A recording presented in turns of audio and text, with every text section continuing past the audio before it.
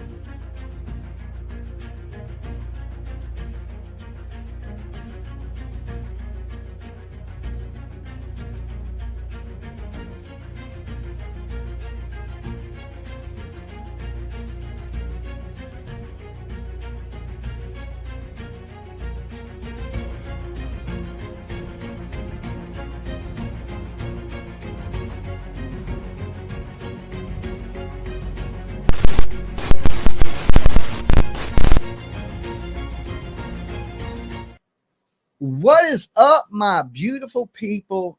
It is good to see you tonight. Already, there's like 300 of you in the room. Of course, by this point, you should know what to do. As a good viewer, hit that like button for your dolly. It helps this face in the algorithm. And for some reason, the algorithm don't like me that much. So y'all throw a wrench in the system. Give the video a like. Tonight, we're going to be talking about updates on Elijah Vue, okay? News, rumors, that type of stuff. The latest press conference. We're going to be talking a little bit about Audrii Cunningham. The mother came out and spoke to Aunt Nancy. Oh, my God. Also, we're going to be talking about Karen Reed. You know, that chick that ran somebody over, allegedly, in her romance with this blogger, world-winning journalist, Turtle Boy. Okay, we're gonna be talking about that a little bit. And also, little Cody Bigsby's dad is coming up to court. We're going to touch in on that. Of course, I'm going to have the phone lines open in just a little bit, and we're going to just jump into the latest official update on Elijah. Okay, so give me 1 second. Let me share this screen with you guys. Let's blow this up and let's get into it. Started off with the press conference. As soon as I get the volume on. Sorry, guys. When the family comes up here to speak, they're going to be stepping off to the side once they are completed. We respectfully request that you do not film them after they are done speaking. The chief will will have about 5 minutes for questions after everyone is done speaking. He will not speak about the current situation involving Katrina Bauer and Jesse Vue. Then why even speak, damn it? Are currently in custody in Manitowoc County Jail. When asking questions, we ask that you raise your hand and state your name and which news organization you are with. Right here, Dolly Vision.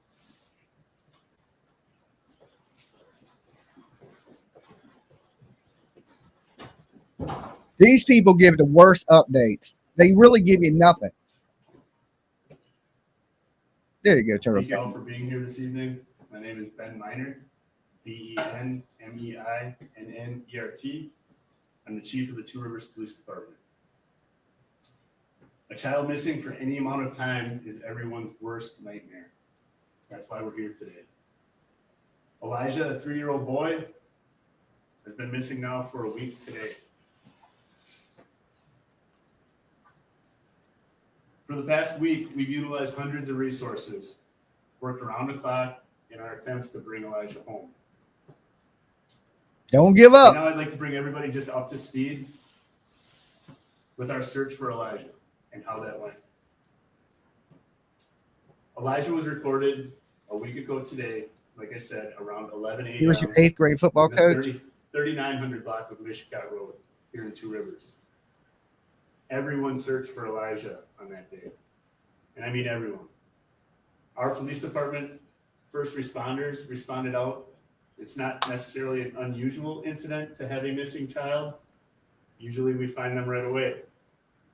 Nearly immediately we realized that we needed more resources. Every officer, including myself, was out searching that day for Elijah. When we needed more help, we reached out to the fire department and our Department of Public Works. Soon after that, we got some information stating All right, Brad. that Elijah may have gone missing at 8 a.m. When we received that information, my assistant chief, Melissa Wiesner, she's a former lead investigator and she's worked many child cases. I entrusted her and I knew she had the wherewithal to reach out immediately to places like A Child is Missing, our National Center for Missing and Exploited Children.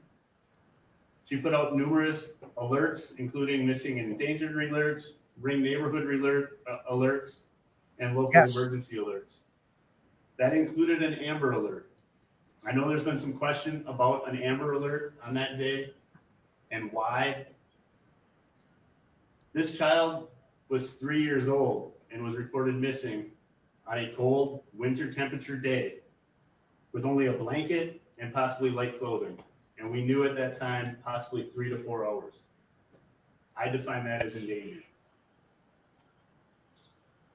I immediately reached out with the assistance of my staff to the Division of Criminal Investigation. I would say that's definitely endangered, you know, out in the cold, in the elements, with no only thing they have is a blanket. Yeah, that's definitely endangered. This is not about me. This has always been about bringing Elijah home and quickly. They led that investigation into his whereabouts with the support of our FBI. We also utilized almost any boat, UTV, drone, canine, and even National Guard helicopters to search for Elijah. Unfortunately, Elijah wasn't found. Following that day, we had a press conference. I know people were frustrated. We know all this. They give no I update. too was frustrated with that. We had a lot of misinformation going around on Facebook, through social media, and just in general. I don't We either. felt it necessary that we had to lay out factual information of the case and bring everybody up to date to that point. We also established a tip line and got that out to the public at that time. That has been beneficial and crucial to this investigation and search. Since the conference, I have personally provided media releases daily, if not multiple times during the day, to bring our public up to date and remain transparent. Well, he may be talking in past tense, you know, because here's the facts. If nobody kidnapped this baby and this baby wandered out into the cold with missing one shoe and just a blanket with no food, no water, most likely, I hate to say it, this baby ain't going to make it. And maybe that's why he thinks it's in past tense. Now, I've been leaning more towards, you know, we'll get into the rumors and things of that nature. I think this baby may have been sold or hid. But, you know, that's just my theory. You know, that's allegedly for entertainment purposes only. You know, that's what I'm thinking. But we're going to keep going into this. Those leads, those investigations, everything we've taken as tips have led to searching our neighborhoods, searching all our waterways, aerial and foot canvases, both urban and rural, throughout Manitowoc County and even beyond. We've searched Wisconsin landfills and quarries, and we've even had additional leads in Wisconsin Dells. In addition to all those search efforts, I am aware of other investigations taking place. I can confirm Elijah's mother, Katrina Bauer, is in jail on charges of child neglect and obstructing. Katrina's boyfriend, Jesse Bang, is in jail on charges of child neglect. And I do know that Elijah's father has also been incarcerated at Oshkosh Correctional Institute in unrelated matters since 2023. I also understand that the public would like more information on those first two individuals I mentioned. However, I'm unable to discuss those matters because it is an ongoing investigation, and I don't want to jeopardize those cases. I want to thank the various local, state, federal agencies. So basically, he's not going to tell us nothing about the people. You know, they have been charged with this minor crimes. They ain't been charged with the disappearance of this baby yet. You know, do they believe that this child has actually went missing? I don't think that's the case. The mother was lying from the very beginning. And, you know, if you're lying, there's a reason you're lying. Maybe, you know, something happened to the kid and she's lying because she don't want to get in trouble. But either way, she was lying to authorities on multiple times. They do have her cell phone, right? They don't go into all this, her cell phone records and things like that. But, you know, the court papers do. But I don't know why the police ain't more forthcoming in some of this.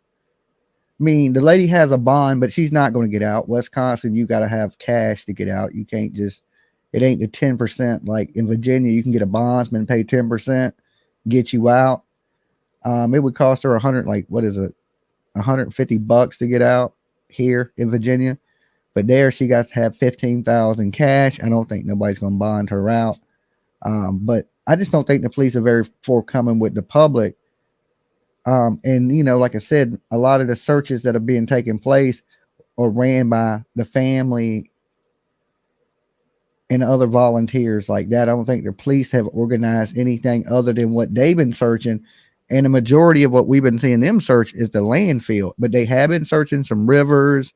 I heard today they were searching along this ditch line that runs down this road. So maybe they're getting some tips and they're following those tips.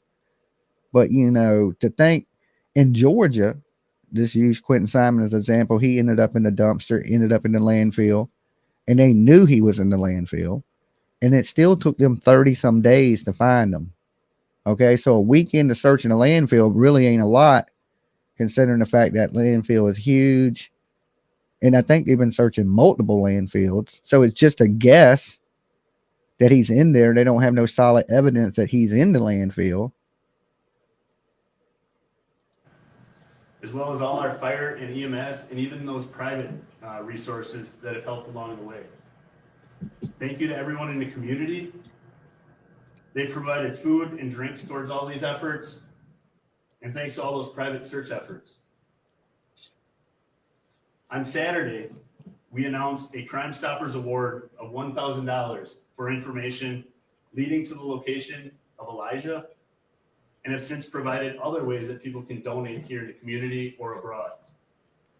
Currently, we have those established as coming to our customer service here at City Hall, our police department, and I'm also working on establishing an online route for people to do so. When that becomes available, I will reach out to everybody and let you know.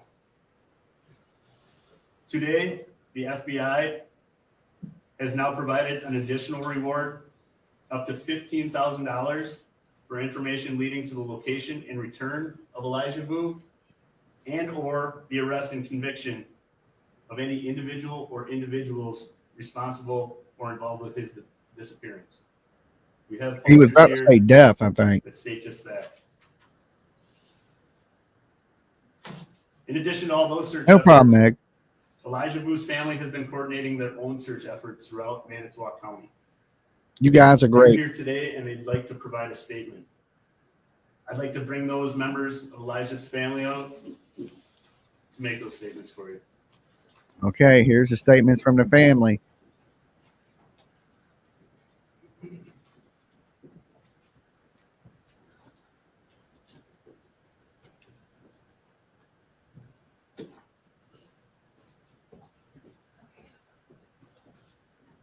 On behalf of my family, we stand before you today with heavy hearts burdened by an unimaginable situation. The pain is indescribable, a torment no family or child should ever face. We cannot express the depth of our sorrow, nor the desperation that consumes us as each moment passes without news of Elijah's safety.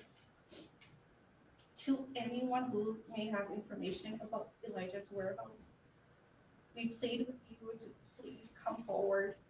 Your courage, your compassion, your willingness to speak up. Yeah, it's really low. Elijah's safe return.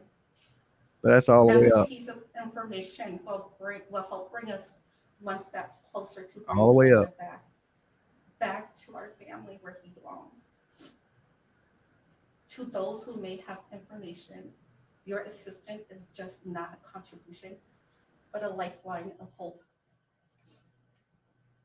Elijah is a joyful and curious boy, full of life and love. He is a precious child who deserves every chance of happiness, and his absence is deeply felt by all who know and love him. Every day without him feels like a piece of our hearts is missing. We long to hear his laughter, to witness his curiosity, and to feel the warmth of his embrace. The emptiness left in his absence is a void that cannot be filled by anything else. Elijah, if you can hear us, know that you are deeply missed and loved, and we will not rest until you are safely back in our arms. Lastly, we want to express our deepest gratitude to law enforcement, government agency, and all involved in the search operation. The support of the community, the dedications of volunteers, the generosity of businesses, and the kindness showing through food and monetary donations, and so much more. We thank each and every one of you for your role in our search for Elijah. Please keep Elijah in your thoughts and prayers. And if you have any information, please come forward. We believe that with the help of the community, we can bring Elijah back home together. Thank you. Amen. I hope so. If somebody grabbed this baby, I mean, I don't know what the way the other people are acting they have in custody. Talking English is not good. So, I want everybody to be patient with me. So, I just try that I can. So, right now, I would like to thank you for everybody to help my family to search for my grandson whole week to today. So, Oh, poor grandmother. Everybody know, right? We are really good. So, and I want to thank you for the officer, for all the fire department people, all the people living in two cities here, help us to search for our grandson, our baby for 1 week right now. So, really thank you for everybody so far right now. So I want everybody to continue to help us to look for my grandson. I want my grandson to be home with my family. So I This want is the everybody grandmother of Elijah. to continue. Don't stop. Just searching for my baby Elijah. We want him to be safe and with my family, and we love my grandson. Thank you, for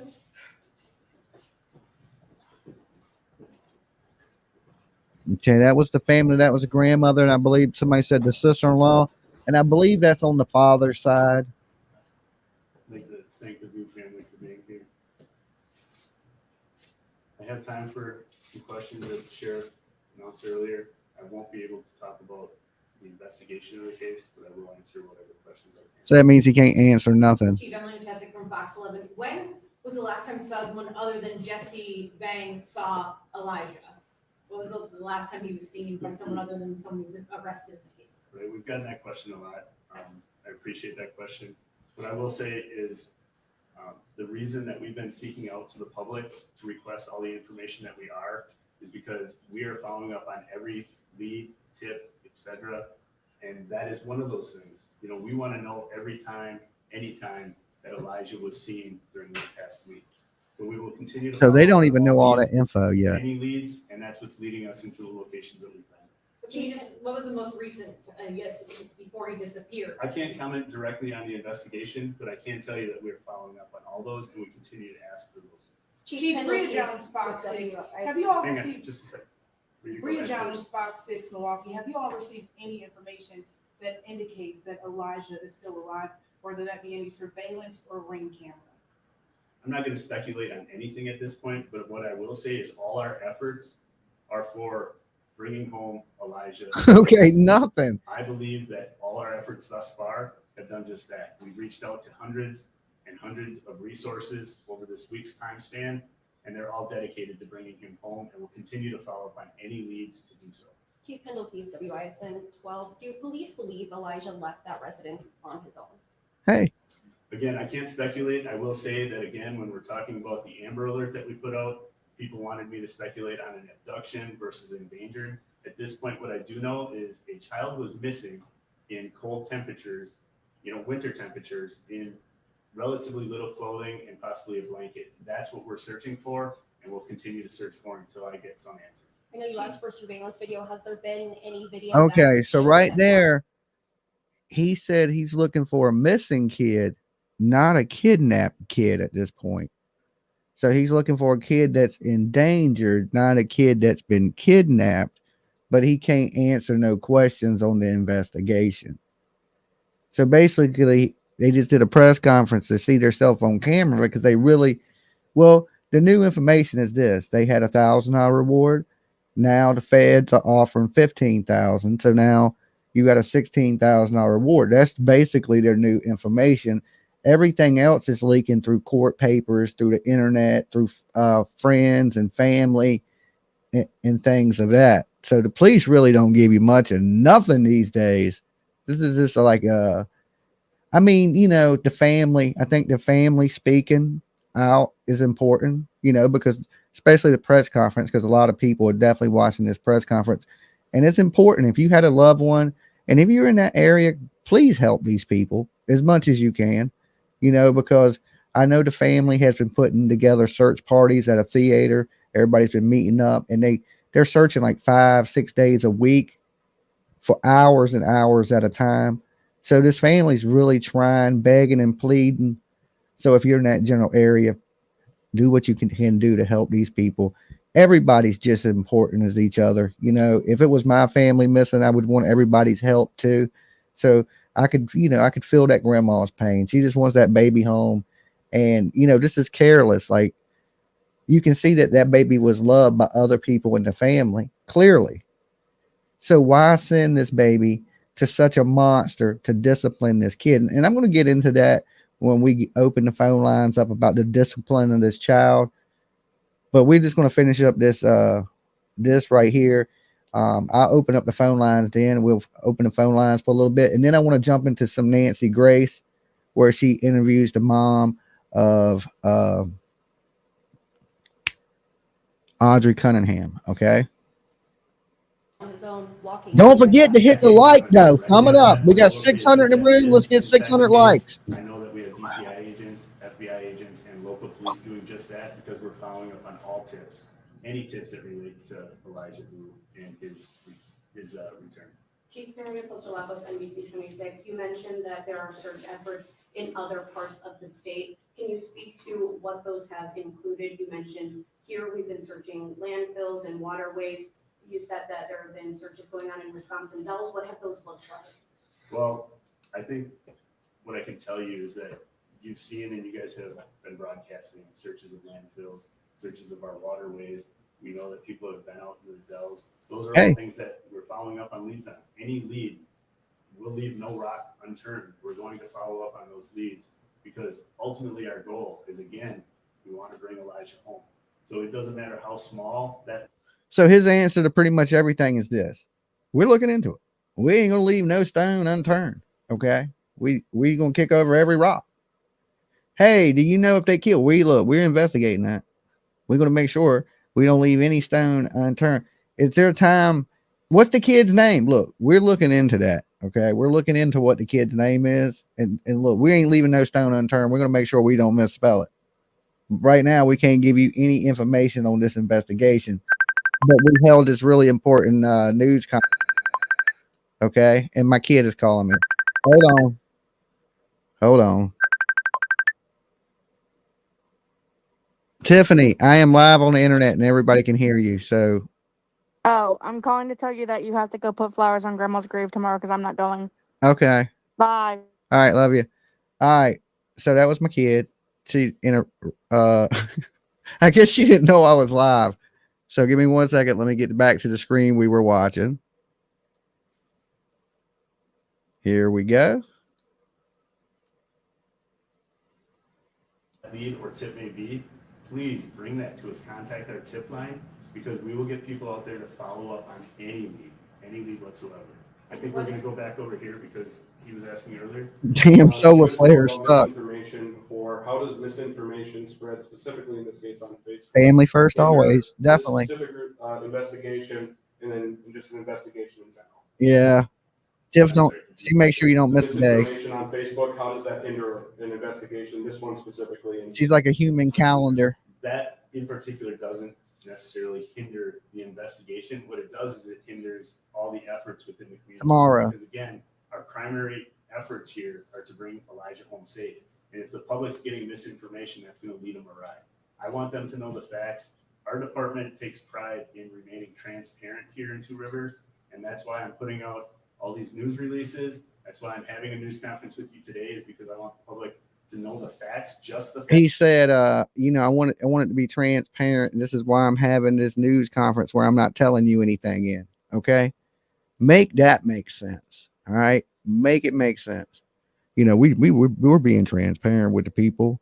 Yeah. So we came up here to tell you that we can't answer none of your questions. That's how transparent we are. We're going to let you know right up front, we ain't answering shit. That's pretty much what I got from this. I don't know what y'all got, but that's kind of what I heard. I'm like, okay, really? You just did this to boost your damn Facebook feed ratings. Facts and be up to date with those facts so they can continue their own searches. We're appreciative of those. I'm also appreciative of all the resources that we're focusing on throughout Manitowoc and beyond. Chief, can you talk about the toll this is taking? So there's like a couple of different searches going on. There's the family search and then the police's search, but it don't seem like there's a uniform one search, everybody involved together kind of thing. and there really ain't too much transparency. You seen when what went down in Texas and they arrested McDougal, when the one officer, the sheriff, had bronchitis, so he couldn't speak for a couple of days. But as soon as he could, right, and you could tell he was telling the truth that he was sick. That he was going right into it. Yeah, this dude is the one seen with her. He's the one that took her to the school bus. His ass is sitting in jail right now. That dude was transparent. Okay. I knew right then. I was like, okay, this dude done in Texas. They got this cowboy ass dude on him. It's a wrap, right? Wisconsin, y'all need y'all a cowboy. We would know more about what's going on. I'm sorry, can we take another question over here? I'd like to spread this around. Samantha Cavalli, WBA. Spread the love, baby. Spread the love. Have you been able to find any items that Elijah was last wearing? We have video of people collecting evidence. Potentially might be that dinosaur shoe that was missing. Well, I can't talk about the investigation. On exactly Told you. what has been taken or would not be taken. I don't know the investigation issues there as far as how that plays out. But I do. Look, I could have answered the questions for this dude. Okay. At this point, he could have been like, yo, Dolly, go out there and tell him nothing. And I've been like, look, I can't answer that question. Next question. Oh, well, we're looking into that, but I really can't dive into that. Next question. You never answer nothing. This dude is pretty good at it too. And you remember the very first news conference, they were like, they wanted to ask me a question. He said, I ain't answering questions. And then before he comes out, they'll be like, yo, he ain't answering questions. Like, they tell you straight up. That's really the only transparency I've really seen, is they ain't telling you shit. They're pretty blatant about, we ain't letting you know nothing. All right, we got it. Is that we're continuing to search for any of those items that you're talking about. So basically, you guys have all seen the photo of Elijah. We mentioned that he may have had dinosaur print shoes, a red plaid blanket, and in the clothing description. Nothing. We are still looking for anybody that has tips on any of that stuff, because we will follow up on it and we will try to figure out if it is related to Elijah Vue. Where do you go from here? Is there still? I'm sorry, can we go here? Last question. Yeah, Chief Minor, see what's up from local news. Damn, he just did that lady dirty. You see that? She found out that question. He's like, oh, no, you didn't have your hand raised. Right? Dolly been sitting here with his hand raised. I got my hand up. He skipped her, hit her with the Uno skip. Boop. Boom. Next person. He don't be playing, does he? He don't be playing. No, she about to ask a question that I can't answer. So I'm going to take this question from this guy back here that I can't answer. Who's gone missing? How confident are you that Elijah is still alive? Again, I'm not going to speculate. What I'm going to do is continue to search for Elijah Vue. We are doing everything in our efforts, believing that he is still out there. We will find him and we will bring him home. That's what we're searching for. And really, anybody in the community, anybody beyond, this is not related to just Two Rivers. This is abroad. So even outside of the Two Rivers community, I ask everybody in the state and beyond, really just start looking at your property. That's what you can do as a person, not right here physically. If you're looking for something to do, first check your property. Okay, I'm in Virginia. I'm sure that little Elijah Vue ain't in my backyard, okay? Listen, I got cameras on the house. I don't really got to check. This is 2024. One, if you was in my backyard, it would take a picture of you. It would send me 3 of them to my phone. Things of like that. I mean, I don't really got to check, but I mean, understand, keep your eye out for this little boy, because if somebody did snatch him, he could be in any state in America by this point. He's been gone a week. This sucks for the family. I mean, if the mom and the mom and her boyfriend did something terrible, and I hate to say I lean towards that. And we'll get into that in a minute when I open the phone lines up. Then get involved in some of these other search efforts. That would help us a great deal. And again, reach out to that tip line, come back to us, and provide us with any tips, and we will follow up on them. Do investigators have a reason to believe at this point that there's anyone else involved in his disappearance? He ain't going to answer a question. He said one more question. I can tell by the way this dude carries it. If he answers this question, I'll be shocked. Okay. I would almost want to plus, nah, I ain't a betting man, but I know he ain't answering no question. He might. Let's see. It depends what she looked like.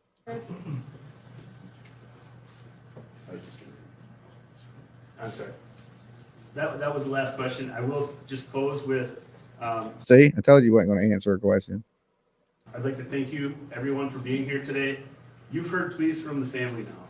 Hey, Cindy Lou. We echo those same pleas.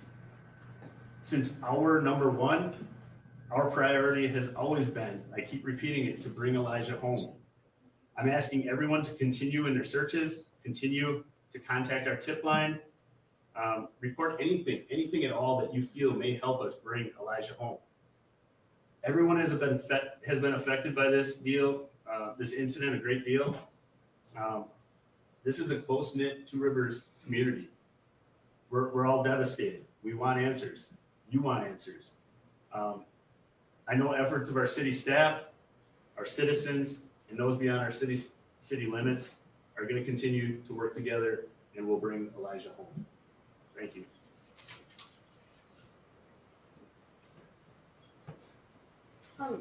Will a representative from the FBI be able to answer any questions at all?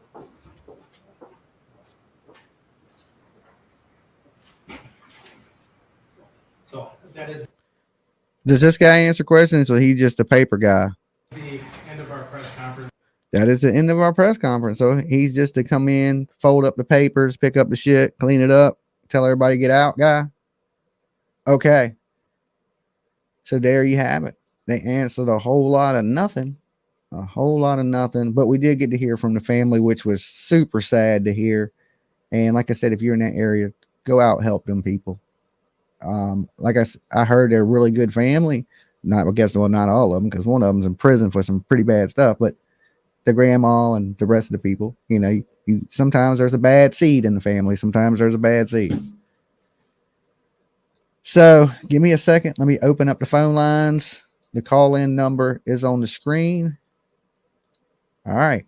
Now, see, one time, I usually wouldn't say this, but I believe that this kid may have been, you know, sold. The father may have something to do with it if the rumors are true. Now, this is all alleged entertainment purposes, blah, blah, blah. You know the rules. Something Dolly don't get sued.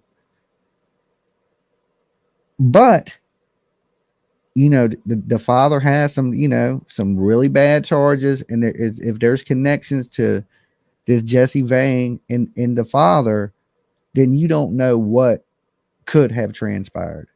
All right, let me refresh the phone lines. Let me make sure everything's working. Okay, yeah, now the phone lines are open.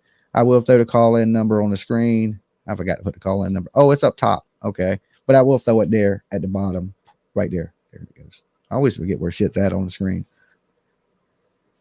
So, you know, the mother in custody, if they're hitting her with the mother with these charges of child neglect, then what reason do they really have to say this child was neglected in the punishment stuff, right? This kid apparently would have to stand in the corner for 1 to 3 hours at a time. Okay. Like if it used the bathroom in its diaper, if it overfilled its diaper with, you know, let's just say the number 2. Okay. They would punish this kid by putting him in a cold shower or standing him in a corner for an hour or up to 3 hours at a time. Now, what mother would put their kid through that? I know, you know, there's that movie Mommy Dearest where the mama beats you with a clothes hanger and shit. And, you know, but I guess we look at this as, you know, a lot of the reasons in the Adam Montgomery case that he was mad at his own daughter was because she was using the bathroom on herself in the car, which wasn't her fault. She lived in the car. She had nowhere to go to the bathroom. But he was beating this little kid because of this. And I believe the little kid was scared to death, which was making her use the bathroom on herself even more. Right now, here's the thing. If you punish a kid when they do something wrong like that, I don't think that's the correct way to help them, because that all that does is scare them. Right? You scare a little kid, then they're going to use the bathroom on themselves even more. You're traumatizing a child at 3 years old, standing them in a corner for 3 hours. Okay. I can't stand in a corner for 3 hours as a grown man. That's just literally almost torture. The cold shower thing. Oh, just a little update for anybody that tuned into my video earlier. Okay, this is totally off topic from true crime, but thank you, Turtle Gang. So somebody told me because I put a new shower fixture on my house in my bathroom, and my water wouldn't get hot. Okay, so somebody's like, "Oh, there's this little thing in there. You turn inside the knob, and you got to turn it, and it adjusts it inside the knob." I'm like, I've never heard of that, but anyway, so I went in there, and there's a little piece in there that blocks it from turning, and you take that out, and now I got hot water. So thank you guys that told me that, right? I was like, YouTube be knowing some stuff. YouTube, even though it's a true crime, some of y'all be knowing plumbing. So thank you guys for the tips today. It actually worked. Dolly was able to jump in a hot shower and be like, yeah, it feels good. So anyway, the phone line is open. Is y'all just being quiet tonight, or is it not working? I'm surprised. Usually as soon as I open that phone line, it's ring, ring, ring, ring, and y'all guys are quiet tonight. All right. Give me a second. I'll jump into the next segment if y'all don't want to talk about Elijah Vue and his family, in the punishment of this child. Now, is there anybody that thinks this is proper type of punishment to put your kid in the corner for 3 hours? Press 1 in the chat if you think that's cool. If you would punish your child by putting him in the corner for 3 hours. Now, look, I wouldn't say it's bad to put your kid in the corner, for 5 minutes, a little timeout. Okay. But 3 hours ain't no timeout. An hour ain't no timeout. Okay. I would say an hour is severe punishment for a 3-year-old child.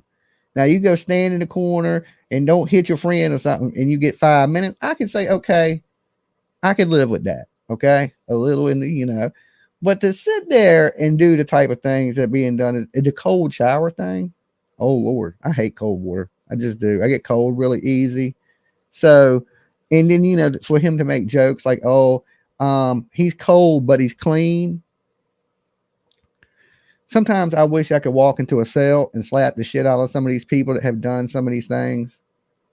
And to leave this man around, your kid around this dude, and now something bad has happened. I think there's more to it. There's definitely something more to what is going on.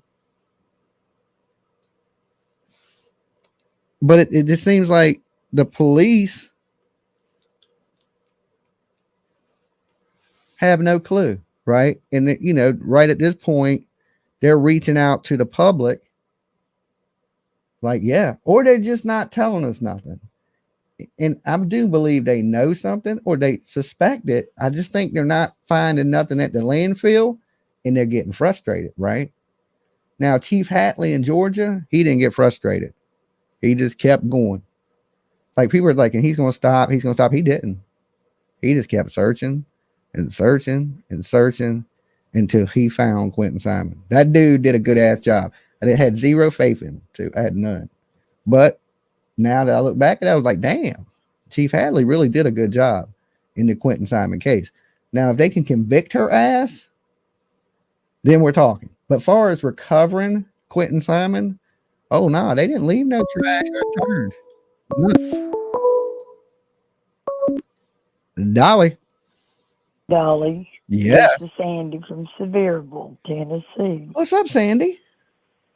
I'm calling about the little boy. Awesome. Okay. I think we're facing another little Simon Quentin. You think he's another Quentin Simon? Yes, I do. Little Simon. Yes. Well, they're searching the landfill. It brings back, bad memories for me of like, but maybe they're just doing that because the shoe where they found the shoe at. But what if the kid did get out and he lost his shoe by the dumpster, but never made it in the dumpster? My whole biggest thing with this is, that time in the morning that he would have went missing because he was last seen at 8. Okay. So he would have had to go missing between, let's just say 8 and 9. That time in the morning is a busy time in the morning for people going to work, people going to school. I believe he went missing before that day.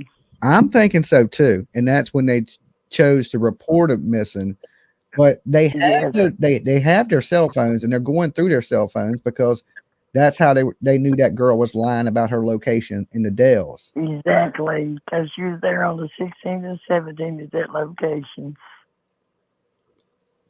Well, I'm sure they're tracking his phone to see what locations he went prior to this That's where I would be searching. Wherever his phone's pinged from, I'd be searching those areas prior to. But Dolly, what if he would have had somebody else to do it before him, and he was phone wasn't pinged there? I don't know. There has to be something to it, because if the baby would have just walked out, somebody would have seen the baby. And I think there's more good people out there in this world than there are kidnappers. Yes, and I think he had somebody working with him because he's in the gang. Yeah, that's what makes me think that.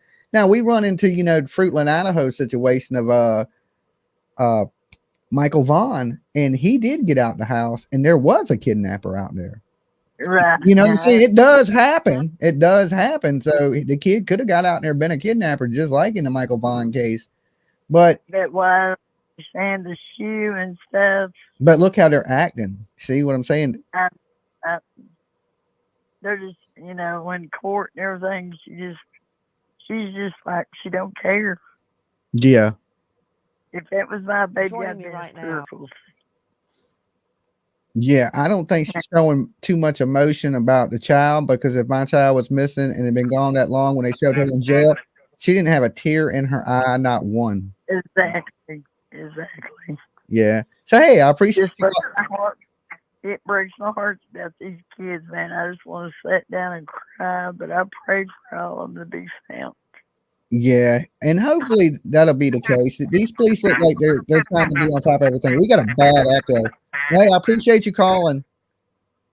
Thank you. All right, peace. Bye. Guys, if you call in, please turn me down in the background, because I don't know if y'all could hear that, but it's like a wicked, crazy echo. All right, wicked, crazy echo.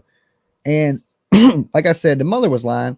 If you're going to tell a little lie, there's a reason why you're lying. Is it to cover her own ass because she didn't want to take no responsibility because his kids came up missing? Is it a possibility that somebody has kidnapped this kid?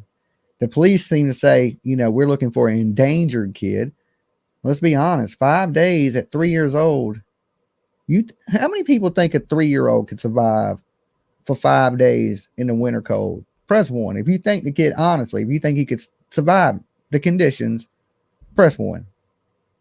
I know there's been people missing in the cold, kids that have been found that, not freezing cold though. And I don't know the temperature is really that good in Wisconsin. I'm assuming it's cold because it's up north, colder than it is here. No way. Yours is 4 years old and you don't think he could? Nope, never. It's definitely scary. Now, if this kid's hunkered down somewhere and covered up with a blanket, maybe. Dolly. Hey, Dolly. Hey, you need to turn me down in the background. Okay. Yeah, I've been following this as well, with you and also with the news. And, I'm with you in regards to the non-information that they're not given out, period. But I truly believe that a lot of other children are being gone too, and it's like a copycat. They're copycatting, and with this particular case, with this little boy, I truly believe that it is the guy. The guy that was keeping the little boy. Yeah, Jesse Vane. I think he done something. He may not have meant to hit him too hard in his discipline, and it killed him. And he's put him somewhere. I think he knows where the boy's at. Yeah, I definitely think he knows where the boy's at. Between him and the mama, and how their demeanor is, they know where that kid's at. Yeah, for sure. But we can't torture people, so that they can sit there and not talk. But I hope they don't get out of jail anytime soon. Well, that's for sure. I don't want to see that. But a lot of injustice is going on. With those little ones that have not been found. I'm beside myself still in regards to some of Wells' parents still walking free, when I know for sure who put that that child down. Boy, And well, you know, the crazy thing you say that about people walking free is we're going to jump and talk about Cody Bigsby, the little boy on the screen here. His daddy, you know, allegedly has murdered this child. They still haven't found his body. There's searches going on everywhere around Virginia for like the last year and a half for this little boy. Nothing. The daddy's out on an ankle bracelet and he's going to be free for his whole trial, is what they're saying on the news. And I'm going to be covering that trial, the trial of Cody Bigsby, because this boy hadn't got a lot of attention, but I believe all these kids deserve the same amount of attention. No kid is the other kid. Sometimes the news skips certain kids and, you know, they pick and choose of what's going to be big stories, but all these kids matter. Yeah. And I'm praying. Yeah, I watched you earlier today. I'm praying his daddy goes to jail for a long ass time is what I'm praying for. I'm going to be there to see it. And exactly. And today earlier when I watched you come on just to, I was listening to you in regards to, it's just a beautiful blonde hair, blue-eyed child. They pick and choose who they want to you know, bring out, and they're forgetting the ones that are going on right behind them. You know, they're not actually getting out there that are murdered by their own parents mostly. It's their own parents doing it. That's the saddest ones. I don't know. Saddest ones. Yeah, I don't understand it. People that hurt their kids, your Leilani, damn Cody Bigsby, unreal. You know, well, his dad is Corey Bigsby. You know, your Adam Montgomerys, like them are the people that you trust, you know, that you run to when you're scared, that's supposed to protect you. And I think that, you know, the charges against people that hurt their own kids should be way worse than if a stranger hurt your kids. I think the charge if a stranger hurt your kids, it should be, you know, death. But if you hurt your kids, it should be quicker death. Right. And sometimes, you know, I think I'm safe, you know, because my kids are grown, but I have great grandchildren. I have grandchildren, but in a small town that I live in, you don't hear about something like that going on here. But I stay on YouTube and I watch constantly what's going on, and it grieves my heart, you know, to know that there are so many little ones that are being taken, and the ones who are doing it are not being punished. Yeah, they're walking free. Well, look what happened with Montgomery. Yeah, I mean, gee, that girl, that wife of his, Kayla, to me, is just as guilty. Yeah, 100%. You know, my mom told me when I was a kid, you know, I brought you into this world, I'll take you out. I'm just glad she was kidding. I don't really even know if she was kidding, but I never died. So I'm hoping, I'm thinking now she was playing. So rest in peace to moms, right? For sure. And yeah, but I came from the era where my mom would tell you, "I'll kill you," you know, but she never did. No, I didn't come from that. I think it was. I guess I was spoiled. My parents, no, I stayed out of their way. I stayed out in the woods playing. I come from the era of the switch. There was no CPS. Well, no, you couldn't call anybody. You're not that far. You're not that far from where I'm at, and I was brought up definitely with the switch, you know, but I didn't ever get the chance for it to be used on me because I stayed out in the woods. But I had 8 other brothers and sisters. Yeah, when you take a whipping with a switch and your mom says, "I'll kill you," you believe it because them switches fucking hurt. You hear it through the wind right before you. Exactly. But yeah, I'm watching this very carefully, and I don't know why they're not saying anything at all. I mean, not giving us not their detail of anything. I've never seen it yet. I know. Not on YouTube. You know, I don't understand why, you know, that they're not saying something. I think press conferences are the new cool thing to do. They're like, let's just have a press conference. But we can't tell them nothing. Have one anyway. And they're bringing in all the people that are, you know, helping them out, and they're bringing them on, advertising them, but they're not giving us no information. You know, we do care about these people that are doing these to the children. I think social media has social media, YouTube, Crime Stoppers, I sometimes think they have more to do with helping to find people than literally sometimes the police. Because we have a good way of spreading information quick. There's so many people watch different YouTubers that it's like it gets out there like that. So, exactly. But I wish you the best of luck with your station there and going to that crime place. My CrimeCon. son, my son is graduating in May, and he's going to be a CSI investigator. Awesome. Because he's all into this. So I find it very interesting, and I wish you the best of luck. And PJ, is it PJ? Yeah, he's in the room. Okay. Wish y'all the best of luck and stay safe out there, because it's not a very nice place we're living in today. Yeah, and we definitely will stay safe. You be good, and I appreciate you calling in. Thank you, and take care. All right, peace. Bye.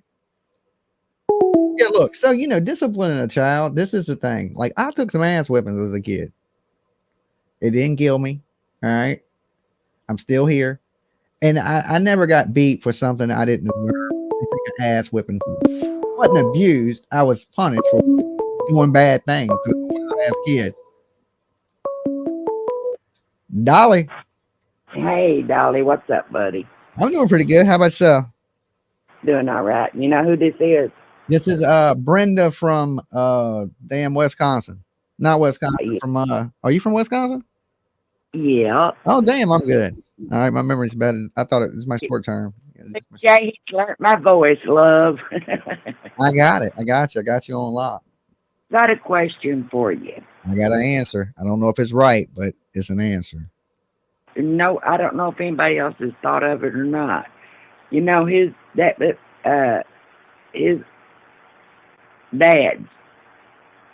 in prison for bad things, right? Like trafficking kids.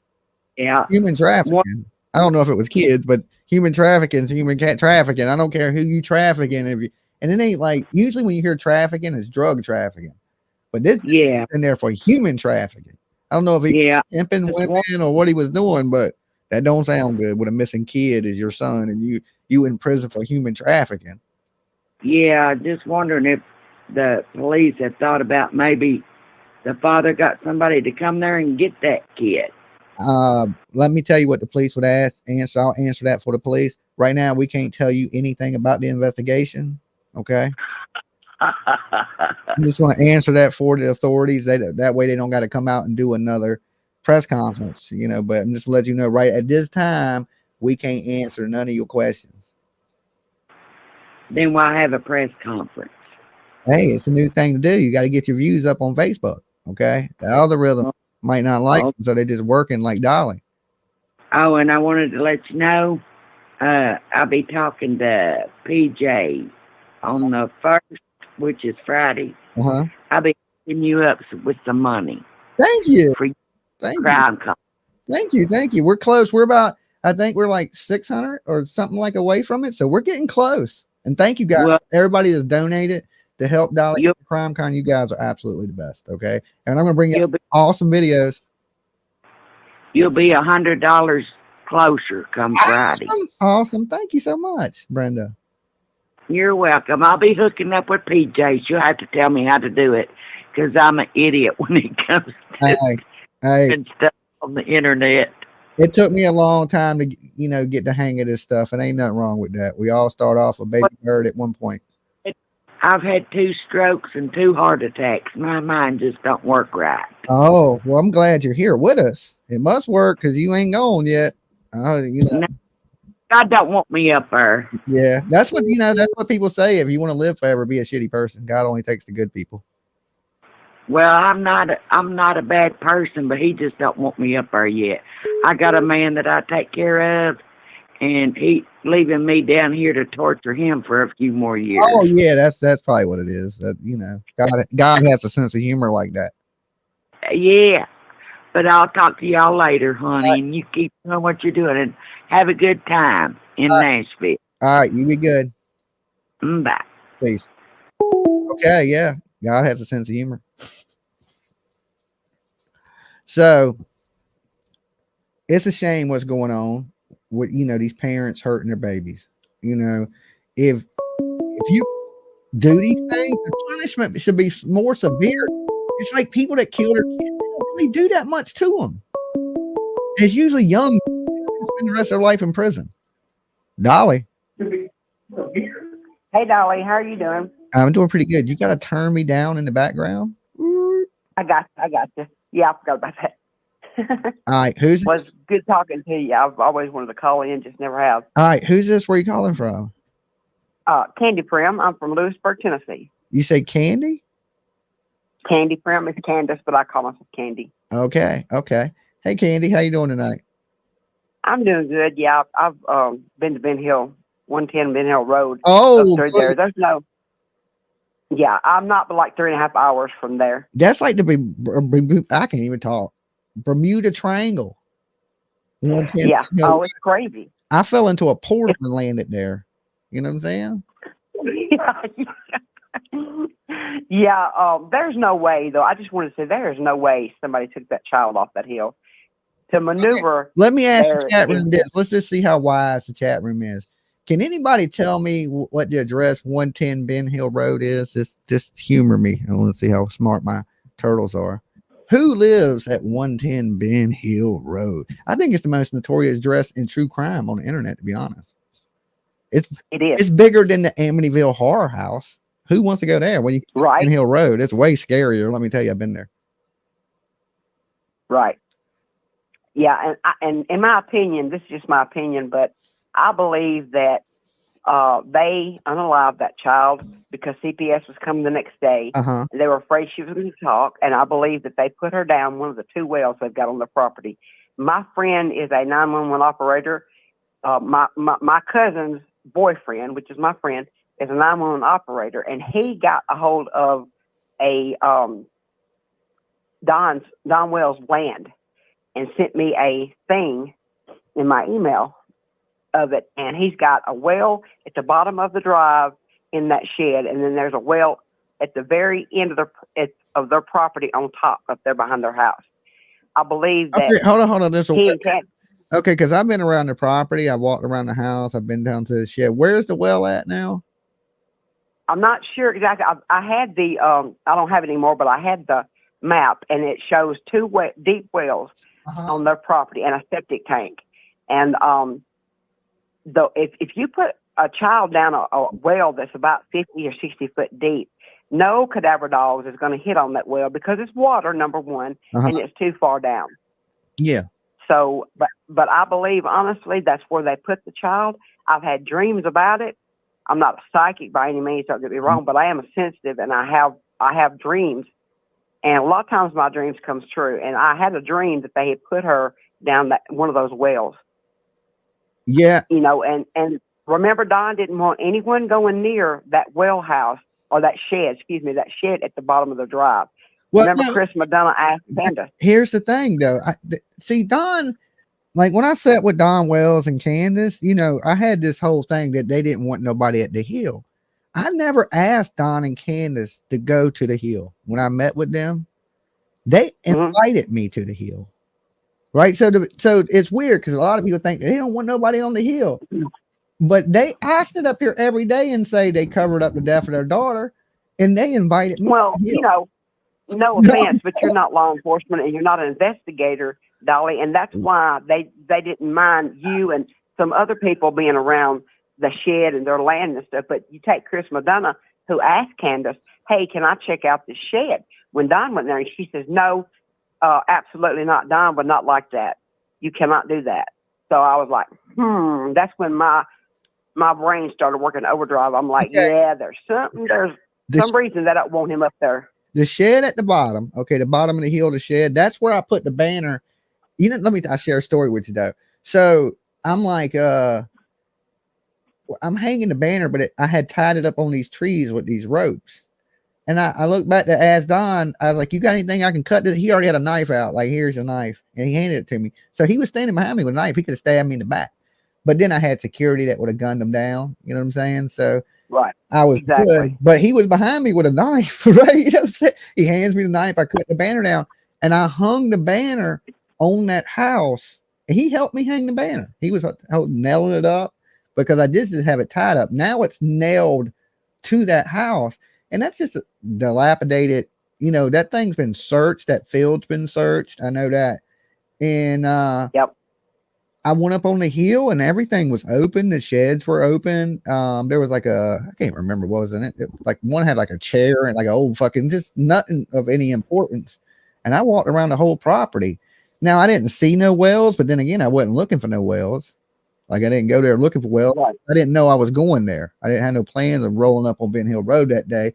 But when I sat with them when we were eating, they were like, "Hey, do you want to come up to the house?" So we actually went up to the house, hung out with them for a couple hours, and it's so much different meeting Don and Candace. Now I do believe they're carnies, and I think they hustle a little. You know, they kind of conny. You know, they'll make they're druggies too. And but then really they just, I still think they covered up the death of their daughter. You know, I think at first she wasn't on that property, that they didn't bury her there, but they have moved her several times, and I believe that's her final resting place. I don't know. Just my opinion. I just know people find a hole in a random place and then they'll be like, "Yo, I found Summer Wells' grave." Like it trips me. Like, man, that's a hole in a random spot. Like, come on, man. It looked like a hole where a tree had been uprooted to me, is what it looked like. But you just can't walk around finding holes and being like, "This is Summer Wells' resting spot." You know, that's got to have some, like, this is tying anything to Summer Wells. There's a dirt mound. Is that Summer Wells' death bed? You know what I'm saying? Like, it's clickbait. It's clickbait as shit. You know, I ain't never clickbait. I'm guilty of clickbait sometimes, but that's terrible clickbaiting. Yeah, but you don't do all that much, and you don't do it purposely. But you know, they don't want to let people. They've refused to let other people search their property. Yeah, I know, because they were refusing me to search the property the whole time. No, we don't want nobody on the property. Now, don't do the blah blah blah. If your child went missing, would that be the first place you would let law enforcement check? I mean, would it not? It would be. Law enforcement said they searched every inch of it, underneath the house, everything, the crawl, the attic, whatever. I don't believe they did. I would think that they had 300 or so people out there, helicopters. So I'm pretty sure they went through that hill pretty good. I think that kid ain't on. But if they buried her somewhere else and then removed her several times and then finally put her bones and the rest of her in, trigger warning, I'm sorry to say that, but it came out wrong, but it is what it is. And I just believe that they have made that her final resting place. And who's going to check in a 65-foot well? I don't know. That's a tricky one. But look, hey, I appreciate you calling in. I'm trying to keep the calls to around 5 minutes, so we're running a little long. Oh yeah, man. Sorry about that. Yeah. Oh, you good? Thanks a lot for taking my call. Oh, you have a good one. Peace. All right. Peace. Dolly. Hey, Dolly. Hey. It's your girl from VA. What's up, Rose? Good to hear from you. Hey, man, what's the real topic tonight? I don't want to wreck myself, but you didn't read the title of the video. Here we go, Rose. Here we go. Y'all ready for this one? Ding. Somebody ring the bell. Me and Rose about to butt heads. Okay, we're about to butt heads right here. Okay, the topic right now, this is what we're talking about. The update that the police gave. It started out with Elijah Vue update, and you went through some stuff, and the different callers are bringing up different subjects. So it's cool. I know. Okay, then why am I refreshing you if you already know what happened, Rose? Because you do that to me, Jimmy. I mean, well, you asked me what the topic was, and then you just told me what the topic was. So it's okay to talk about anything, right? I mean, within reason. Within reason. Okay. You don't call up giving me your damn apple pie recipe unless it's really delicious. Then I might want to hear it. Okay. Well, if you and your little PJ ever come visit me up here where I live in Virginia, I'll make you a kick-ass apple pie. And we're definitely never coming to that part of Virginia. Okay. That's very nice. Thank you. Okay, Rose, anytime. So well, Rose, here's why I'm calling. Oh my God. You see what you do to me? You just get me all flustered, and then I lose my train of thought. And really, it is you with your joking and stuff that does this. Terrible. That's You're a wonderful, funny little. You're what I would call a Jimmy. You know, like, anyway. You're digging your hole deeper. You're just digging a deeper hole. That's all you're doing. It's shallow. You're digging a shallow grave right now. If somebody found that, they would think it was Summer Wells' grave. And then they would post it on. Oh. Okay. Jimmy, I've been watching some stuff on TV. Now, I watch you, and I do like to watch Dateline. Dateline. With That's less good. people. I like Dateline. Yeah. And what I'm getting out of all this, people calling your subject, whatever, is that there's very bad predators out there. And what I've been learning through Dateline is some of them slip through the cracks. They slip through the cracks like they don't have their ankle bracelet. They got out of jail, and nobody knows where they are. They're not registered. I mean, it's a horrible thing. Yeah. You know? It's outrageous. Should be a crime. Well, Jimmy, it is a crime. I'm playing with you. Okay. I know. But I want to know the very last update. Just give me the last update. Okay. And don't put the news thing on. Okay. With your words of this very cute little boy, this Elijah. Okay. Here's my official update. It does not look good. The little boy. Hold on. Let me end this call that's calling in. Interrupted my news update. Okay. It doesn't look good. This little boy's been missing for over a week. Very little clothing with a blanket. Could he survive out there? Or has somebody sold him? The official update from the police is nothing. They're still looking. They're still kicking over every rock. And they have upped the reward to $15,000 through the feds. And I'm blaming it all on solar flares. There you go, Rose. Well, Jimmy, it doesn't sound like they've made much progress. They definitely don't. But you got 1 minute left, Rose from Virginia. That's 60 seconds. I got a timer. Lady. Well, Jimmy, that little boy reminds me of a lot of that little Quentin. Remember when you went to Georgia? Everybody's been saying that. And look, there is so many similarities in it that it is scary, other than the fact that we knew that Leilani didn't sell Quentin. You know, there's still the possibility this little boy could be alive, I think. I don't think, I don't think they slung him in a dumpster. I think some reason, somehow, that the dead is reached out to some people on the outside, and this is why this little boy is missing. Jimmy, I'd like to end our conversation. Not you this time, me. Oh, okay. You're going to earthquake me, huh, lady? That's how you're going to do me? Yeah. Okay. I'd like to end this conversation by saying, wake up, people. Let's move into the light. To the light. This darkness has got to stop. Okay, Rose from Virginia, you be good. I'm better than you. Later, Jose. Dolly. Hello. Hello, Dolly. Hey, how's it going? It's good. I'm country girl Sammy from Oklahoma. Hey, country girl. I was calling because, first of all, I think the rest of these parents, they have problems.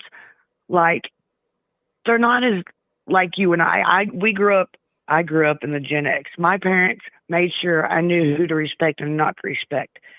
I raised 4 kids by myself. I lost one of mine on accident. Mm-hmm. Sorry. And she got out of the house, and I was freaking out. Like, I was losing my, And I told my parents if I didn't find her, I was fixing to go into every house on this block.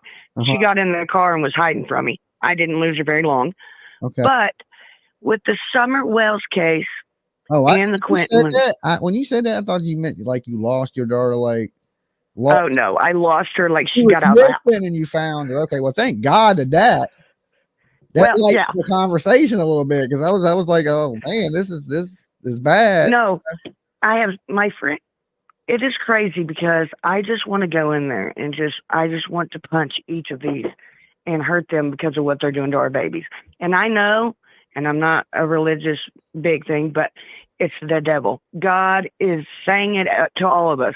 Look, we're messing with their kids now.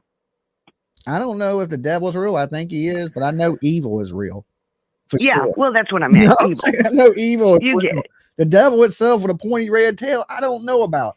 But evil is real as all can be. Okay. Same goes for the Montgomery case. The wife, she should be in there too forever. Oh. ever.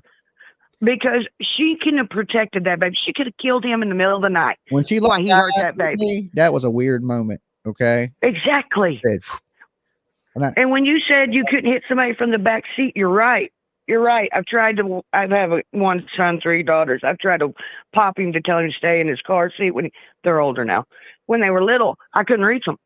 So you're exactly right. He had to get out and hit her. Or he had the seat back, like a lot of dudes ride. Oh, that's true. Yeah, I didn't think about that. Gangster, you ever seen them gangster ass people ride by you, their heads just poking over the window like that? Yes, my brother-in-law is 6'4". They're laying down in the car. Yes. But I'm with you. Like your mother said, oh, I brought you in this world. Trust me. My daddy only had to whip me once because I ran off at 5 years old. And it was in 85 when people were being stolen from fairgrounds. Yeah. And he whipped me all the way home. But you know what? He never had to whip me again because I scared him. Once I lost my daughter, I knew. I know why he whipped her. Whip me now. I don't think punishing a child is bad within reason, you know. Right. You can't beat them.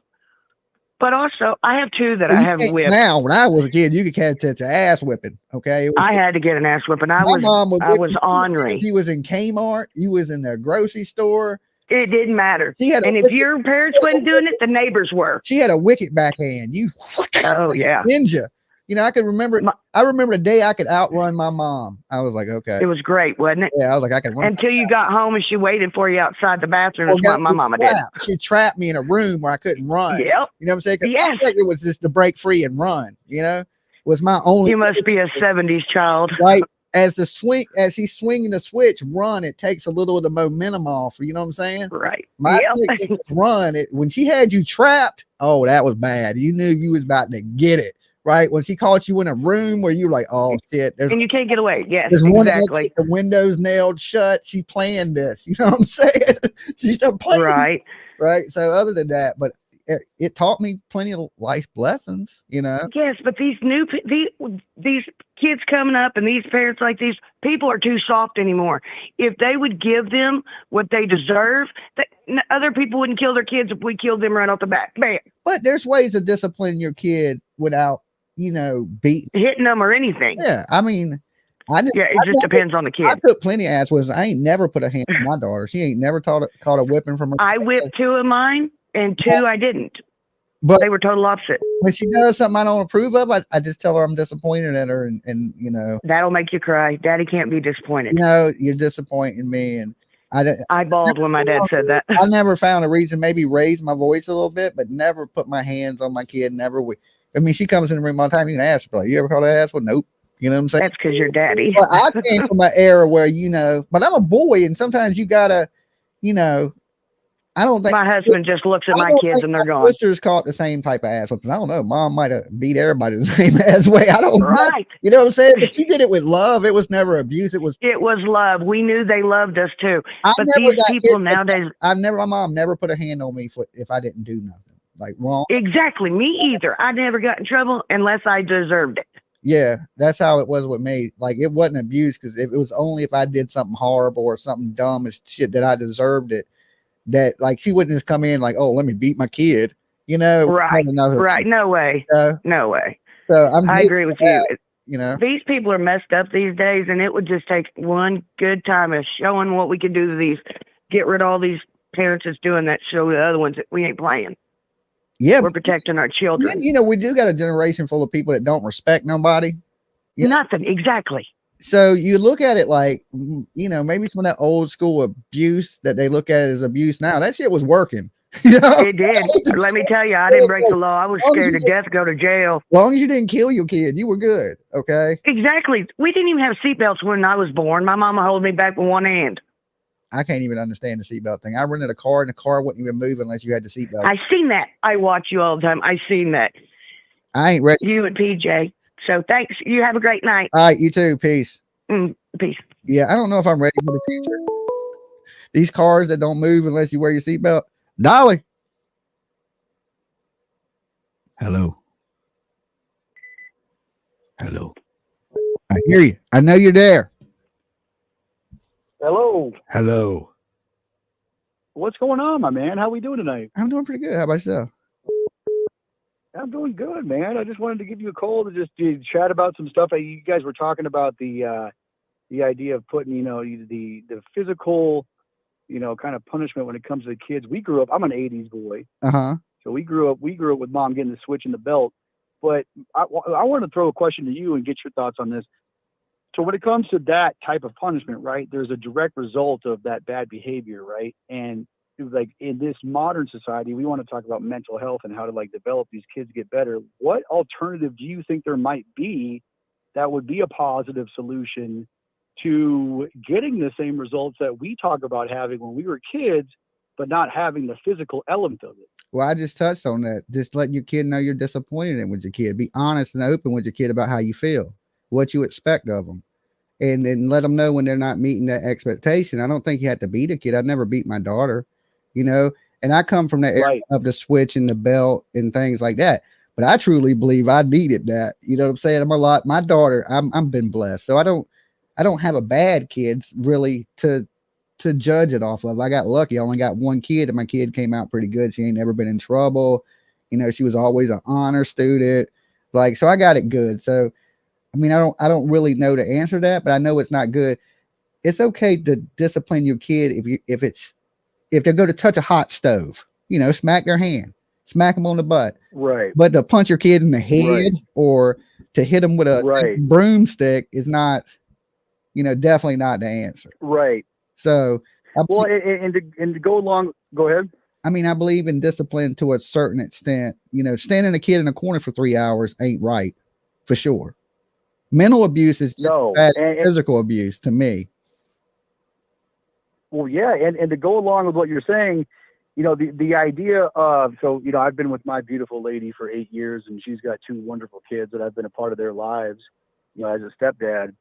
And, what I've always found works is going along with what you're saying is it's almost the idea of like, how you have to drive within the lanes when you're in traffic. And when you give the kids those expectations of staying within the lanes and then giving them that check, whether it's a mental or a, hey, what are we doing here? Or, setting the expectation by you leading the pack by driving within the lanes and then show them this is how we do this as adults, it can give them that good guiding light. Yeah. I mean, because each kid is their own little person and all you can do is teach them and hope when they're out on their own that they choose and do the right things. Cause you can't be there with your kid all the time, so you got to instill that in them that they make good decisions. I think at the end of the day, are we saying that we just got to just train them up to make sure they don't screw up when they get out in the real world? Yes, get out there and be somebody. Yeah. I mean, that is the goal, is to make sure you don't raise a loser. I think that's your job as a parent, right.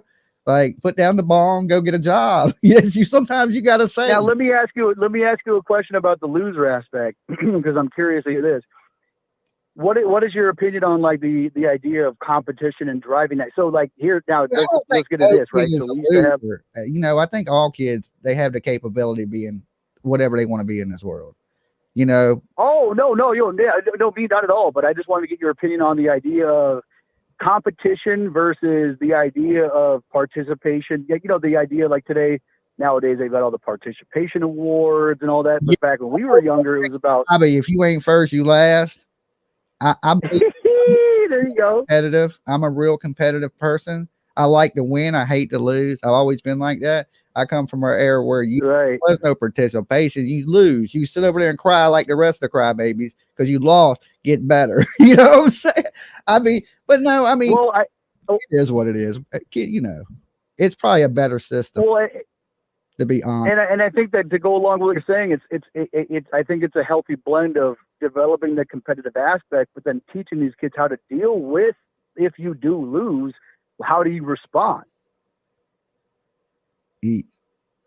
Yeah, how do you respond if you lose? You shake hands, and like hug it out. I'm just saying, like, how do you do? Like, life is 10% what happens to you, 90% what you do about it. Do we cry in the corner, or do we get better? Do we work harder? Do we come back better the next time to make sure you do win when you have that opportunity? I think the tears sometimes build stronger people.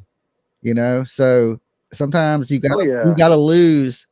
It's like sharpening a knife. Sometimes when you lose, you're just sharpening the knife. you know, and eventually, Oh, 100%. at The night, losses it make up the person. yeah, it'll cut through. It'll start to cut through people. You know, I would say in my competitive. Listen, if go ahead. I would say in my competitive aspect, like I used to compete in jiu-jitsu tournaments.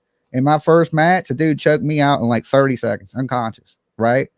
I knew then, I was like, oh shit, I better take this shit serious because I'm a competitive person. I don't like to lose. And I damn sure want to get choked unconscious in front of a bunch of people, right? And I just did.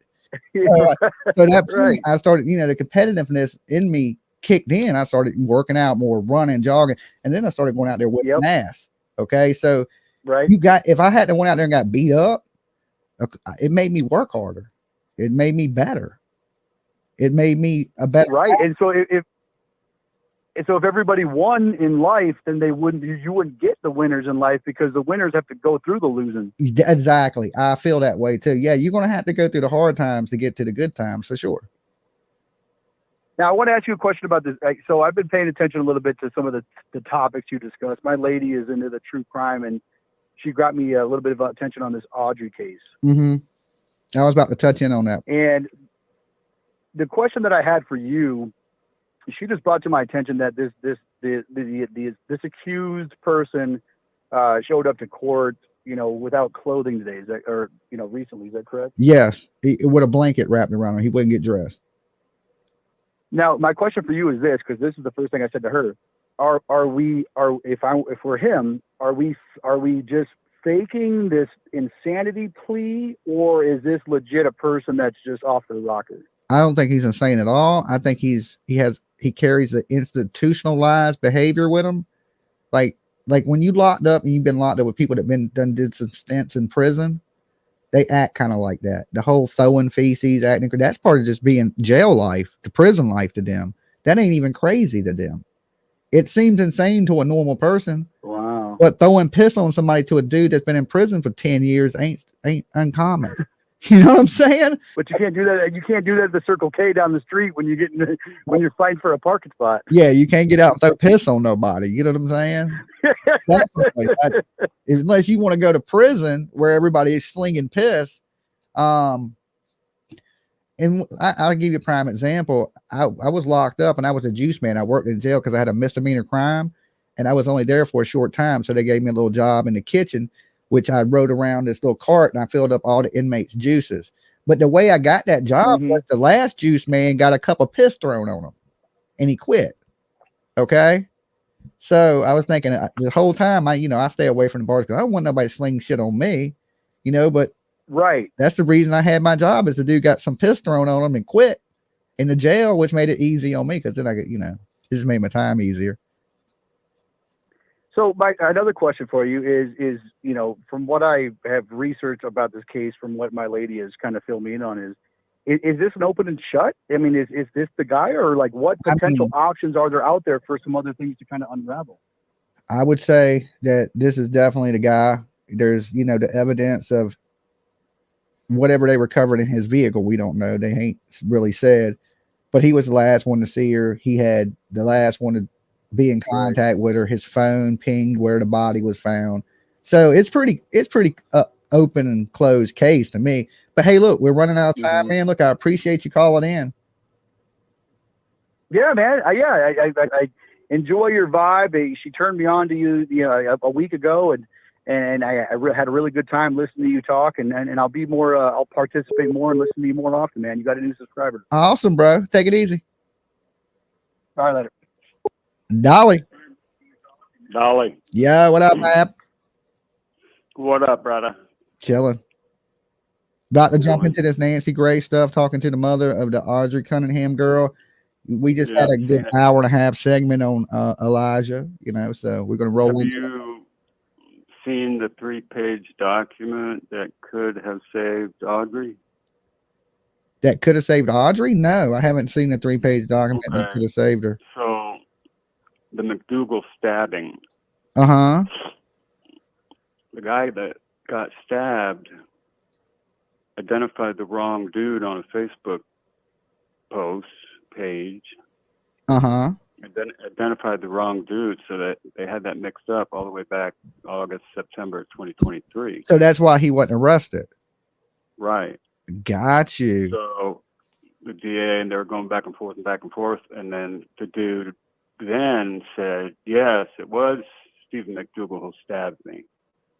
You know, I guess two dudes looked alike or something, but then he correctly identified McDougal as the guy who stabbed him. He was already incarcerated at the time and refused to talk. Okay, so And the first time he admitted to stabbing was on February 21st to Texas Rangers when he was out there by his car. and he admitted to the stabbing, that he stabbed a guy. Yeah, that's the first time he ever admitted to it. So he just openly like, yeah, I stabbed a dude. Yeah, but the police document that I saw, they're going back and forth, and they just screwed up. And if it wasn't for that screw up, she'd be alive. Yeah, well, you know, yeah, definitely. If he would have went to jail prior to her, you know, her being dead, she'd be alive. Definitely. But then you never know. They could have let another convict move into the damn trial and she'd be dead anyway. Well, You know, it's like Final Destiny. You know, when it's your time to go, it's your time to go. Yeah, but when I saw those documents, I was like, damn. That is horrible, because I had heard the same thing, you know, that if he had been arrested for the, you know, the assault with the deadly weapon, the stabbing, that, you know, this would have never happened. And the only reason he didn't is because the cops screwed up and the victim screwed up. And maybe that's a lot of the reason he did what he did, Mab, is because he knew he was going to prison anyway. Yeah. And he was probably this is going to be my last time. Up going to prison. And that's why he admitted it on the 21st. I think he admitted on the 21st, maybe to take some heat off of himself for the Cunningham. That's stupid. Yeah, I stabbed a dude, but I'm innocent of hurting this kid. You know what I'm saying? That's a hell of a. Take me to jail for the stabbing. Get me out of here. Yeah. And you know, he was so disrespectful. He don't care. That dude is institutionalized. He probably got tired of that life, and he's so used to prison life, and that's where all his people are, in prison. And he probably wanted to go back. It sounds crazy to say that, but I know people that like being locked up. Now, he's not going to be able to hear his farts after 3 months in there. Well, I mean, he's in probably one of in Texas. From what I hear, that the brotherhood that he in they run some of the prisons down there. Oh, that's not good. Yeah, so I mean, he may go in there with protection, or he may go in there and they do justice to him, because look, even they don't believe in killing kids and hurting kids and doing that to kids. Yeah, So, I hope that. So he may jail justice. Yeah, he may get that. They may have, you know, even with them tattoos and him having brothers in there, them brothers may be still, you know, they got families, they got kids. Just because they hate some people don't mean they hate all people. That's right. So that's one of the worst crimes you can commit, is a crime against a child. And I know. And then if you stand up for them in prison, then it looks like you support it, because they have their prison politics anyway. So even his own gang, if somebody went to punish him for it, they would have to stand down on it anyway. As soon as you used to back him, you support it. Right. You know, so I don't know. They may disown him and throw him out of his own gang for shit like that. Yeah, them documents will pop up. You'll see them. Or we'll hear about him getting stabbed up in prison. Yeah. Or him hurting somebody in prison. If you're a monster, you're a monster outside and on the inside. Would you want to sleep in a cell with that dude, Mab? Hell no. Just say you robbed a bank. I'd have to choke him out before I went to sleep the first night. Yeah, just say you were dumb and robbed a bank or something. You doing 20 years in Sing Sing for damn robbing a bank because you needed a little bit of cheese whiz.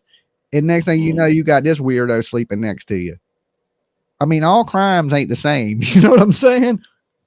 I'd probably have to just beat the living hell out of him. When's the last time somebody called a bank robber a monster? Oh, he's a monster. He robbed a bank. He's a damn monster. Not lately. Yeah, that's what I'm saying. You know, nobody, even the mob was robbing banks. They were like Bonnie and Clyde. They were heroes. You know, That's right. there's just some crime. Crime ain't the same. All crimes are different. And crimes against kids are the worst. Yeah, you know, it ain't nobody gonna look at him like what he did was a good thing. You know, what are you in here for? He can't even say. He can't look at somebody and go, well, I killed a kid and throw it in a river, because then they're going to bust you in the head with a lunch tray and stab you in the neck with a plastic spork. That's right. So Little shiv up the butt. I feel bad for him. I know his life is doom and gloom from this point until they execute him, because he's getting executed, man. You feel bad for that dude? I don't feel bad for him. You said I feel bad for him. I mean, I feel bad that he's going to get, tortured for the rest I of don't his feel life. bad at all. He's been torturing people his whole life. I don't mean feel bad for him in a good way. I mean, in a bad way, Yeah. I just said it as in general. Like, I feel bad for him because I know what's coming type thing. I really don't feel bad for him. Right. I want him executed. I would rather see them zap him in 3 years. I think waiting 20 years is too long. I guess the mom doesn't want him executed. The mom? The mom said, I'm not God, I can't make that call. I don't want him, Yeah, she was also the one that wasn't in her kid's life very Grace. much. Yeah, we're about to watch him right now. So look, Mav, I All right. appreciate you calling in. Thanks for all the info. All right, brother. All right. No problem. Peace. Peace. Yeah, Mav came in knowing the deal tonight. He's like, look, this is what's going down. This is how it's going to go. Yeah, I don't feel bad for him in that type of way. People make terrible decisions in this world. He made some terrible, horrible decisions, and he's going to pay for those decisions. I hope he pays a lot quicker. Like, when you're guilty 100% without a doubt, they should execute you in 3 years across the board. This 20 years in prison shit don't work for me. All right, let's jump into this Nancy Grace. I'm going to shut the phone lines for a minute so we can hear this mother. And then after that, we'll open the phone lines back up. Now is Audrey's mother. There's been a lot of speculation about her. A lot of mean things have been said about her online. I want you to meet Cassie Matthews. Miss Matthews, thank you for being with us.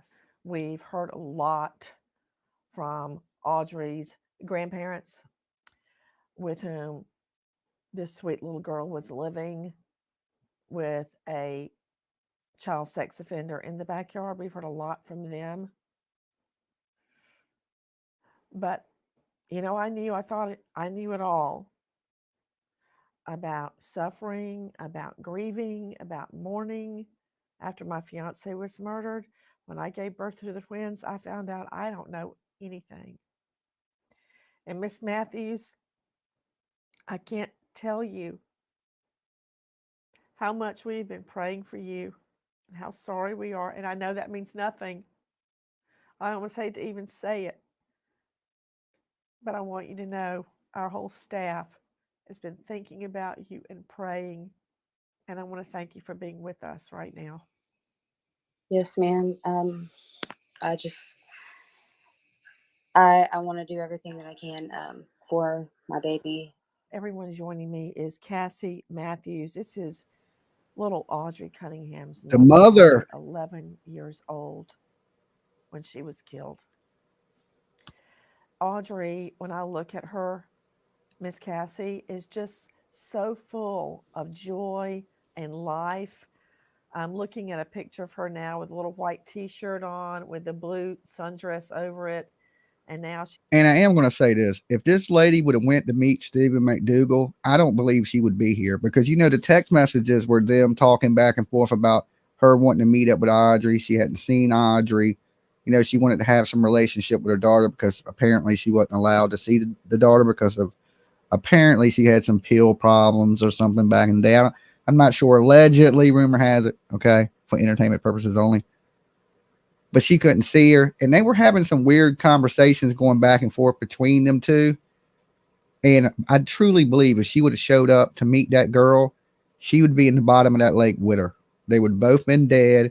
He would have said that she ran off with her, and they'd have both been at the bottom of the lake, and nobody would have ever found them. I truly believe that. she's got on a little black t-shirt and looks like a little pocketbook strapped over her shoulder. She's just so precious and looks so well taken care of. How in the hay do you believe this happened, Miss Matthews? I don't understand how it happened at all. I don't understand how they put so much effort into keeping her from me, but they couldn't put the same effort into knowing the people that they had around her. I agree with that.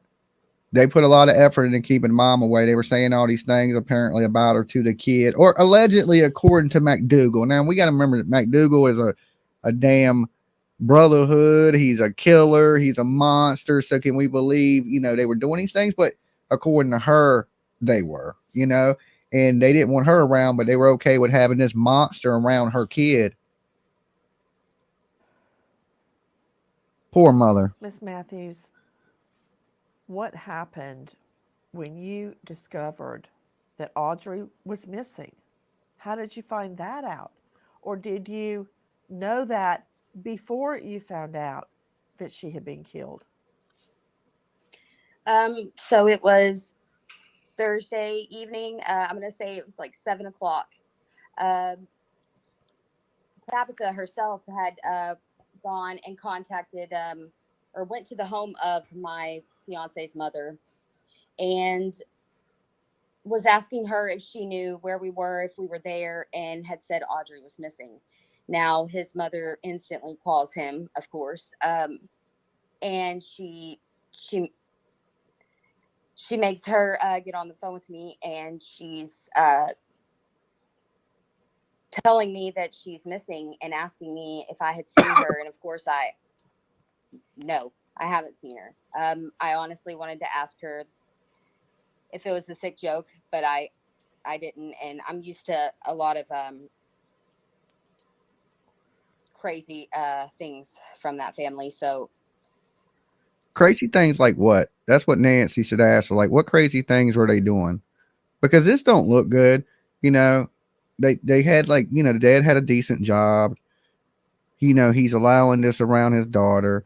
This man is posting things that he likes couples. Was he I think they might have been I don't know if he was messing with the grandma or if he was messing with the dad or even is this a weird, this dude was a sexual predator. So when she said no, she's missing. So Cassie, you said that the paternal grandmother, Tabitha, went knocking at your fiance's mom's door looking for Audrey. Did they call you immediately? Of course, my fiance's mom called him instantly, and she told him that I needed to be on the phone ASAP, and then she put Tabitha on the phone and made her talk to me. Why didn't she want? I mean, I would think she would have called you first. Had they been blocking you seeing Audrey? I haven't had any type of contact. How long? The last bit of contact that I had with Josh, where I was once again begging to see my daughter in any way that made him or her comfortable, whatever I needed to do, I had to do that through my fiance's messenger. So the grandma shows up at your fiance's mom's place looking for Audrey. Then your fiance's mom has her call you. And what did she say? She tells me that she's missing. She didn't make it home off the bus. Asked me if I had seen her, which that's a crazy question because you haven't allowed me to see her in so long. That would be crazy if you can't see her and they're calling. After that, I had told her about how Stephen had messaged me strangely out of the blue the night before, and that I would share the messages with her. And then I asked her where Stephen was, and she went from a. Are you referring to the defendant, the murder defendant, Don Stephen Stephen McDougal, age 42? Is that who you're referring to? Yes, that's who I'm referring to. When they asked where's Audrey, what did you say? I, of course, told them I haven't seen her. And in my mind, I wanted to snap and tell her, of course, I haven't seen her. You and your son haven't let me see my daughter in how long now?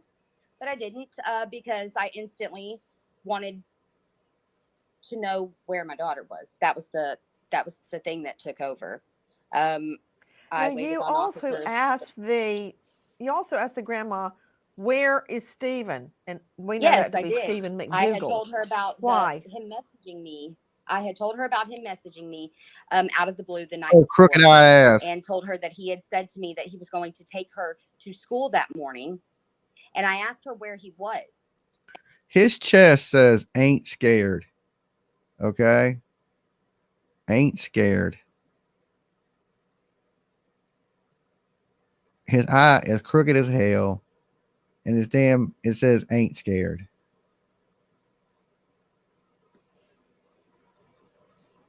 They let this dude stay around that little kid. This is the babysitter, okay? This is the man they let groom that little girl. That's just horrific, man. They should go in there and beat him to his other eye's crooked or beat his eye straight. I don't know. This dude's a monster. They need to bury him under the prison until they execute him. And had she seen him? Look at that face. Look at that face. Can you imagine waking up to that in the morning? That's how we're going to look at PJ. Next time she stays over, I'm going to wake up and give her the crooked eye. Oh, crooked eye. He's seeing everybody in the room. And she went from hysterical to stuttering. I gotta go. You told me earlier she went from calm to hysterical. No. You let this dude stay with him. Okay, yeah, you can stay in the camper in the backyard. Yeah, weirdo. No. She went from hysterical to stuttering, and she had to go. Oh, as soon as she realized that Stephen McDougal had been with Audrey, she had to go and hung up the phone. It was her stuttering the word she didn't. See, there's the dad. There's Josh. And there's him with the dad. You know what I'm saying? To me, this picture looks a little creepy too. How did the dad not know this? No, this is just some random dude that lives in your backyard and you like couples and he likes couples. You know, I ain't saying you guys like couples. You might like couples. I ain't got nothing against that. I'm just saying that, you know, he you know, they're kind of matching with the headbands and the bro love there. They might be, you know, you got to know somewhat of what you're dealing with. Okay, especially when your friend got a crooked ass eye.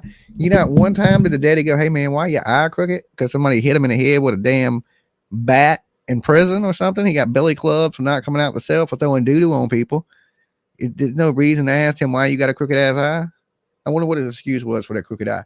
Guys, in the chat, let me ask y'all, why does this man have a crooked eye? Give me the reason you think his eye is crooked in the chat room. I just want to read this because you guys are great. And we might need a few laughs tonight, just to lighten the mood. Why is this man eye crooked as hell? I heard his girlfriend left him because he was seeing somebody on the side. Okay, that's what I heard. Some hateful tattoos. He definitely has some hateful tattoos. Because he got a girl on the side. Crooked soul. There you go. Crooked soul. He's a crook. There you go. It's a fake eye. Okay. It might be a fake eye. Old dead eye. Okay. I wonder if it's a glass eye. I'm just wondering why he looking around at everything. Okay. He looking like somebody gonna sneak up on him and shit. Looking ass.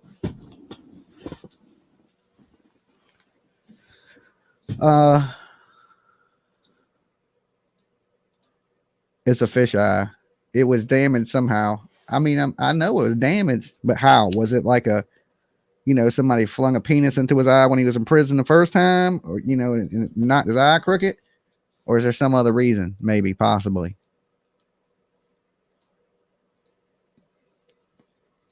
Have anything else to say other than I gotta go. Damn now in sloth the from the Goonies. 911 call, you can clearly hear him in the Inbreeding. background. Guys, we are speaking with Cassie Matthews. This is Audrey Cunningham's mother. What happened after that? The After Hills she have hangs up, eyes. what do you do? The Hills have some crooked ass eyes. Okay. I'm about to melt down. Somebody said swamp eye. That's what a swamp eye look like. If anybody want to know, that's what the people in damn Louisiana call it. You know, the gator people. Oh, that got boy right there, goddamn a swamp eye. I hit my knees. I prayed. My fiance is sitting there trying to comfort me, but I didn't even want him to touch me. I didn't understand what was That's what happens when pink eye goes undetected. That's why you don't scratch your butt. going on. I'm pacing a rut in my house, just wondering where she could be, where I could look, what I could do. I'm waiting for the officers. When officers finally showed up, they asked if they could search my home. And of course, I asked them if I needed to step outside, whatever made them more comfortable. But I wanted them to go ahead and, get that done and start looking for my baby. Now, I tried to ask a couple questions, and they just kind of looked at each other after they searched and were like, okay, it's all clear. Let's move on. I plead the fifth, says, so stick your face in a stripper's butt crack. Okay, there you go. Stripper's butt crack. He stuck his face somewhere, or he hit every ugly branch on the tree. And then left. Nobody really answered any questions for me for a long time. What was the next thing that happened in your world? Well, the next thing that happened was I am being advised that it would probably be best, well, advised, but not advised, which makes no sense to me, but that is what has been said, that I should stay put in my own home. And then shortly after that, my fiance, and the roommate that we have at the time, we're getting picked up by the sheriff's office and investigators. We go and we spend, I think it was almost 16 hours up there. Well, of course, you got a missing child at the beginning, and the parents are the first person they got to rule out, so they're going to want to talk to you for a little bit, especially concerning those messages, because you did get those weird messages from Stephen McDougal, and I'm sure that's probably why the interview went so long. Entire time I'm being asked 20 million questions that I'm able to answer with no problem. They keep trying to say to me, I feel like there's something you're not telling us. I feel like there's something you're not telling us. Well, finally, Okay, I hold snapped on. For a second. Who took you where? The sheriff's department, and they had a few of the investigators with them. They took us up to the Polk County Sheriff's Department. So you were there, your fiance was there, and your roommate was there, and they were peppering you with questions really about where's Audrey? Well, the dad was out of town working, so he had to get back, so I'm sure the police wasn't all over him like that. You last seen her? Did you take her? Did you hide her? Questions and of that nature, about correct? the messages between Stephen and I from the night before, and they were asking me if that's very curious, Cassie, because I find those text messages that McDougal sent you very, very incriminating for him, because he is playing on your emotions. He knows how much you want to see Audrey. So basically, this dude would have killed her. If she would have showed up, she would have been dead. She'd have been tied. A rock would have been tied to her, and she'd have been right in the river with her kid. This dude's a monster. He knew he was going back to prison for stabbing that guy, and he just committed the heinous crime because he knew he probably wasn't never getting out again. Cassie, McDougal is using your daughter as bait to lure you down to the river where her body was later found. Why was he doing that? And claiming he was going to keep it secret from her dad. What was his game? Well, when he first approached me, and see, when I say approached me, it was all through Facebook Messenger. I've never had his number or anything like that. But he had said that he was Audrey's babysitter, which was instant red flag. I didn't understand. But he had said that he wasn't going to pick parents' sides, that he was concerned about what Audrey wanted and how she felt, and that he thought it was wrong for her to be kept from me if she wanted to know me. So he played on the fact that I was desperate for anything. Look at this monster, right? That's before he had the crooked eye. That's before he got in the swamp and got some doo-doo in his eyeball and it went crooked. Oh, swamp eye ass having dude. I wanted pictures. I just anything. that had to do with my daughter. And Yeah, you can stay in my backyard. Go ahead. You can babysit my kid. Matter of fact, you can drive her to school. You can let her tattoo them tattoos on your face if you want. for a minute, Put them in jail, man. Look, if the people are in jail in Wisconsin, why ain't these people in jail in Texas? Yeah. I could have believed that. But then I thought more into it and I just knew something was wrong. And I had been speaking to my family about it. I'd been telling my fiance told me from the jump not to associate with him in any way. Do not. But he doesn't understand. Okay, look, we got 750 in the room right now. Look, I don't want to be saying this all night, guys. Do me a favor. So I don't got to say it a ton of times. Real quick, take a second, take a breath, and then click that thumbs up button, right? It helps us in the algorithm.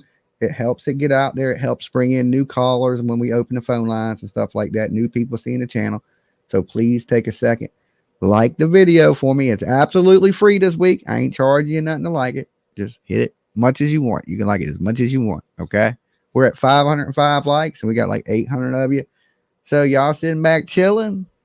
Hit that like. I appreciate it. Thank you guys. How I was feeling when I was craving something of my daughter. Did you have any idea this freak was your daughter's babysitter? I wouldn't call him not until he had messaged me, and I had tried to contact Josh, wondering what the is going on.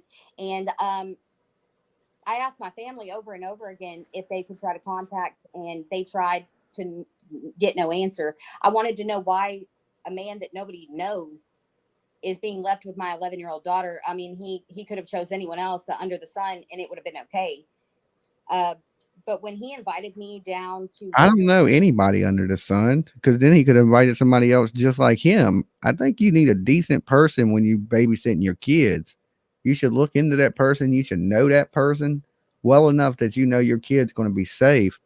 If I looked at this dude, I wouldn't leave Lolo with this person. Okay. Let's ask Lolo. Let's ask Lolo. This is a ask Lolo moment right here. Okay. Little Lolo. You see that guy on the screen? You see that dude right there with the beer in his hand? Would you want that man babysitting you? You want me to leave you at his house? You be bad. You be bad. And I'm going to leave you with this dude. Okay. And the last person that got left with him ended up in a lake. Okay. Lolo says, hell no, but like the video or she don't get to eat. Okay. She's a prisoner. So Lolo, I wouldn't let the man watch my dog. Just to be dead ass honest with you. You'd be like, leave Lolo with that dude. I'd be like, you done lost your damn mind.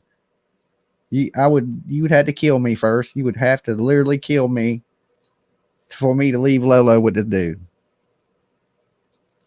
fishing to see my daughter. Well, for one, I knew better. But at this point, knowing what I know now, I feel like he did something to Audrey Wednesday before he even messaged me, and that he has a red truck as he friends with Don Wells. He would have gotten rid of me as well, and then it would have been chalked up to I kidnapped my daughter and I ran with her, and people would have forever been looking for two people that don't exist. There you go. Amen. She said it. Yeah, you guys are right. Y'all probably seen this. Yeah, that's what I thought he was going to do. So the mother feels the same way. This dude was going to kill her too. And that was his get. I truly believe she didn't die that day. Okay. I believe she died when he was sending the messages to the mother. I believe he had already did what he did. And he was trying to build an alibi. Let me get with the mother, say the mother met me. She took off with the baby. But then when she wanted to bring somebody, his plan failed. If you remember in their conversation, I read out their text messages to you guys that at some point she was like, yeah, I can bring, it was some guy and she named the person. I can't remember, Jess or something like that, that she could bring her fiance. And he was like, well, no, he can walk around and you can be over there with the kid thing. He was trying to get her alone. And I believe she's truly right. If she would have met with him, she would be at the bottom of the lake. Okay. And nobody would, they would be looking for this lady and they would be looking for her with the kid, and then she would never be found because she would be at the bottom of a lake with a big rock tied to her. Not looking in a river. Question. So you believe this was part of a bigger plan. Why do you believe, Cassie, he needed, in his mind, to kill Audrey? I don't understand that at all. Actually, I can understand the little bit of hatred that he would have for me. Lolo said she would go straight for the juggler. Okay. She said no, she wouldn't let that man babysit her. And if he got anywhere near her, she would go straight for the. Don't let Lolo fool you. She's vicious. Okay. This is a vicious ass little dog. That's why I keep it. Like some people got Dobermans and pit bulls and German shepherds, but nah, Lolo thinks she's bigger than all of them. She said she goes straight for the straight to the neck. Right. I've taught this dog well. Because I would be the only person that could remove her from the home, where he was already residing. I have no idea why he felt the need to. I actually, you know what? And this is, oh my God, it makes me sick to my stomach to say, but I think that in a pedophile's mind, they see a child and they see their actions as an adult would see another adult. Okay. I feel like maybe he was in love with my daughter and he thought that maybe at one point she did say that he was her favorite person or something like that. Maybe he was good to her, but she was looking at him as nothing other than an uncle, the way a child should, if at most. Cassie, but what if do he was you in, believe but what if he was had in love with already? What if he tried to make an advance on my daughter and he didn't get the reaction that he wanted? He either snapped or he knew that she would tell. That is what I think. I agree with that too. Whatever he did, he knew he was getting told on. But I truly do too believe that he did it the day before, not the day that she went missing. I think he disposed of her that day. The day before, when he was sending the messages, he truly was trying to figure out a way to get out of this. And when it didn't go as planned, it was already too late because he had done killed Audrey, and for entertainment purposes, allegedly, before he started contacting the mother. That was to build his excuse. That was his get out of jail. He won't go to prison for this because he can blame it on the mom and just say, I don't know where they're at. And that would get him out of this murder he done committed. And maybe, he did do something and he was scared this little girl was going to tell. Do you believe he had already I molested think her? so too, Tracy.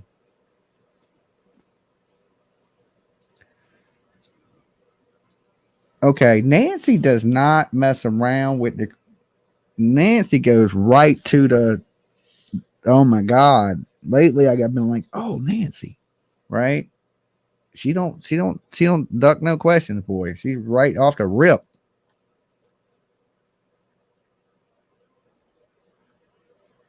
Nobody even wants to think about that, really. I mean, we all know what this monster probably done, but nobody really wants to think about that thing because that's just something you don't want to picture in your mind. I don't know. Do you know that I didn't find out that her pants were on the bank until I watched your interview? I didn't know the pants were on the bank until I watched her interview either. That's why we watch Aunt Nancy. She know everybody. She be breaking shit. She don't play around when it comes to the questions. She's gonna say some terrible shit too. She don't play. She had me cringing the other day. I was like, oh Lord. And it's hard to make me like, and that was just hearing some of the stuff. But it's hard anytime you listen to when people commit crimes against kids. It's just terrible to listen to. When I sat in court for the Adam Montgomery thing, that shit was breaking my heart. I was just like, that's just so terrible to hear that somebody could do these things to someone that loves them.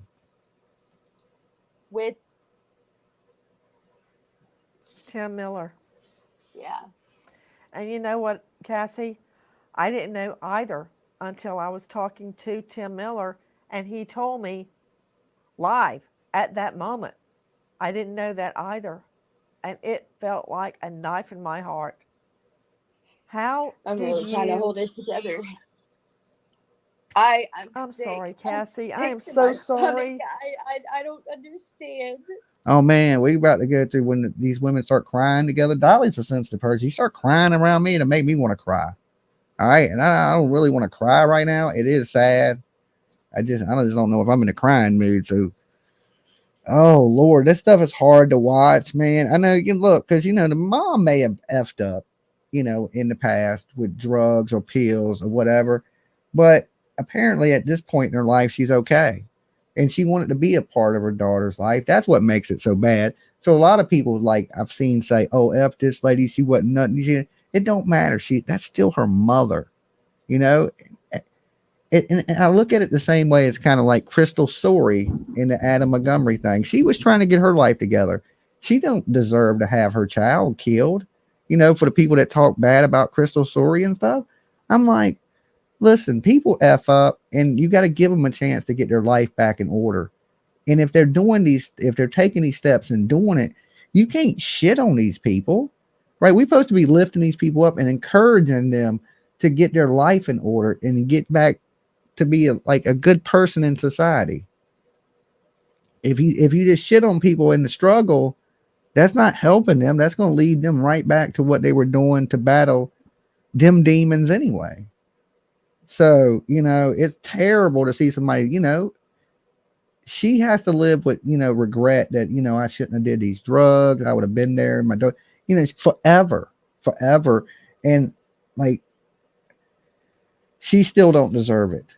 No parent in the world for no reason deserves anything like this. I don't care what you've done in your past or whatever. You don't deserve to have your baby killed by some monster for any whatsoever reason. There's no reason. Never. There's no explanation for it.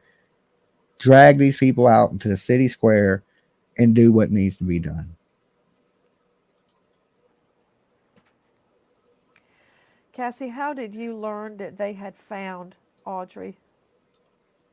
A lady from the sheriff's department, and one of the jailers, I believe, was sent to my home to tell me and to sit with me until a family member or some type of support.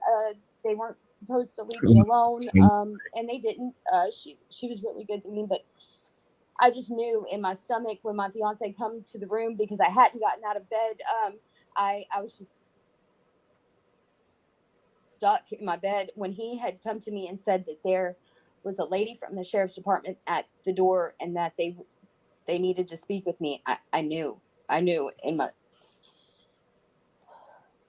and You know honestly, what, Cassie? I don't know how people know that, but when I found out that I was supposed to call my fiance's sister, I knew he was dead. I knew right then. So when you hear there's a sheriff lady at the door, you knew. I agree, I knew. My stomach dropped. My heart, just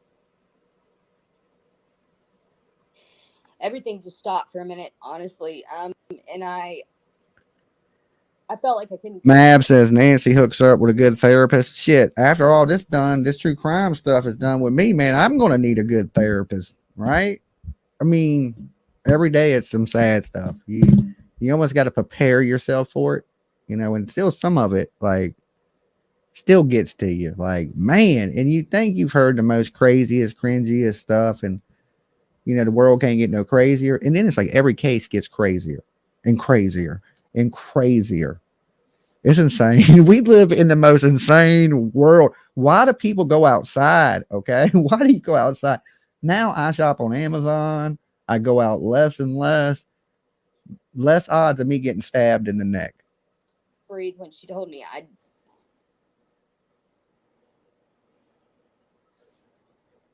didn't. What did she say? Did she reveal anything? No. She looked me in my face, asked me to sit down, and then she said, "This is not news that I want to be giving you right now." And I started bawling, and she was like, "Yeah, baby, and she was right. And honestly, I still don't know how to process any of this. If you want me to be nothing but truthful, I am in search for a therapist at the moment. Like, listen, we don't blame you, lady. There's no way to process this. You're going through the worst thing that a mother could, a father, anybody that loves somebody could go through, right? I don't blame you for needing a therapist. Look, there ain't nothing wrong with getting a therapist. Mental health is important, especially when there's such things like this bad. I've never experienced something like this, but I'm assuming it's bad. And I've experienced some bad shit. Ain't nothing wrong with seeking help, getting your head right, because who wouldn't lose their mind? I mean, I don't even know what I would do. I would freak out and lose it. I don't even think I could be sitting there talking to Nancy. To be dead honest with you, I'd be tore apart. I'd be tore so far apart. It's like, poor lady. Prayers for her, and hopefully she keeps her life on track. That's all you can say, Because I have been a manic depressant with extreme anxiety since I was 15 years old. I am so scared that this is going to be a depression that I can't get myself out of. See, I've never had a problem with depression, but I got bad anxiety, and I didn't have it when I was young. It's like how she said she had anxiety since she was 15. I never had anxiety in my entire life. Just, I hate to change the subject, just lighten the mood a little bit, but I don't know. I was probably 35 or something. And I came in one day from work. I was working 2 jobs. I was probably stressed out. I don't know. I was working construction during the day and I was delivering pizzas at night. Right. And I came in and I was watching Harry Potter. Okay. And just out of nowhere, I had a full blown panic attack. Never really had anxiety, nothing. Right. I end up in the hospital. Right. And they tell me I'm okay. It's anxiety. Nothing's wrong with you. But to me, I felt like I was dying. I just absolutely felt like I was dying. But after that, I slowly started to get anxiety. This not super bad, but I mean, because I've seen people with severe anxiety. It ain't that bad. I can still go out and do things, you know what I'm saying? But I do suffer from a little bit of anxiety, and I didn't have it my whole life. It was one of those things that just kind of came on, and when it did, it never went away. And then once you have one of these really bad panic attacks, you fear it. It's like it scares you. So everything that's going wrong with you, you think you're going to have a damn panic attack, and that causes your anxiety to heighten. You got, panic attacks. You got to tell yourself, man, I'm okay. I need to relax, take a breath, stop thinking about things that stress you out or trigger things of that nature. So I completely understand when this lady says she suffers from anxiety, what she's going through. If you hear somebody, you don't have anxiety and you hear somebody that say they do, please understand that it is a real serious thing. Like when I'm feeling sketched out and things and I want to leave, or it's just, it comes with the anxiety. There's certain places I don't want to go, to avoid things that may make my anxiety bad. There's some things I really enjoy that give me anxiety too. And the prime was, I love fighting, like UFC. But when I get like a favorite fighter, I get all nervous for the fighter and it gives me really bad anxiety. So sometimes there's things that I really enjoy that give me anxiety. And then sometimes it just comes on out of nowhere. So, I feel numb. I don't feel much of anything else at all. I feel numb. I don't sleep. I just sit there and I watch videos and look at pictures and it's sad. I read all of these comments on the internet and that's all I can do. All I can do is just put all of my thought into this in general. I can have someone sitting right next to me and they're talking to me and I don't hear a word that they say because I'm just,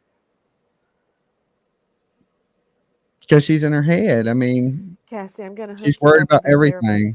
therapist. I've got somebody for you, a lady for you to talk to, and I'll hook you up with her in just a few moments.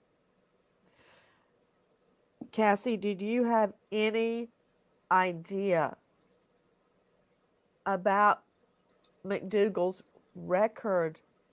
Why was he living in the backyard? Why did he have access to the home?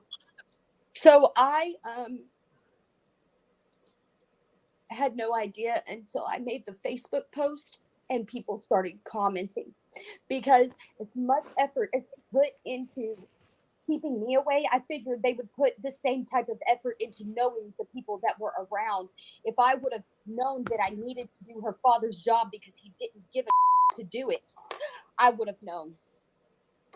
But I knew. I've got a question for you, Cassie. Right. You He's mad. I don't said blame her. that as soon as you told your fiance he wants to meet me down by the river and he's going to bring Audrey, your fiance immediately said, "Do not talk to this guy. Stay away from him." Did everybody know this guy was Smart man. Her fiance must be a smart dude, because that's what I would say too. You know, if somebody wants to meet you alone like that, and they're adamant about you be alone, there's a reason people want you alone. Okay. Show up with an army. But I think his plan was spoiled right there. And he went to plan B and he just disposed of the little girl. He was going to kill her. This mother would have been dead. There's no way. bad news? Why would he say that? He did not like the fact that he was like persistent on trying to get me alone. He said that he had a bad feeling about him and that there just something wasn't right. And my fiance is an excellent judge of character. He really is. Absolutely. And he probably saved your life. Thank God that man was around. Okay. Sometimes dudes are useful. A lot of times we ain't. But that time for her, thank God that dude was there to be like, and she probably would. She seems pretty smart woman. She probably wouldn't have met him. But just thank God that that boyfriend was there, or fiance, because bad things could have definitely happened. So at least that dude is looking out, you know. Yes. 2 points for the dudes. Okay. He was right. The good Question dudes. to you. Did you discover that McDougal was actually going door to door like he was looking for Audrey? I agree. That's the part right there that Tracy said my husband would let me go. He'd be like, yo, there's a couple killers hanging out down at the lake. Was just wondering if you want to go out there for a cookout, trying to get rid of you. Okay, that's love right there when your husband tries to kill you. You know what they say? Find somebody that it's not going to be hard to hide their body. Is that what they say? I'm just playing, right? Find somebody you can kill each other with. You know what I'm saying? That way, nobody goes to prison. You both die, allegedly, according entertainment purposes. You guys are a trip. just infuriates me to the point where I could put my hands around his throat and squeeze and not stop. How do you know damn good and well what you did to my daughter, and then you search for her like you care? You don't care. You killed my daughter, and Did he search? Was he out there searching? I never knew he searched. I thought he was hammed up from the very beginning. You know, I didn't know he searched. and then you want to search for.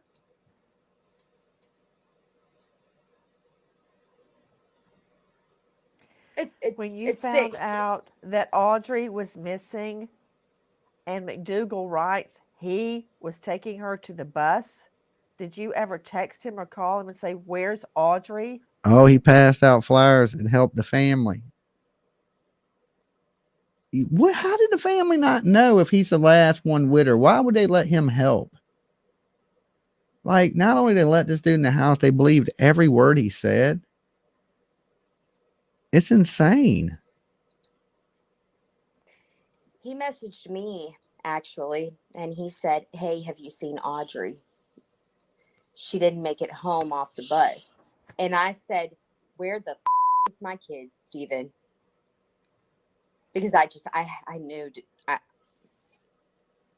He was trying to cover his tracks. I wonder if he was trying in some way to set you up. I can't figure it out, but I guarantee you this. It's one of the two things. He was either going to kill her and throw her in that lake, or say she kidnapped the kid and did something with the baby.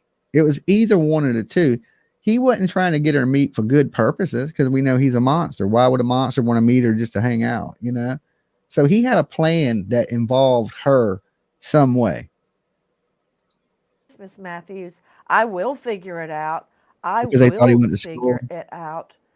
And I want you to know, not only are we praying and thinking about you, we're not letting go of this until this guy gets a Texas death penalty.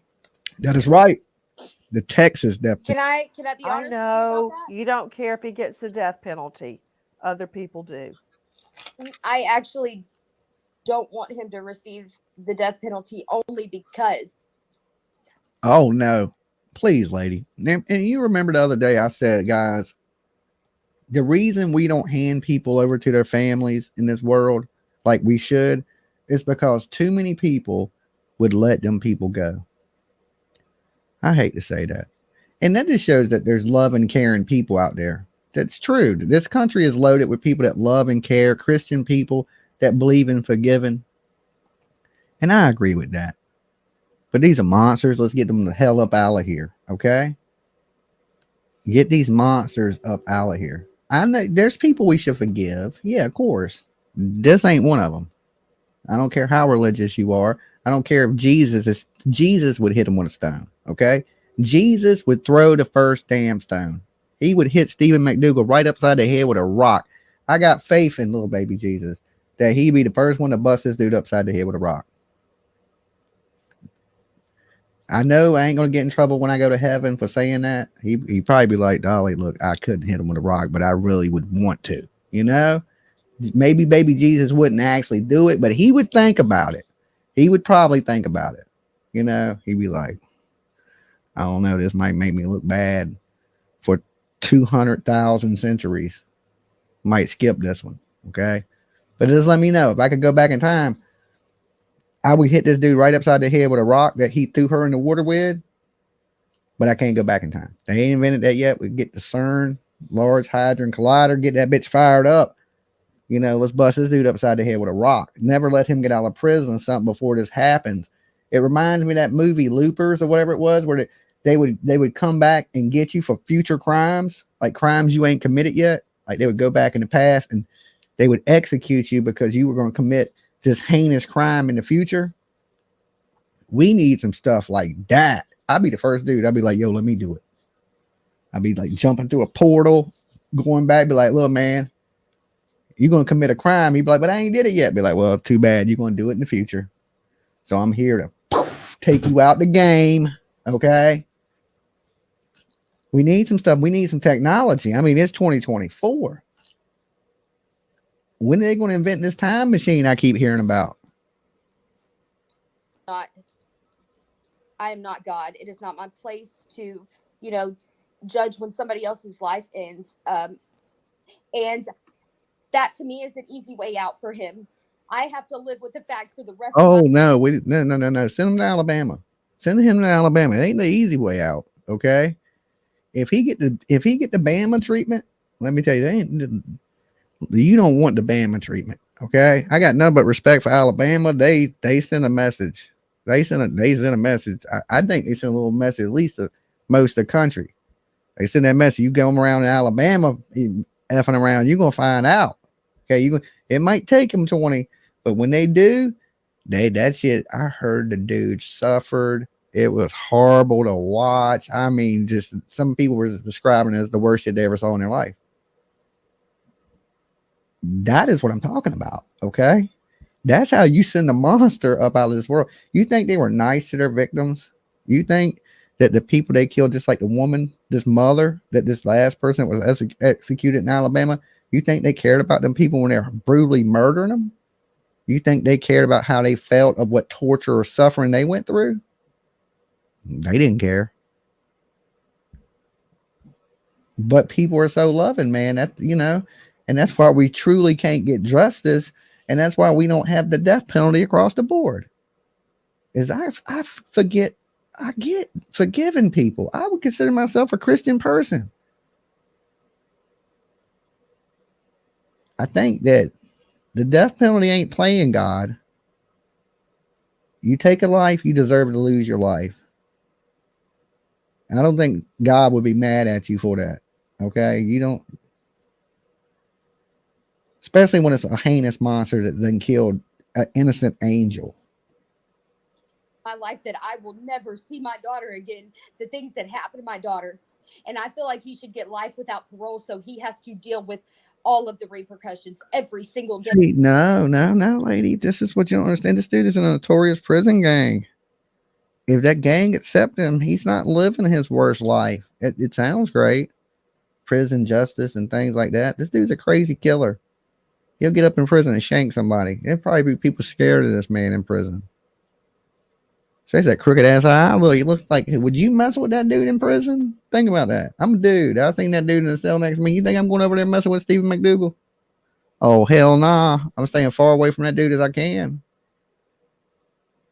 So to be like, you know, life in prison, that's no, he's watching cable TV. He's watching fucking Entertainment Tonight.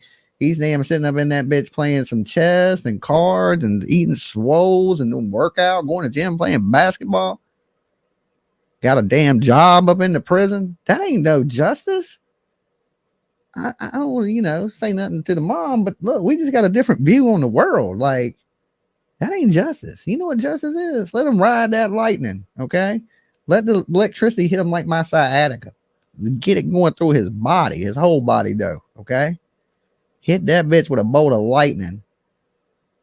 I say these people that do these horrible things, you stand them out in the rain with a lightning rod in their hand and let Jesus figure out which one of them pays. Okay. That's how you should be punished. Just let us, every storm, every killer, line them up in the prison yard with a damn lightning rod, a metal rod in their hand, and let God figure it out. Then we don't have to execute anybody. If Jesus gets you, he gets you. Okay. It solves the problem. We don't got to look like killers. You know, God got you at that point. Mother Nature. And if you survive that, wheel your ass back to the prison cell and we'll let you live the rest of your life burnt. But if you don't, we bury you in the prison yard. Okay. Nobody gets their hands dirty. There's no blood on nobody's hand. And we just let God work it out from that point. If you make it, you make it. Okay. God didn't want you. Anybody think that'll work? If you think that would work, hit the like button. Okay. If you think that'd be a good plan for all these murderers sitting on death row, that's how we pick who goes. You bound to get hit. Somebody's bound to get hit by some lightning. You stand out there long enough in the storm with a lightning rod in your hand, you're going to get hit with their feet in water. Put them in a bucket of water with a damn rod in their hand. Let them stand in the storm. Y'all lucky I ain't the president of this country. Okay. Y'all don't, you is lucky, because I would change. You want change? I'd show you some change. Everybody on death row be dead. Okay, they'd be like death row. Yeah, you wouldn't want to go to death row because everybody dead. That's just where we house your body until we bury you. Death row. It ain't no sit there 20 years get your last meal shit. It's like I want a cheeseburger, I want a steak, I want 2 Pepsis. Did the person you kill get a steak? Did the person you kill get 2 Pepsis? Hell no. Hell to the no. You ain't getting shit. Let me be the warden. Can I get a last meal? You ain't getting shit with a bolt of lightning. That's what I tell you. Hurry up. We got to get you there. You're going to be late. I don't get this whole be nice to somebody on their deathbed that horribly murdered somebody else. Well, let's treat them fair and let's make sure they have a good time let's give them some ice cream right before we execute them. Okay. Hey, that's so you don't feel bad about executing somebody. But look, I wouldn't give you shit. I wouldn't feel bad either. I figure that's doing God's work right there. I'm just a hand of God at this point when I pull the switch on you. You know, some people suffer with that. Oh, if I take this person's life, you doing a service. I just think you're doing a service. Day for the rest of his life just as well. Do you think he cares? Do you think McDougal will sit in jail and feel sorry? No, see, that's the thing. And let me tell you something. Nancy's like me. She wants him dead. Nancy's like, you think he gonna feel bad in jail? She about to give you the same thing. That's why I call her Aunt not Nancy, right? That's why I call her Aunt Nancy, because she crazy, just like she thinks she. You wouldn't want us on your jury because you getting executed. If me or Nancy shows up on your jury, you are getting executed. That is a fact. Okay, there's not a chance in the hell you ain't riding lightning. All right. If I would have sat on Adam Montgomery's thing, I'd have been like, not only is he guilty of second-degree murder, but I believe he's the first-degree murder, and he should be executed. He can get right with God on his way to hell. He can get right with God on his way to hell. Okay. Hey, Nancy, I agree with Nancy on that. Okay. Now the swirl in the river and the JJ stuff, I can't really get down with, but you know, get right with God on the way to hell. Nancy couldn't have said it no better. She couldn't have said it no better. Him at all to even have any type of remorse, because you could see it. Nancy's looking at this lady like, you don't want him dead? You don't want this man? If she looks like she could jump through the damn computer and shake this lady, like, you know, because she knows Nancy has dealt with the worst monsters in the world. She's covered some of the worst cases like ever. You know, she got to think that everybody is a shitbag on the planet. I get it. I get it.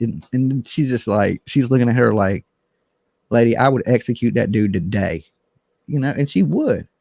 If you handed Nancy the switch and said, execute this man, and you think she would go home and sleep bad at night?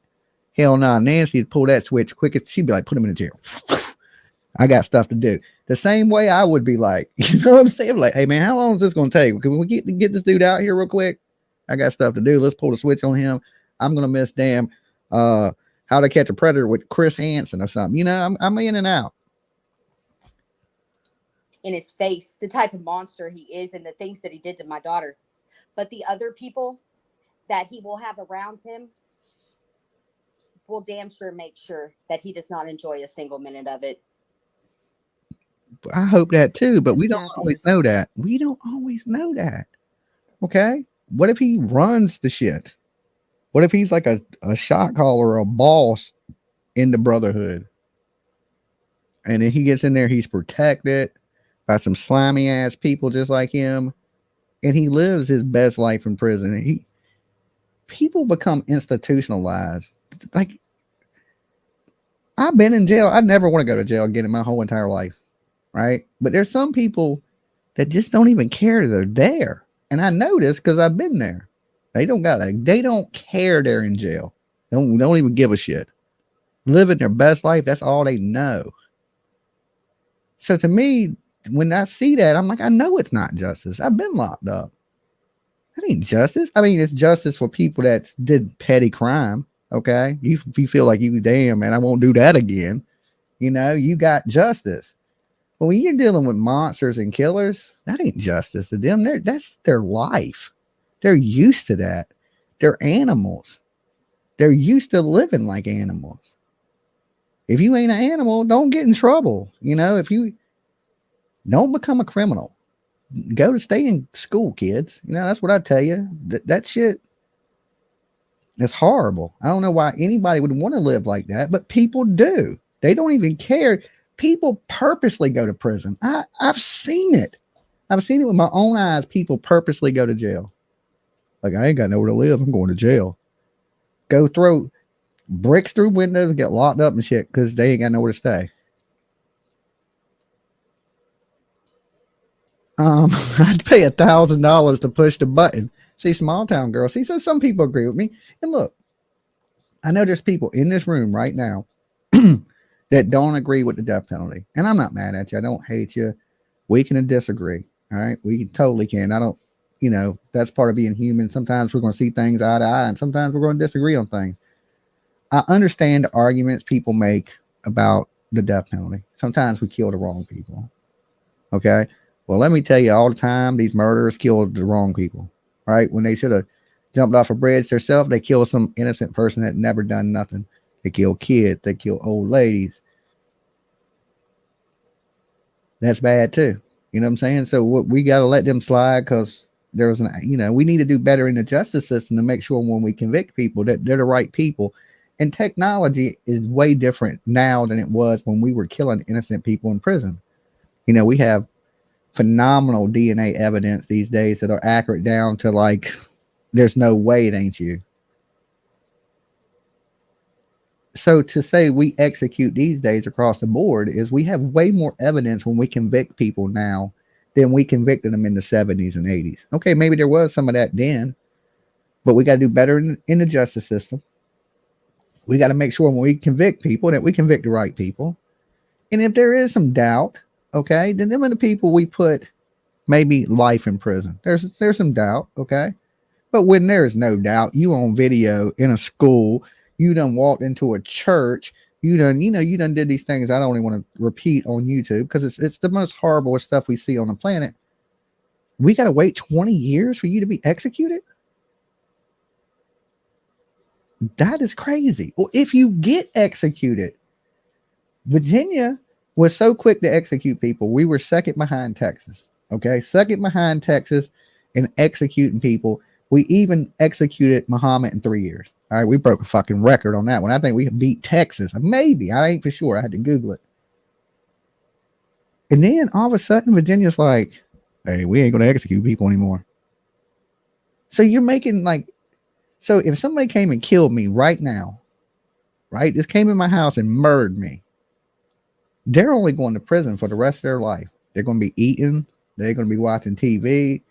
That ain't justice. I don't feel like that's just. I feel like my life is more valuable than that. Me, myself.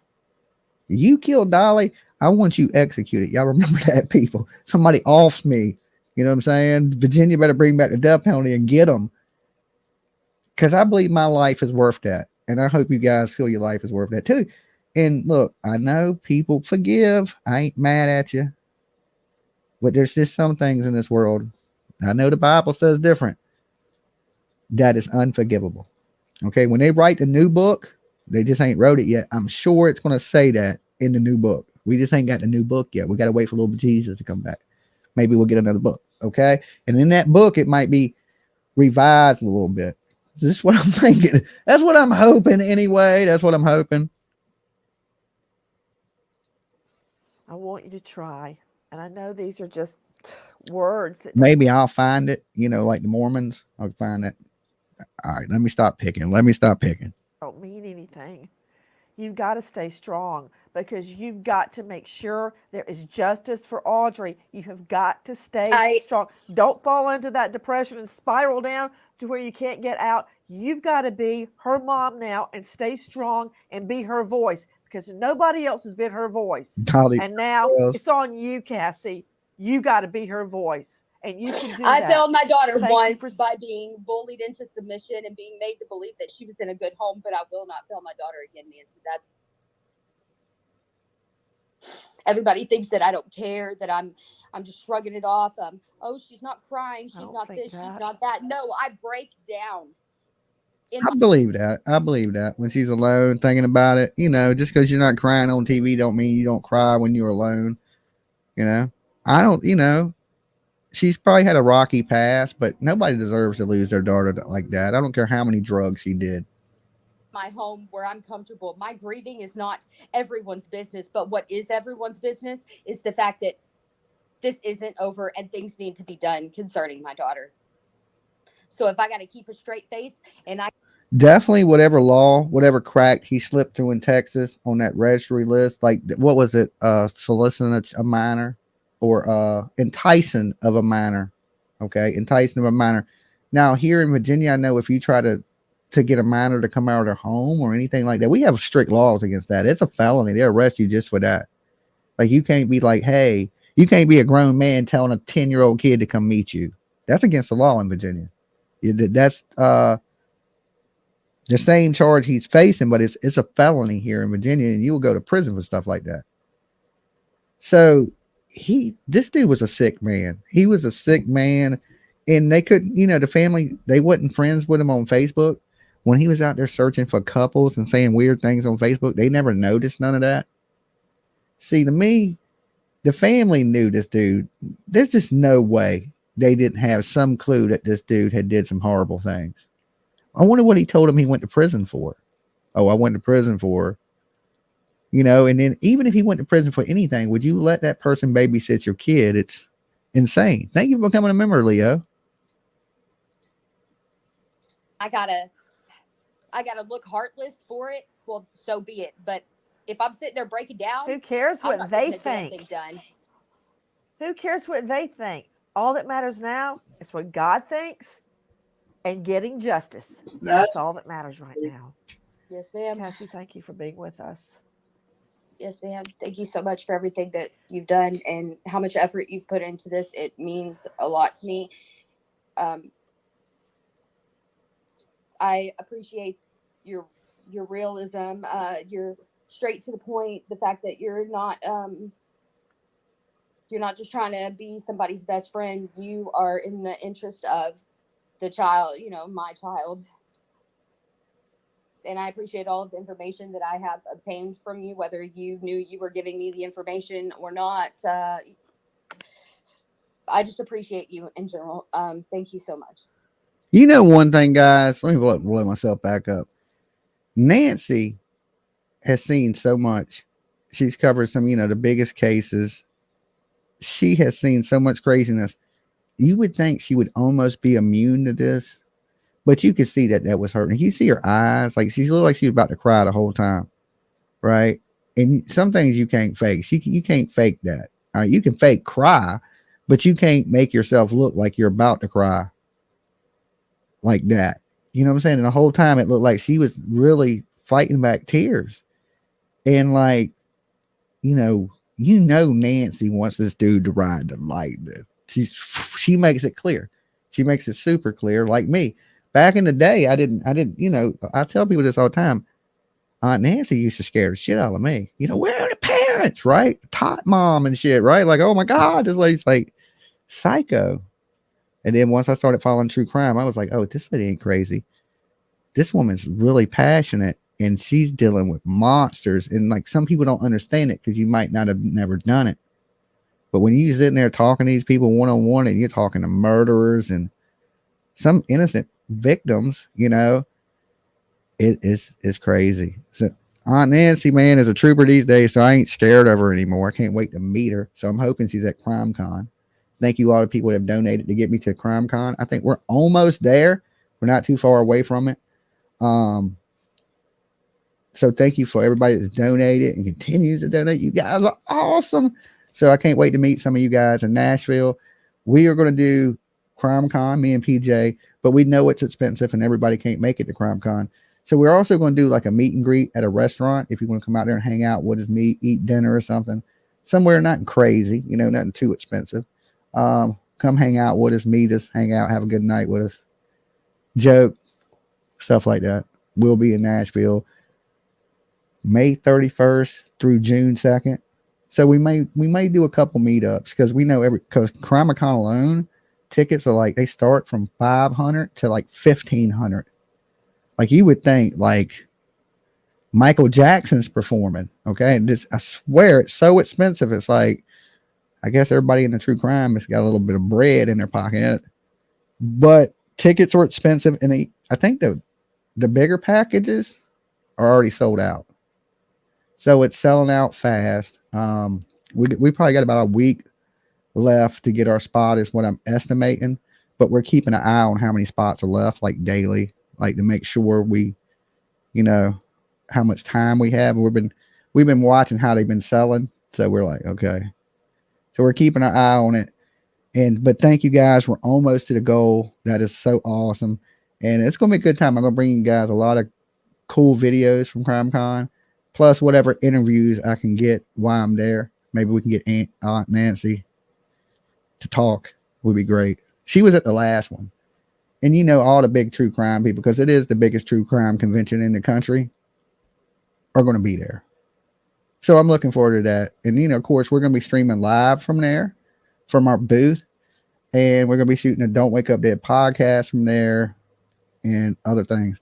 Okay, so we done made it. I'm going to open the phone lines back up real quick so we can touch base on the Audrey Cunningham stuff before I jump on to the next topic. Okay, so we done made it through the Elijah Vue. We've almost through. We're going to take some calls on the the Audrey Cunningham stuff and what you heard the mother say. So let me throw the call-in number on the screen. There it is. Let me refresh the phone lines. Okay.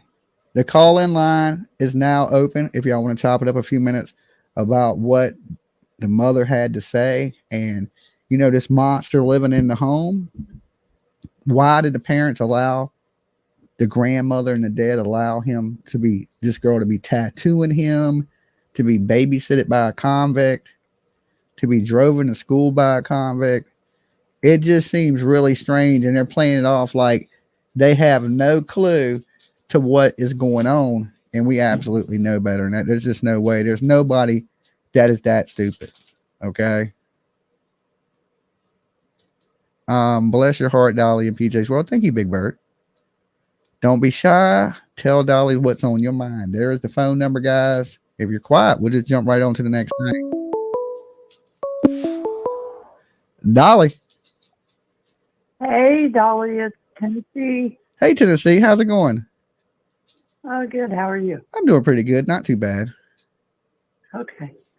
Well, I know you don't like to get into too deep into certain subjects, but I'm calling about the death penalty. I was raised, and people will figure this out.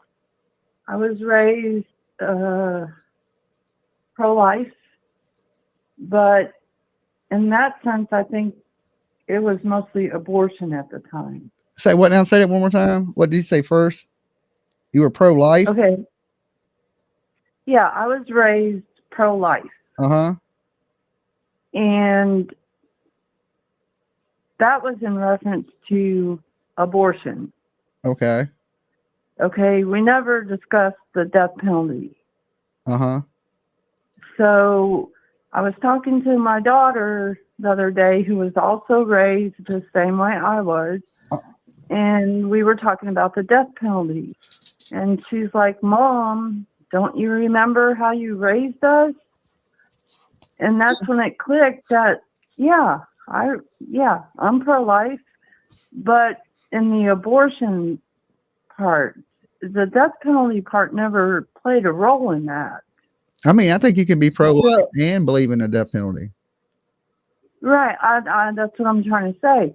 Like the mom said she wants him to live with this for the rest of his life. Well, I put in the chat, I don't think he'll even have a thought about it. I truly don't think he cares. Right. So, yeah, I'm definitely for the death penalty on that guy. Yeah. It just lucky enough he's in a state that has it. Texas still executes people, so we know pretty much what his crimes that he's gonna get the death penalty. Right, and I've talked to you before. I lived in Texas for 35 years, and I also put in the chat. I don't know if I'm aging myself, but I don't know if people remember Darlie Routier, who killed her 2 boys. And she's been on death row for 30 years. 30 years. So, yeah, how does that happen? They don't execute you. They just, sometimes the governor lets you live. People feel like, they might kill a wrong person. I mean, I think when they give you the death penalty, they should they should set a time limit on it. Right, exactly. And she keeps coming up with, well, now we have new DNA, has advanced, and I don't know how she's still there. I don't. But my point is, I hope that does not happen to this guy. I hope he's charged with capital murder. I hope he gets the death penalty, and I hope they do it quick. Well, he has been charged with capital murder already, so right. He probably most likely is going to get the death penalty, and I do hope they do it quick too. So I agree with you 100% across the board. All right. You be good. I appreciate you calling in. Thanks, Dolly. All right, peace. Peace. So yeah, so like a lot of people are against it because you could execute an innocent person. Now I'm saying, if there's some doubt, let's figure it out. Okay. But there's no doubt. Like, we got you on video, 100. The world watched you do it. You shouldn't get that long before we execute you. Okay. We just go by that motto. When in doubt, let's give it time and figure it out. When you on video and we know 100% for sure it's you, you got to go immediately. And when you send that example to the country, like, hey, look, you commit a crime that's heinous, you're going to leave fast. You're not going to go to prison, live your best life, get a college education, come out a damn doctor. I've seen people go to damn prison, get out, have a better job. Be like, man, I got my degree while I was serving time up in Sing Sing.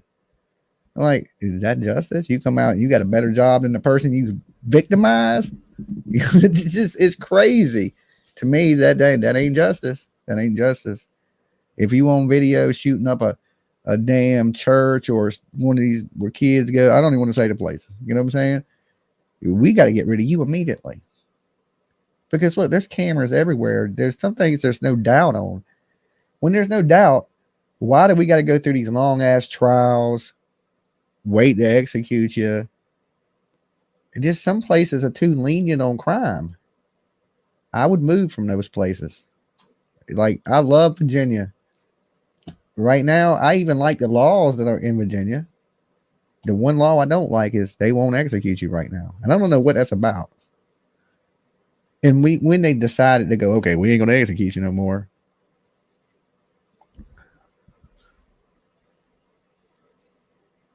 Wouldn't the gang he's belonged to be shamed by this? I mean, I would think so, but I've never been in a prison gang, so I don't know how they're going to handle what's going on, to be honest with you. I've been to the city jail for stupid stuff. I ain't never been to prison. I ain't never did long time in jail. Like, we're about to go into this whole Karen Reed Turtle Boy romance, okay? We had this Karen Reed Turtle Boy romance. And if y'all don't know about this idiot,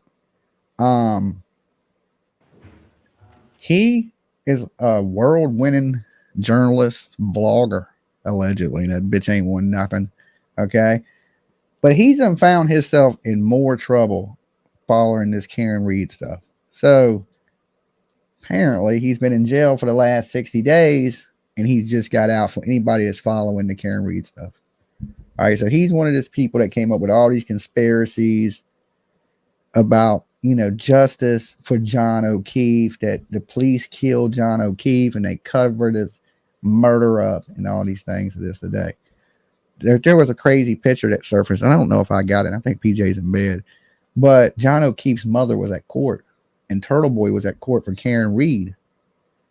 And she flicked off Turtle Boy, the mother of John O'Keefe. That was the first bit of justice John O'Keefe has got. Okay? You sitting there, and John O'Keefe and that mother knows the police didn't kill her son. She's there because Karen Reed done ran over her child. The people out there harassing the family of John O'Keefe, you guys should be absolutely 100% ashamed of yourself. That's the victim. His mama, his brother out there getting harassed.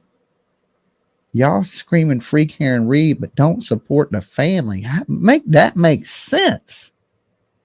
Okay? If you want justice for John O'Keefe, like your signs say, why would you disrespect the mother of John O'Keefe? And it was good to see the mother of John O'Keefe fighting back. That's what Turtle Boy deserves. He deserves a bird right from John O'Keefe's mama. And I'm glad somebody caught that image. Okay, that's almost priceless. It's almost priceless. But that's what he deserves. These people, they don't want justice for John O'Keefe. All right, they have this weird cult fascination with Karen Reed. It's weird. It's Kool-Aid-ish. But to attack the family of a fallen officer, we know he did. However he died, it's no fault of his own. Okay, it's no fault of his own. Let's just say the police did kill him. Let's say they didn't kill him. It's not his fault he's dead. Why would you be mean to the mother of John O'Keefe? Why would you harass and try to bully the brother of John O'Keefe if you're out there screaming justice for John O'Keefe? The people that are hurt the most by this, not your weirdo ass turtle riding people. I'm just saying it's weird. You should be respectful of these people. These people, it is crazy. And you know, of course, Karen Reed was in court. They gave her a little bit of a new court date. We're going to watch some of that because we got some time to kill tonight. Got a little bit of time to hang out with you guys. And y'all are kind of quiet on the phone line tonight. So we're going to jump over. Oh, as soon as I said it. Shouldn't have said nothing. Dolly. Oh, hi, Dolly. How you doing? I'm doing pretty good. Who's this? Where are you calling from? Turn off my headphones. Turn off my headphones. Can you hear me, Dolly? Yes, I can hear you. Oh, hi. This is Annie from Detroit, Michigan. Hey, Annie. How are you? I'm okay. Annie, are you okay? Are you okay, Annie? Are you? Say it again, Dolly. I said, are you okay? Are you okay? Yeah, I'm doing good. I'm doing good. Yeah. So yeah. First of all, a couple things. This Audrey, I'm not into it, but why isn't the father and the grandma on camera? Why hasn't anybody stuck a camera in their face and asked them some questions? Because I didn't go to Wisconsin. Right, because if you went, you do it, right? Yeah, I got a criminal record in Wisconsin, so I don't really go to Wisconsin. But yeah, like the death penalty. There's the Dorman case out of Ohio. It was only vandalism, though. I'm just telling you, to do nothing bad. It was vandalism. I got in trouble in Wisconsin, and I said I'll never come back to Wisconsin. Oh, so yeah, I ain't been back to Wisconsin since. Well, no, I just wanted to make a point that I'm normally against the death penalty. But I would be in their face asking them questions for sure. That'd be the first person I'd want to talk to. Like, well, yo, dude, where was you at? What was you doing, man? Why'd y'all let this dude? Because everybody wants to know those answers. I think that's what the country wants to know. Right. And then you would think that, I don't know, if there was a custody thing, you know, that there would have been a children's service investigation, stuff like that. Yeah, it looks like the father had custody at one point, and then the grandmother had custody. So I'm not 100, you know, allegedly entertainment purposes, but I'm not quite sure. But it seems like the custody bounced around, but custody was never offered back to the mother. Right. But listen, she's really grieving right now. She probably didn't want to put her daughter through more changes. Maybe, you know, but see me, I'm kind of like, well, you get a lawyer, you fight it out in court, get some documentation, and stand up for your rights as a parent. That's me. Yeah. You know. Now, we don't know if she was fighting in court to try to get custody back. Right now, it sounds like she was just trying to make contact. We don't know if there was, I don't really know if there was a custody. She didn't really go into that. She didn't really go into custody issues of how she lost her or how they ended up with her. You know, because usually when families break up, the kids usually go with the mothers, you know, because just the way it is. Right. But I'm all for fathers having custody as well. I mean, I am too. I mean, but, you know, most of the time, you know, kids usually end up, I mean, I just think a woman can take care of kids better than a man. And I'm a man, and I think that. I just think there's some things, women are more nurturing than men. And I think babies really need that. Especially when maybe when you're a little bit older, you could. But I think a baby really needs their mama. Yeah, like under 10, 12 years old, you know? Yeah. Yeah, I would say, you know, at least 8, 9 years old. You know, you need that love and affection that I ain't saying a man can't give that. You know, there's plenty of gay guys out here who are the greatest moms in the world. But most men, you know, are a little rough around the edges and not so much loving and caring as they probably should be. That's all I'm going to say.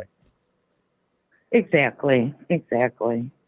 So when I see a father with kids, when I see a single father with kids, I instantly think the mother's terrible. I don't know why. I'm thinking if this dude has his kids, that mom must be fucking awful. You know, I think that too.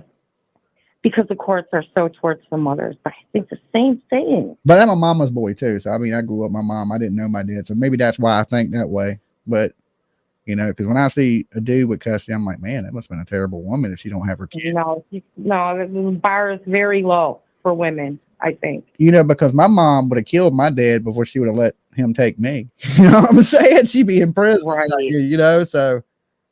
Right. But look, hey, I appreciate you calling. All right. I just wanted to say something. Okay. You know, I just wanted to talk about Chad Dorman. Oh, the Dorman stuff. Yeah, that's coming up. And then the Tiffany Lucas. They're both from Ohio. Oh, no, I don't know the Tiffany Lucas one. You don't know about Tiffany Lucas? Not right off.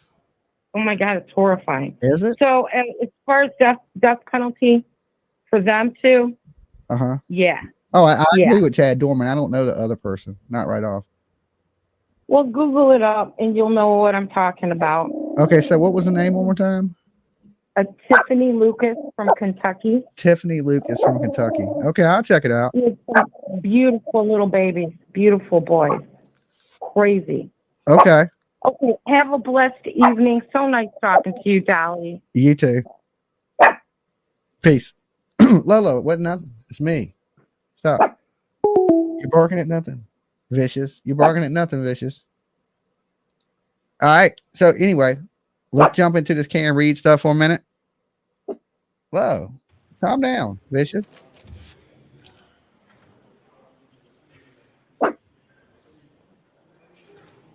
Now, I know there's people in the room that think Karen Read is innocent, okay?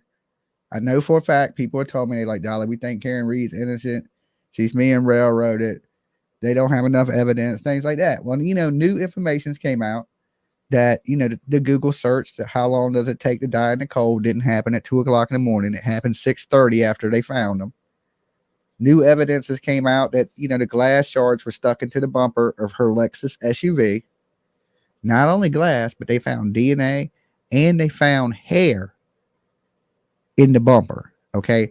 Now, with that said, I want to ask the chat room. There's like 800 of you here. Make sure you hit the like button. Let's get Dolly to 1,000. Okay. I got to eat. How many of y'all people think Karen Read is still innocent? In the chat, press 1. If you think she is guilty after you hit the like button, press 2. Okay. 1, she's innocent.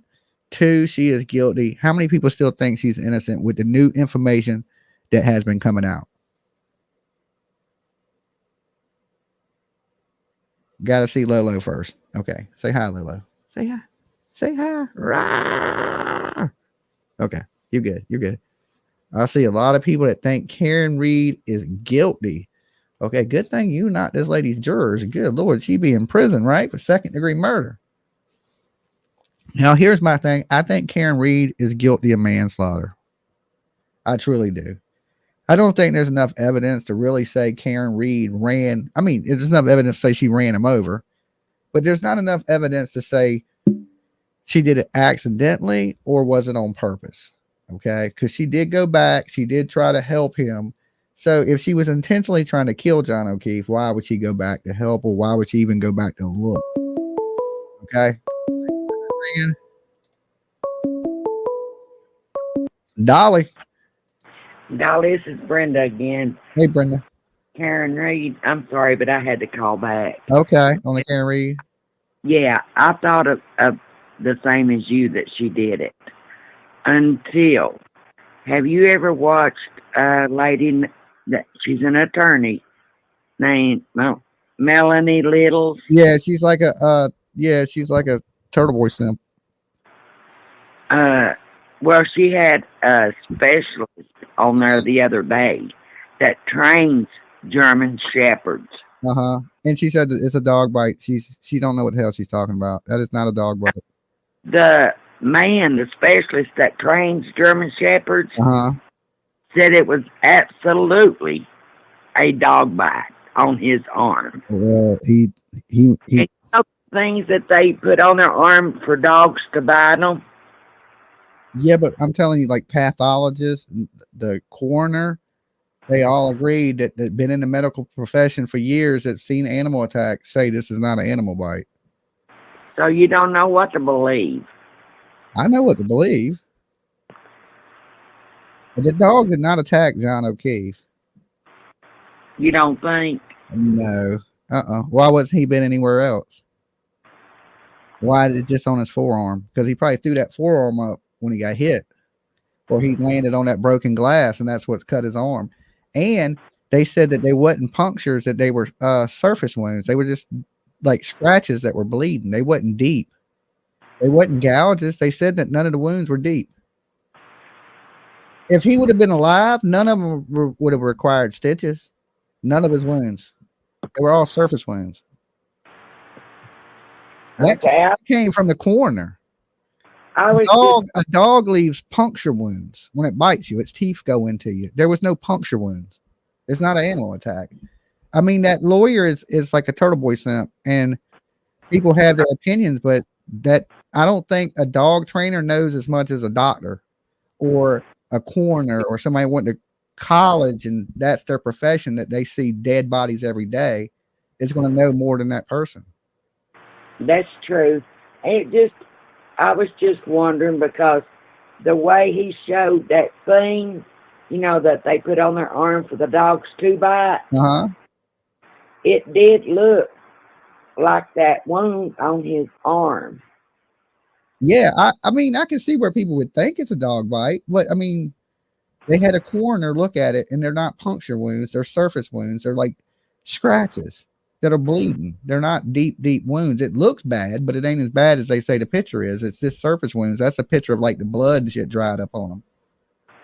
Oh, okay.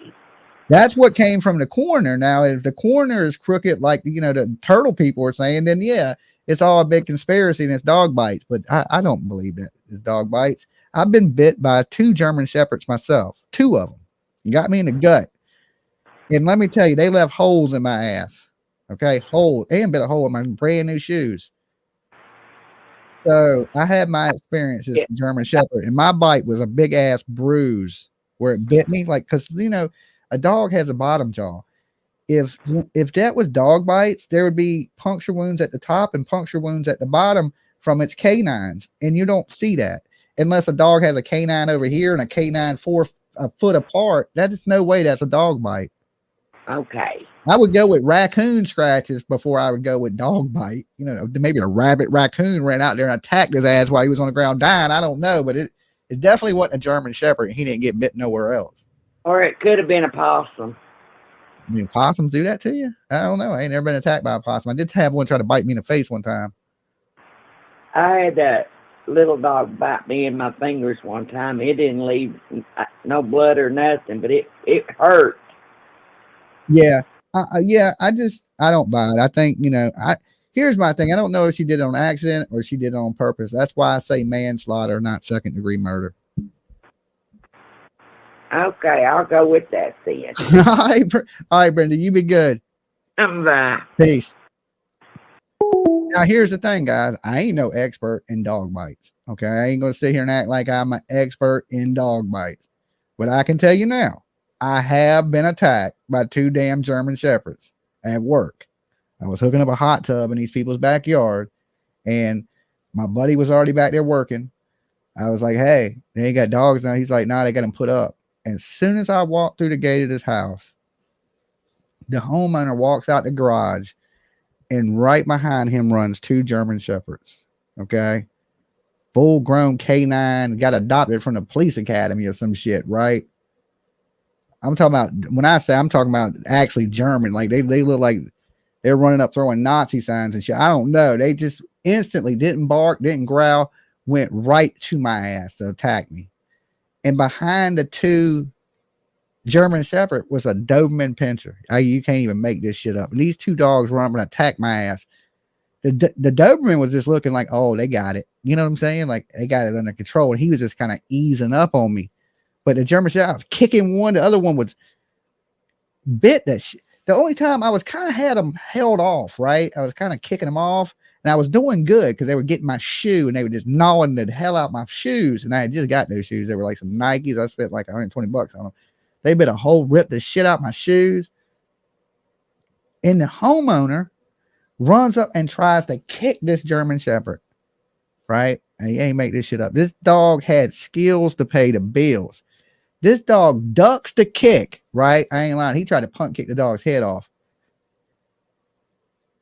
He ducks the kick, and he's like, oh, he fired his best shot at that point. Like, this dude knew that he was about to get pulled off of me. So he made sure that last bite was the one to count. The very last one, right? He ducked the kick. He was like, phew. As soon as he ducked, he said, wow. And he got me. Like, he didn't go for the shoe. He didn't go for the leg. He went right for my gut and bit me right dead ass in the stomach while the other dog got my damn foot in his mouth. Let me tell you this shit. I had 2 holes where the big 2 teeth went in me. I had the bottom 2 holes where the other teeth went in me. And the whole shit turned into a huge bruise. That's how much you could hear his teeth snapping. You could hear it. Like, that's how good this dog got me. So when I look at a German Shepherd bite, I know firsthand what a damn German Shepherd bite is. All right. Because I've had that shit bit out of me by a German Shepherd.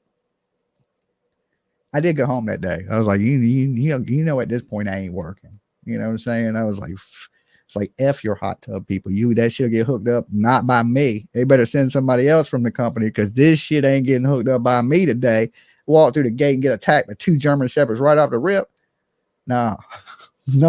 I had nothing in my hands to defend myself with or nothing. It was terrible. Just lucky, you know, they got the dogs off of me.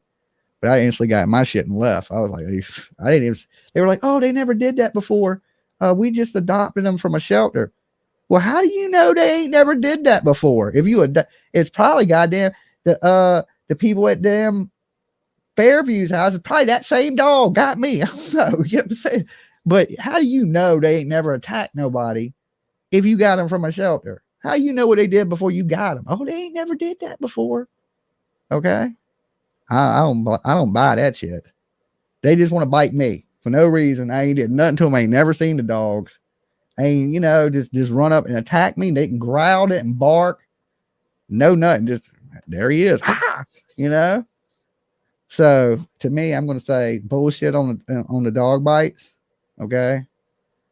I know dogs are trained to bite you in the arm, but that's when you're running. Okay. If you ain't running, they ain't aiming for your arm. Okay, they going for what they can reach. They biting the shit out of you wherever they can get you. That whole grab your arm is you running from a dog. Yeah, it's going to jump up and bite you in the arm. It's going to grab something that they can latch onto.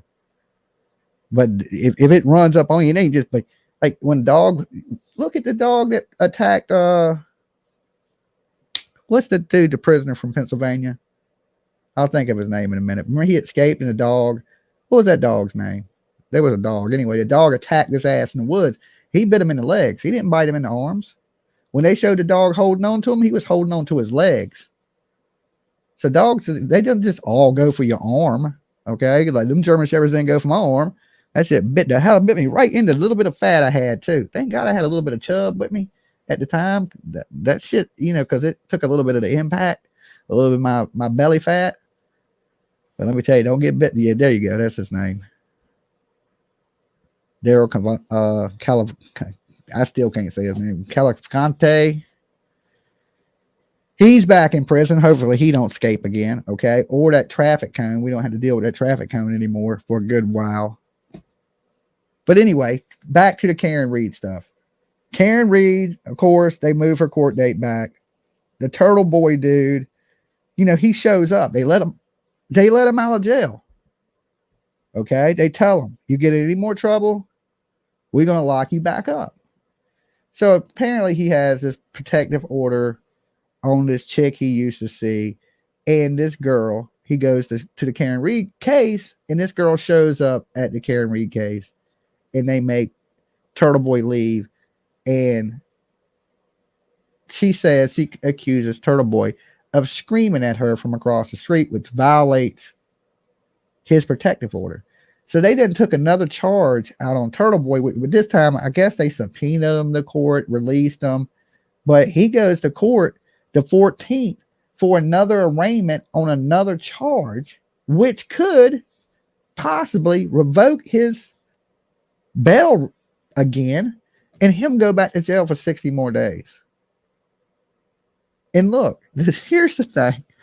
And it's like, you can't even make it up. So he's done all this for Karen Reed. He got all this free Karen Reed shit, free Karen Reed.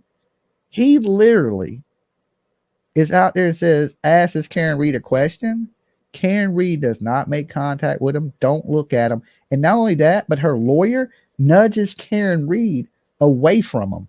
Okay, so it's totally in front of everybody, in front of all the supporters out there, free Karen Reed people. She shuns Turtle Boy. Okay, but there's some information coming out that Turtle Boy might have did some talking too. He's been letting some shit leak.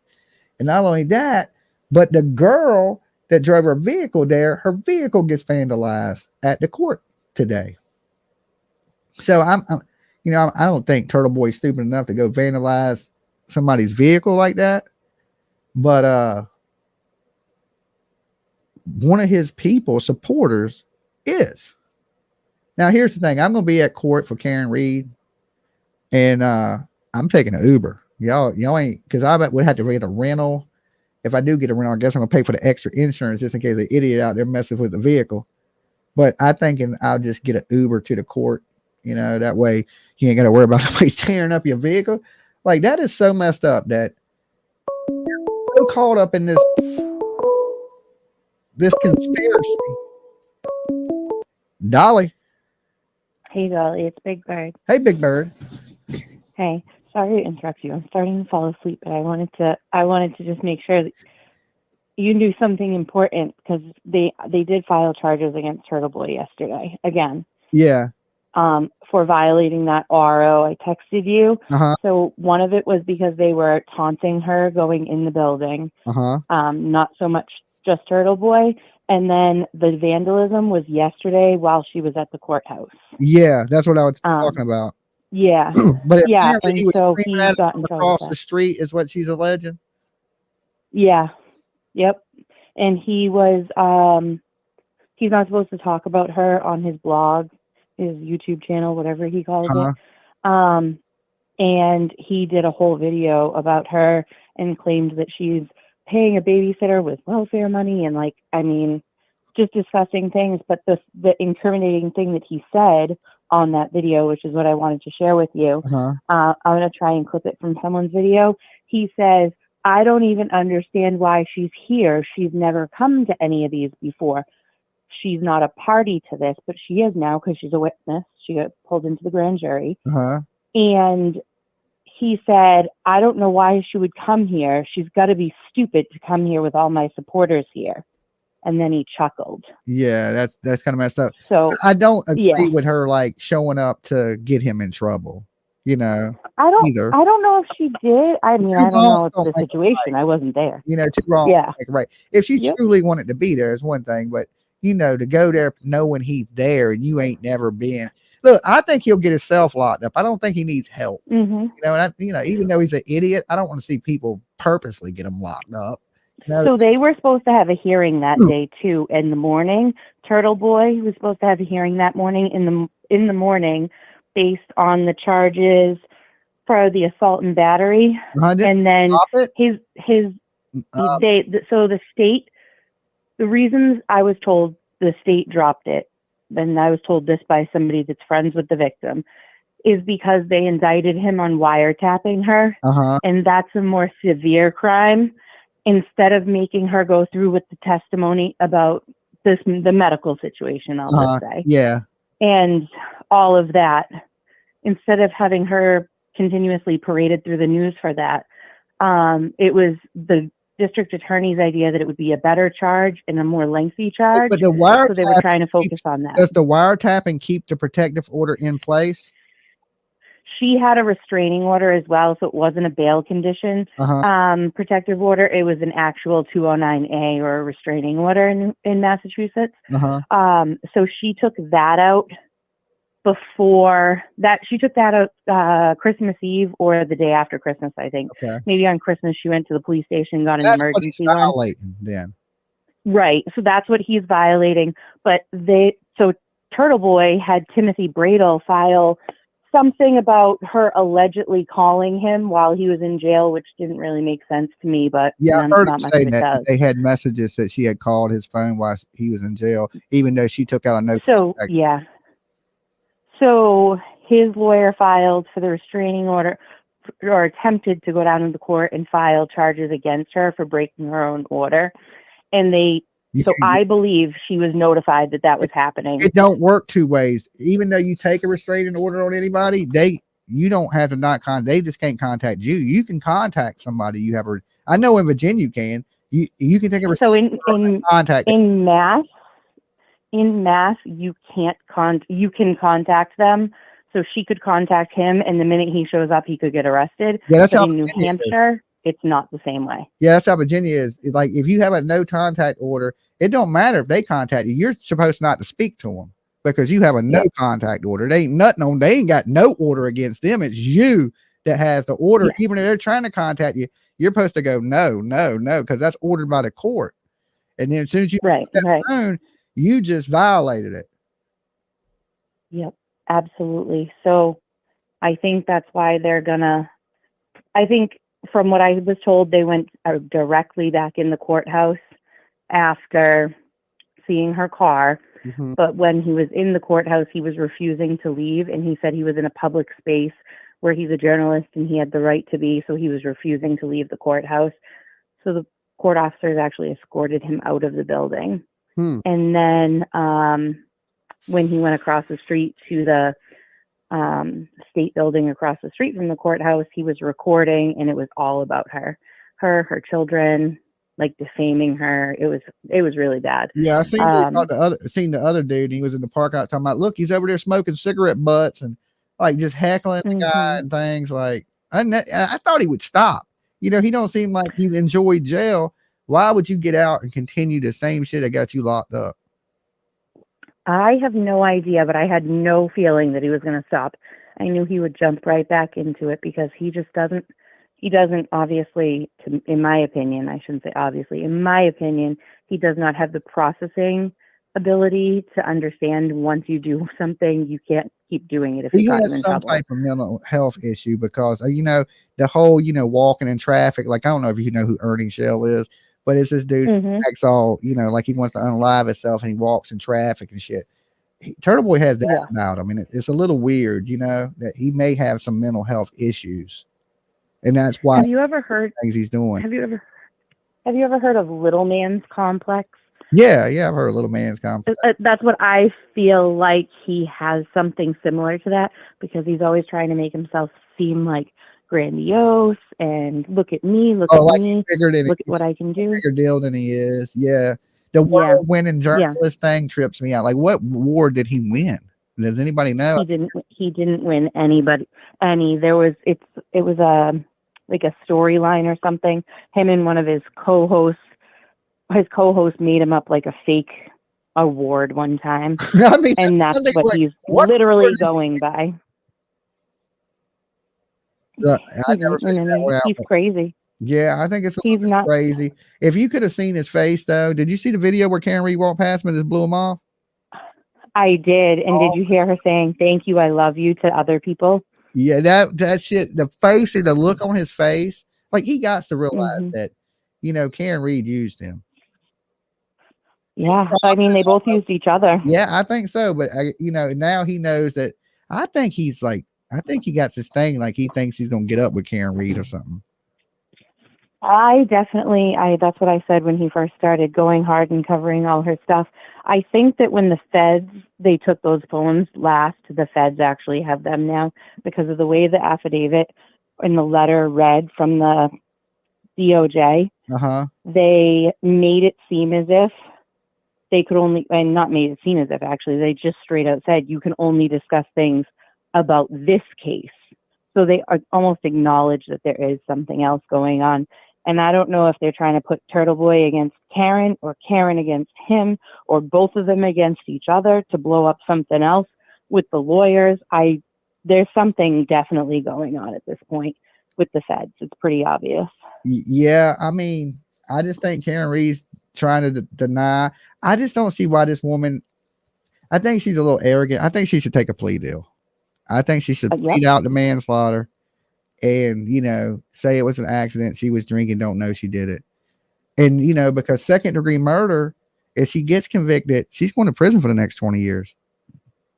Yeah, And she's also putting them through torture, dragging this out every time, like you said, flipping off John O'Keefe's mom, finally like standing up for them, because they scream and scream at his whole family and all of those officers. That is so horrible. You know, I can understand they think these cops did it and giving them a hard time, but why give his mama and his brother, the person that died, a hard time? They won't dare. They didn't kill John O'Keefe. You know what I'm saying? That's just crazy to me. It shows that they really don't care, that it's all about Karen Reed. It's not about John O'Keefe.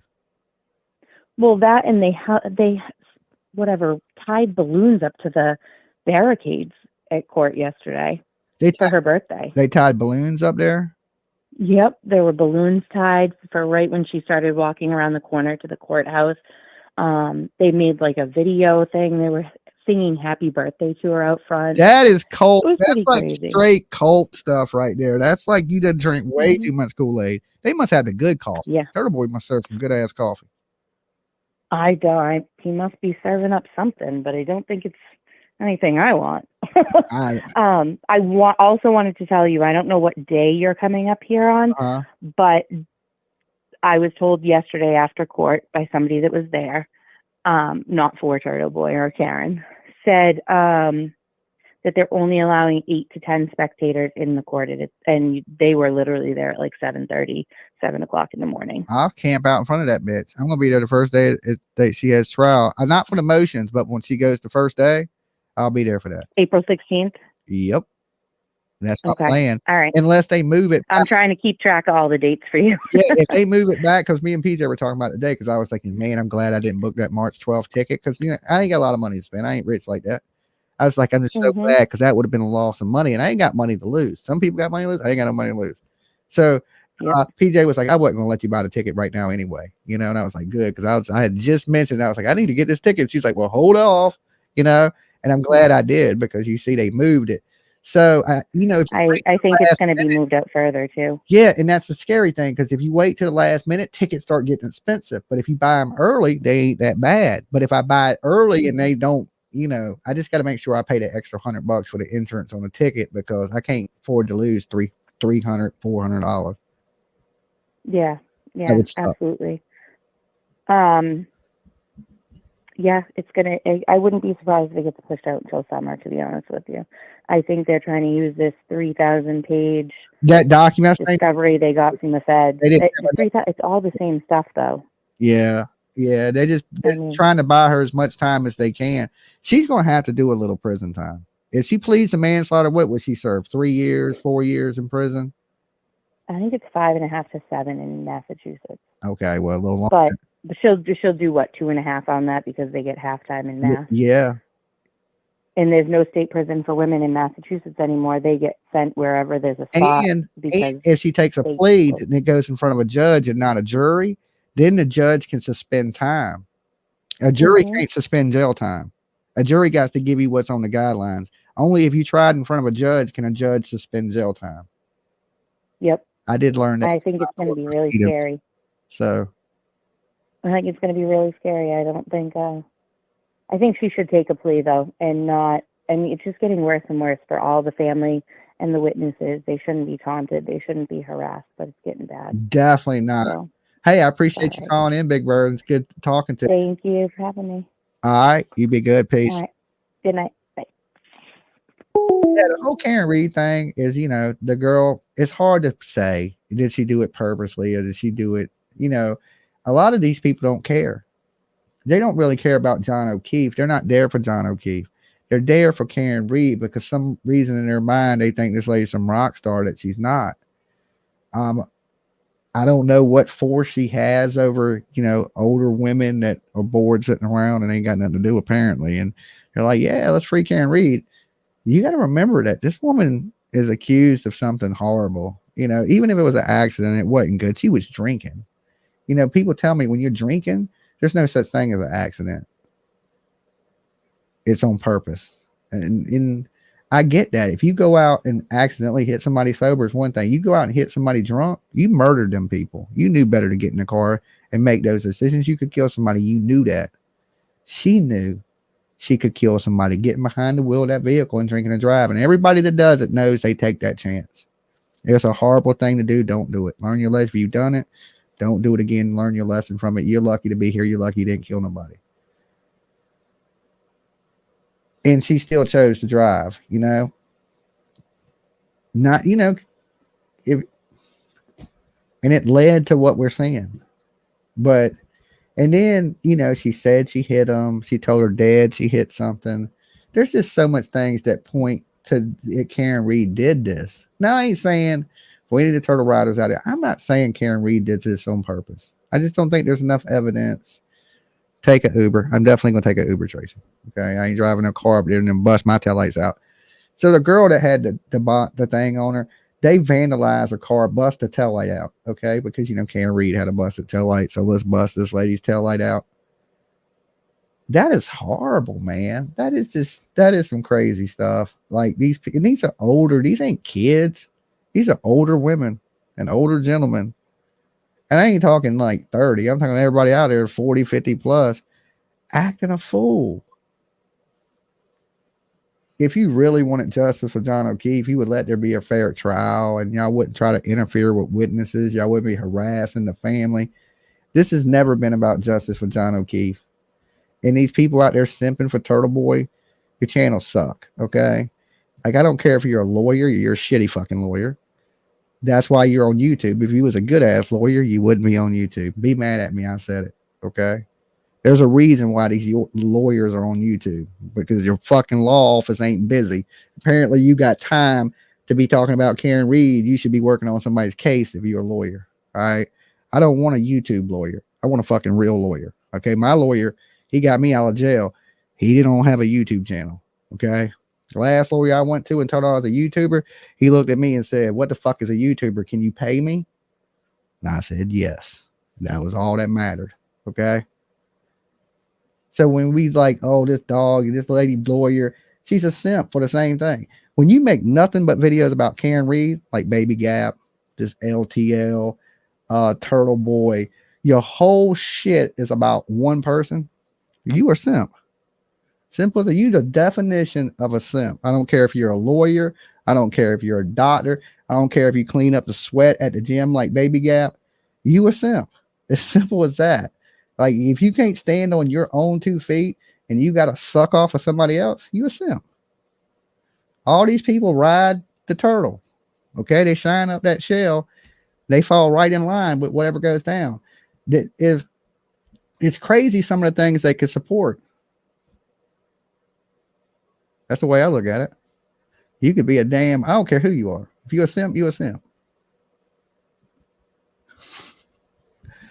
And you people that are out there, when there's, you know, justice for John O'Keefe is justice for his mother. It's justice for his brother. It's not justice for you. It's not justice for me. It's justice for his family. We didn't know John O'Keefe. Okay. You know who deserves justice? That family that y'all were out there fucking with, they deserve justice. Not you out there holding a sign, not you screaming free Karen. Hey, Karen, you don't deserve shit. That mother that flicked y'all off today, that's the woman that deserves justice. That's the woman y'all should be rallying around. That's the woman you should be cheering when she walks up, hugging her, comforting that woman that lost her fucking son. But no, y'all are in a cult. Y'all drink the Kool-Aid. I don't get it. I just do not get it. Poor lady to have to deal with that and to hear that shit. It's insane. When the mother is out there saying, how do you go against the mother, okay, of her son? You out there with a sign that says justice for John O'Keefe while you screaming free the lady that killed her son. Make that make sense. You got some weirdo, goofy ass dude stalking families, saying the most stupid as shit. Damn, not even with the, you know what, guy, my favorite thing Mello said. My favorite thing Mello said was he didn't care about his kids at 3 a.m. Google search that, okay? Google search that. Did he care about his kids at 3 a.m. when he was with his mistress, putting his hands on her on Christmas instead of being at home? Then he gonna get locked up talking about I miss my kids. You didn't miss them bitches on Christmas. Okay, you weren't there for your kids on Christmas. You worry about some other chick. And the baby you done knocked her up with. You know, it's insane. And then after that, they're like, oh, he's being railroaded. Turtle boy. We're fighting for our First Amendment rights of freedom of speech or freedom of the press. And no, you ain't. You're an idiot. All right. You're doing idiot shit, harassing people. Did you ever seen any press act like that? I mean, can you imagine court TV showing up like that? You imagine like Law and Crime showing up like that? The dude, you ain't a journalist. He literally told somebody when he got out of jail, the Grant guy, because you know he don't like Grant's opinion. He tells Grant, I ain't gonna answer your question. You ain't a real reporter. Well, what makes you a real reporter? You the same thing as he is. You're internet Dolly. Dolly. It's Jamie from Indiana. Hey, Jamie, what's going on? Hey, I just heard, I was listening to you from the background. I heard you say freedom of speech or this, that, and the third. I think what these people fail to realize is we all have a freedom of speech, but that doesn't exempt you from the consequences because of the speech. Yeah, I agree that you can say whatever you want. Just don't say it around. Right. You know what I'm saying? Just don't say it around. But there's still consequences. I mean, you can say it, but that doesn't mean freedom of speech implies that you don't have consequences for what you're doing or your actions because of the speech. Well, yeah, I agree. Like if you got out in the crowd and started screaming, threatening things, you ain't got the right to say that. Right. You know? I mean, you can say it all you want, but you're still gonna get in trouble. Yeah, you're gonna get in trouble for it. You know, There's still consequences. there's still consequences for what you say. Yeah. So it drives me nuts when people are like, freedom of speech, freedom of speech. I'm like, you're right, but there's still consequences behind the speech. Well, we got people out there that think they're journalists that ain't. Like I show up and cover stuff, but I'm not. Not just journalists. I never. They're not just journalists; they're award-winning journalists. World-winning journalists. But I've never seen one time, and I've covered the same thing. I've never said one time I'm a journalist. Here's my press pass. Here, you know, I've never. I don't think I'm a journalist. I'm a YouTuber. I just cover stories that interest me and my view. Those are attention-seeking journalists. That ain't a journalist. I think a journalist is somebody who goes to school for journalism. Is a journalist. Right. You know, I think, you know, a doctor is a doctor because they want the school to be a doctor. Unless you're. I agree with that last caller. You just say you're a doctor. He needs attention. That's why. It's definitely an attention thing. I just thought it was a big ass scam because this dude went from like sports to he cares about police corruption. I don't think he gives two shits about police corruption. No, he just seen that's where the money was at. But I think at this point, it's an attention thing. And I wonder if he's going to be allowed to sell free Karen Reed shirts anymore. Oh my jeez. With Karen Reed not getting a cut. That is the craziest thing. That's what shows right crazy. there. It's a scam, right? Or his family. Nobody but him got it. That's what's weird. I'm going to They'd be like me going out here and selling Dolly Vision shirts and be like, hey, this is he me. starts selling Dolly Vision shirts. He's going to be in court. Okay. You know what I mean? That's crazy. Why would oh yeah. Yeah. But they ain't worried about little him. I'll have your ass up in court in 20 minutes. I got the money to pay a lawyer. I'll be like, I'll dig it up. You know what I'm saying? Yeah, not me. I'd have to hide. I'd have to run. I'll be done pay the lawyer to sue his ass. You sell some shit with me. I definitely wouldn't start a protest outside the courthouse, that's for sure. But I'm going to show up there with some free Karen Reed hoodies for sale. Well, let's get warm, some right? T-shirts, okay? I want to go so bad. They'll have a turtle on them. It just won't be his turtle. Be a different turtle. Hey, we got free Karen Reed shirts with a different turtle. The new line. Got them right here. How much is he selling his for? $59.99. Mine are $35. Get them while they hot. And then on the other side, put like jail bars, and underneath the jail bars, make it say Turtle Boy. We're gonna go out there and sell bootlegs at the Karen Reed shit. Like they do at concerts in the parking lot. You know how you lead a concert and you got the dude out there with the shirts for $15. The little merch tents, yeah. Yeah, that he done print it. That's what we're gonna do. Or it should just say knockoff free Karen Reed. Yeah, knockoff. That's the brand. We put it like on the very bottom, just knockoff. Just write knockoff on it. Just fucking go write it up there with magic marker and sell them. Yep. Wash it one Well, time. you have a good one, Dolly. That was driving me. It always drives me nuts when I hear people getting in trouble. Well, freedom of speech. No, it's not. Yeah, well, you can say what you want, but there is consequences for your words. Right. And you know your tongue is a sword. That's right. It's a weapon. So. And words cut the deepest. That is true. You be good. Stay safe. You too, Dolly. All right. PG. Take it easy. All right. Peace. All right. Yeah, I mean, look, this man, like I said, he told a man he wasn't a real reporter. Well, what makes you a real reporter? You know, there's a lot of YouTube reporters. You know, I do similar things, but I try not to harass people. You know, I'm a pretty decent human being. I don't stalk people. I don't be looking in their windows. I don't do that shit. The only thing I ever did is got in an argument with Billy Joe. I told her one time, like, you know, this baby be alive if you hadn't adopted it. And she went the hell off. I thought that lady was going to whip my ass. I was like, I'm about to get beat up by a biker bitch on YouTube. Okay. So watch what you say, because your words got consequences. Okay. I knew that when that big ass biker woman was like, you're messing with the wrong one, son. I was like, I might be, because it ain't gonna be a good look to get beat up by a woman on YouTube. Okay. It's just I don't know how you paint it. It ain't coming out pretty. Okay. But luckily Billy Joe didn't stomp a mud hole in my ass, and I'm still here. Okay. But what I said to her was truthful, and that's why it cut her so deep. Like, she didn't get mad at me about nothing else. That shit made her mad. So I was ready to duck. No, don't worry, guys. I was in defense mode. Right when she came up mad, I was like, all right, let me get my duck game ready. Right, I'm thinking to myself, is she right-handed? Is she left-handed? So I know which way to bob and weave. Okay, but I wouldn't harass her. You know, I wouldn't follow. Well, you know, I did go to where they were at that damn hotel, but that was different circumstances. They were hiding their damn dead baby. Under any other circumstances, would I harass the family of a victim? I don't even think I was harassing them, but the stuff he's doing is just insane. It's just insane. And, you know, I always just said to myself that, you know, this is a money thing. He's doing this for money. And you would think he would cash out, right? Before he gets sued and lawsuits hit him and things like, if it was just a hustle. But I started thinking maybe it's more than a hustle. I think he has some mental illness. And I hate to say something. I like Ernie Shell. I think Ernie Shell is harmless other than to himself. Okay. He has some Ernie Shell tendencies. And if you don't know who Ernie Shell is, Ernie Shell is, he has a computer chip in his brain. Okay. He thinks he's a secret soldier. Not to talk bad about Ernie. I like Ernie. Okay.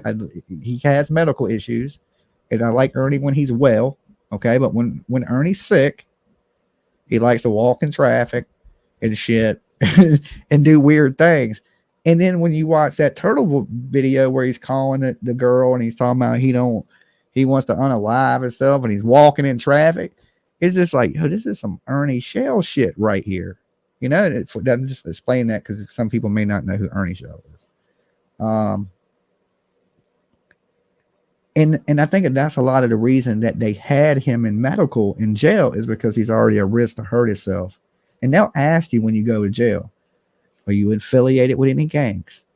Do you think about hurting somebody else or yourself? And if you answer yes to any of those questions, they putting you in a medical pod, or they're putting you in PC, or they're putting you somewhere that you can't hurt nobody. There's two questions you don't want to answer wrong. Are you going to hurt anybody while you're here? And are you going to hurt yourself? You answer one of those two questions wrong, you're going to be where Turtle Boy was at the whole time you there, in a fucking sitting there with nothing, nobody to talk to, nobody to interact with. The guards come up to the window about every 15 minutes to check on and make sure you don't unalive yourself. That is probably the worst way to ever do your jail time, because, you know, as human beings, we're sociable creatures. We got to have people to talk to, you know, and believe it or not, everybody that's in jail ain't a horrible person. There's some actually caring people in jail that just fucking made a bad decision and got locked up. So sometimes when you're down, there's people in there that actually try to cheer you up. But if you're in a cell where you can't talk to nobody, joke with nobody, or nobody try to lift your spirits, even in jail, it's important to get your spirit, you know, because, you know, it's gloomy, especially if you shouldn't be in jail. You know, everybody that's in there ain't the worst people in the world. Some are monsters and some just fucked up. You see so many people in jail especially in Virginia. I don't know how other states work. Mostly people here are paying for child support. You don't pay child support here, they lock you up for 90 days. And then they give you 60 days to pay it. And then they lock you up for 90 days again. So you'll see every 60 days that some dudes just be in jail. Like, where'd he go? Oh, he's paying his child support. What do you mean? Oh, he's in jail. That's what they call paying their child support around this bitch. He paying his child support. Like, what? He go down to the office and drop off a check? No, he's in the jail. That's what they be like. They put your ass. If you don't pay your child support around in VA, don't think it's a joke. Have a baby think you ain't paying no child support. Your ass will be sitting right up in jail here. They did not play that shit. And then they hit you. Like, my buddy has this problem. He has a kids, and he has, you know, so he's always paying child support, and they'll try to lock him up over the littlest, you know, miss a payment. Your ass will go to jail here. You don't want to miss your child support payments. And then once you miss a payment, they add all this interest onto it. And then then you start, it accumulates all these back bills. So I got this buddy that's always having problems. I think his kids are just about to turn 18. He's about to make his last payment or something, but he's always worried about, hey, they're going to put me in jail. They're going to put me in jail. So he's always scrambling to make these child. Don't have so many kids, you know, don't have a bunch of kids. If you can't afford kids, don't have them. Okay. Yeah. Crime. Virginia don't play. You don't pay. There's more dudes in jail for child support around here than, like, when I was sitting in there, and I was in there for destruction of property. I don't have no shame in the game. They were like, what are you in here for, dude? I didn't pay my child support, man. I'm 4 years behind or something. You know, it'd be something crazy. You know, I ain't made a payment in 6 months. They locked me up, you know. So they'll end up locking you up. They do all kind of weird things here in Virginia. They'll take your driver's license. Like, how are you supposed to get to work to pay your child support if they take your driver's license for not paying it? You know, weird things like that. So how are you going to pay the shit if you in jail? So then they put you in jail for 90 days, right? So then when you get out of jail, you 3 months already behind again. And then you got 60 days to pay that, or they lock you up again. And here's the thing. The dude that's always scrambling to pay his child support, now the mama constantly getting locked up for not paying child support because the grandparents have the baby. So they don't even owe each other child support. The grandparents raise the kids. So each one of them owe the grandparents, their parents, money for the kids. So my buddy, he pays his, he scrambles his ass off to pay it, right? I remember times I've loaned him the money to pay his child support. But his mom, his baby mama, she's like a partier, and she's like fucking 3 years behind on child support. And believe it or not, it's her own mama that she owes child support to. And her own mama keeps locking her up because she goes down there and says she ain't made her child support payment. So every time I hear about the girl, she's in jail for not paying child support. And to myself, I'm thinking, okay, well, at least they fair. If you're a woman and don't pay child support, they locking your ass up too. It ain't like they're just doing it to men here. If you're a woman and don't pay your child support in Virginia, you going to jail too. Then I didn't feel so bad about the law. I was like, okay, well, this is even around the board. You don't pay, they don't play. You know what they say? It ain't no joke if you don't pay that note. Let's jump over to the Karen Reed stuff before I forget. I've been trying to go through segments, and I'm going to keep the Cody one real short tonight, so that way I ain't up here all night because we still got a little bit to go through in the Karen Reed stuff. The court date is coming up the 4th for Cody Bigsby. Cody Bigsby came missing a year and a half ago out of Hampton. They call it Buckrow Beach area. His dad asked to see him. Hold on. Dolly. Dolly, yo, what's going on, man? What's up? What's up? Who's this? Where you calling from? This is the Holly Weirdo from California. What's up, Holly Long time Weirdo? It's been a while. Right. It's been a full year, I think. What's good with you? I'm good. I'm glad to see you still getting bigger and better hamburgers every day of the week. I'm trying. I'm doing my thing. Send your boy a pastrami sandwich. Forget the hamburger. I mean, you step your game up to a Philly cheese. A Philly cheese. I ain't at that level yet. That's boss. When you Philly cheese, that's boss level. I'm barely at the like double stack. You know, when I can go, when I can get full Philly cheese, you know, that's when I feel like I'm big time. Don't blow my head up now. Right. No, you getting there. You're almost there. We need a primo Philly cheese, by the way. I can't even stop at Chick-fil-A yet. When I get to the Chick-fil-A where I can be like supersized at on the Chick-fil-A, that's boss status. I ain't even got time for that. Yeah, you got time for that. I feel you. That line too long. He said that line too long. That line, I just drive by it. I can't afford that shit anyway. Yeah, I ain't even got the time for that. I can't afford Jesus chicken. That God chicken is too valuable. I just eat that fake ass meat at Taco Bell. Oh no. Oh, no, I no. don't really eat Taco Bell. I can't stand Taco Bell. I'm just messing with you. Right. I am enjoying how you're just hopping all over the place. Well, the whole yeah, child support situation. Yeah, I know a dude. He's got 3 kids, 3 different baby mamas.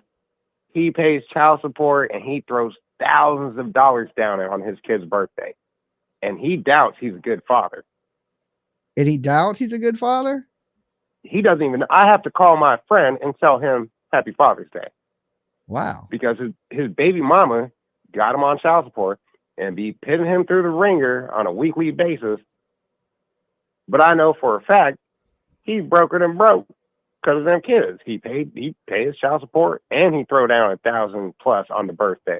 Yeah. Well, it costs. Christmas. It costs to be a parent. You know, you got to prepare yourself for that when you decide to have a kid. That hey, this kid is going to be expensive as shit. My daughter's 23, and she still costs me a ton of money. She's always needing something. Dad, do you think you could stealing burgers right out your pocket? Yeah, that's why I can't stop at Chick-fil-A. If I didn't have a kid, I could stop right at Chick-fil-A. But I decided to be a father, so I'll skip Chick-fil-A. You know, right, yeah. Back down to chicken nuggets. Yeah, we back down to Chicken Nugget Tuesday. Yeah, oh well. We back down to we ain't even got the $1.99 value meal anymore. Everything's $12. But look, I appreciate you stopping in. I'm glad you're hopping around on all these extra cases, like the running dude over my car. I'll be like, yep, I did it. He fucked up. Sorry for cursing. You good. You get one anyway. And then the other 2, was it these poor little missing kids everywhere? How you going to stop dropping your kids off with these random weirdos? I know. I don't know what's up with that. That's a new thing these days, you know.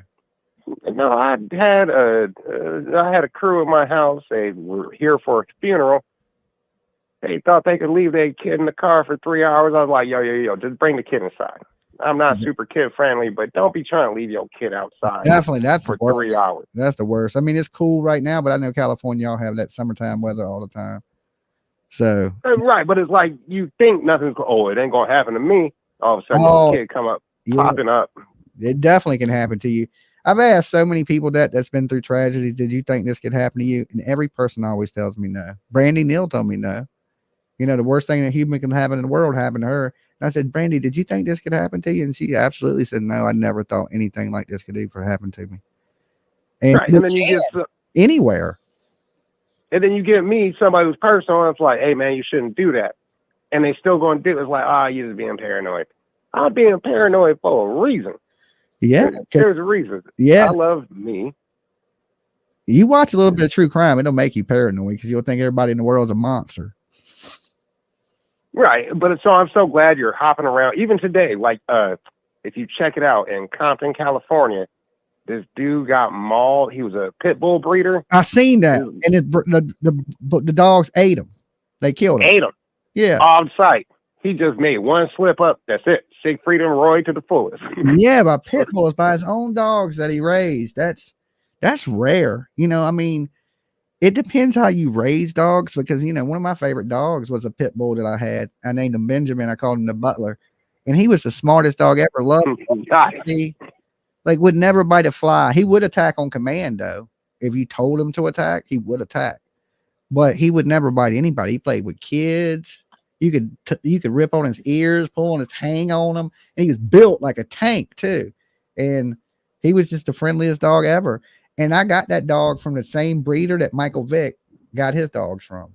Oh, hell to the not. Michael Vick trained his dogs to fight. I trained my dog to be a big old baby, and my dog was nice as shit. I've got a pit right now. I was babysitting a pit for like 2 months. I had a Belgian Malinois, and I'm really a cat person. I'm a kitty cat person. I like cats. I don't do the cats. That's PJ. PJ's a cat lady. Yeah. I'm trying not to turn into it. Yeah. And so, but it's like, I'm glad that you're hopping around on all these subjects. That's necessary in America. If not worldwide. Y'all need to watch out for that. All right. Because they tripping. All right, Holly Weirdo. You be good, man. I'll talk to you later. Send him some Philly cheesesteaks. We Send need to us up the Philly. game. We got to up the game. That is right. Hit the like button. All right. Be Hit good, it. homie. Peace. Peace. All right. Let's do this for a minute so we can jump into a little bit of this Karen Reed trial. Okay. Or her motion hearing from the other day. I just want to give you all the info. Just give me a second to grab me a drink.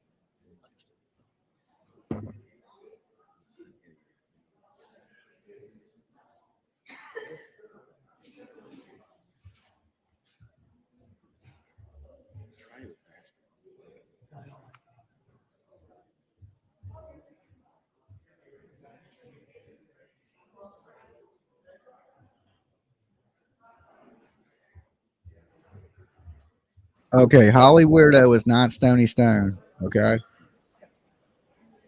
two different people for sure. They sound different too. You know, I'm a voice expert.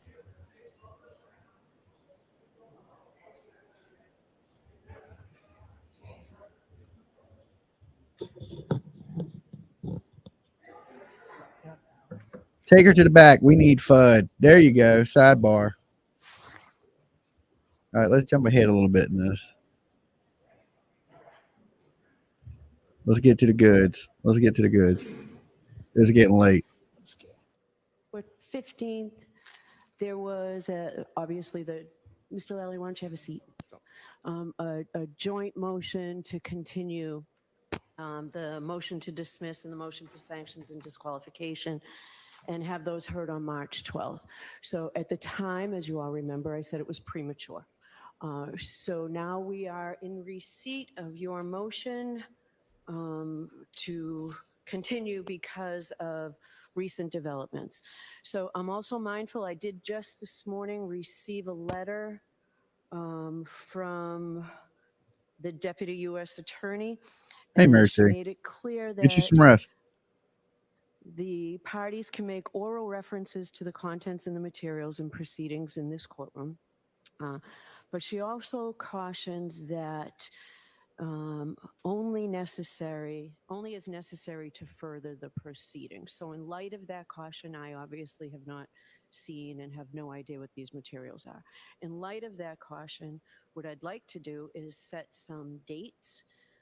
I do agree that we can hear that motion to dismiss and motion for sanctions and disqualification. So I'd like the parties to, it says you received the information from the U.S. Attorney's Office on February 21st. And I know you outline in your motion that it's very voluminous. That's correct.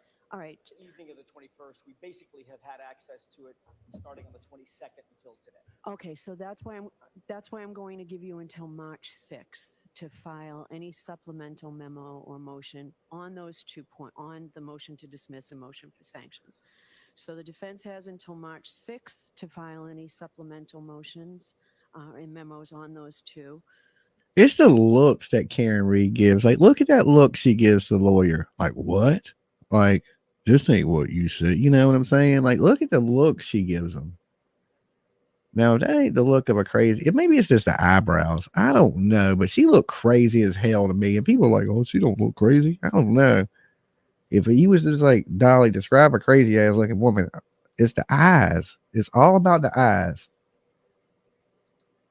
The DA has until March. And the looks and her reactions, you know, like her smug, I'm better than you, how she carries herself, kind of. I just, it irks my nerves. March 11th to respond. And on March 12th, we'll have.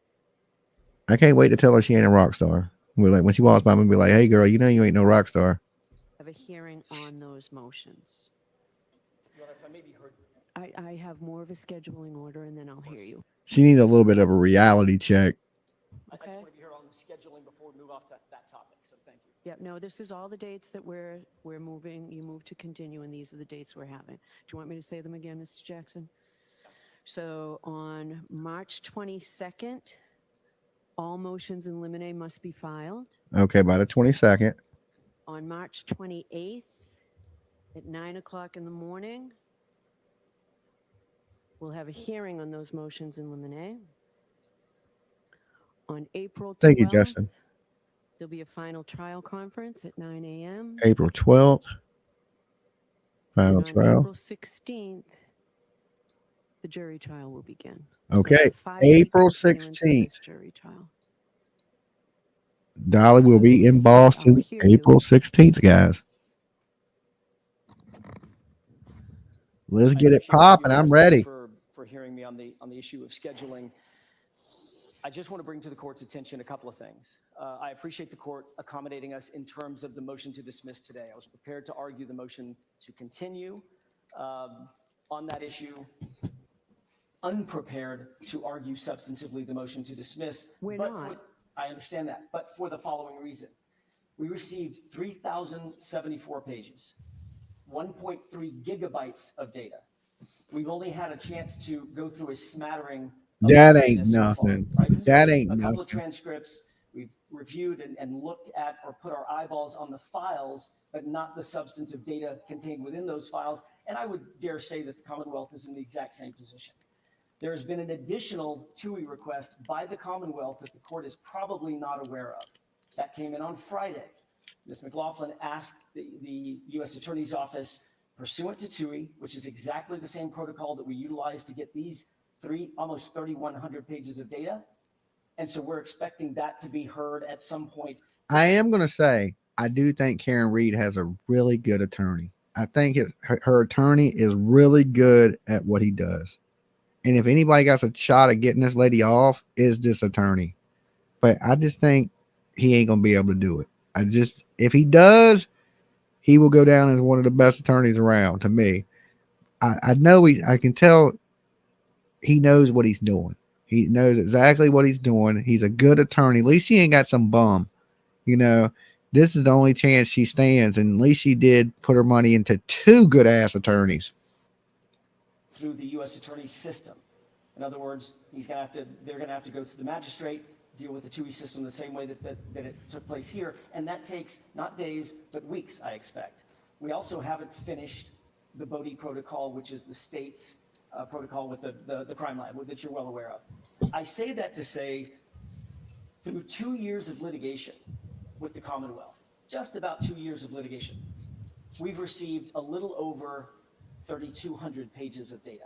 I just want you to know, guys, whoever that is breathing into a mic is not on my end. That's them breathing. I don't breathe that heavy. It's like whoever the fuck's breathing. In one day, the defense was given 3,100 pages of data, and none of it appears to be duplicative. All of it is brand new, and all of it, Your Honor, appears to us to be exculpatory. The schedule that the court has suggested, although I'm mindful of moving this along, I can't do it in violation of my client's due process rights. I can tell the court there is no possible way that we'll be ready for,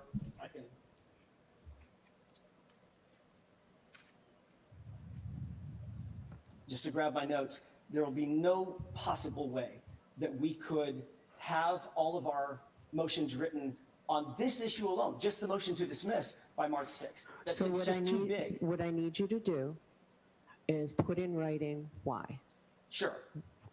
All Sure. right. I can tell. I am very mindful, though, where the U.S. Attorney says we expect, of course, that the parties will disclose orally the materials in court only as necessary to further the proceedings. So put something in writing, get it to me by this time next week as to why you cannot be ready specifically. But I'd urge you to use that time getting ready. All right? Damn. May I have just a moment to confer with Yes. counsel? She said, use that time to get ready. Look, Karen Reed knows I'm going to jail sooner than later.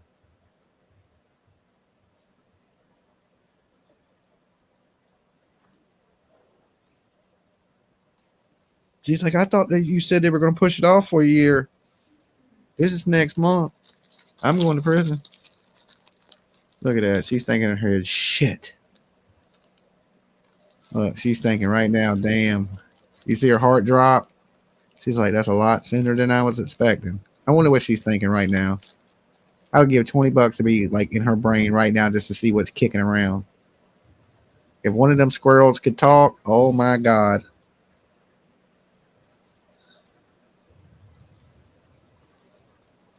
Look at that look. Look at that look. Look at them crazy ass eyeballs. That quick chat.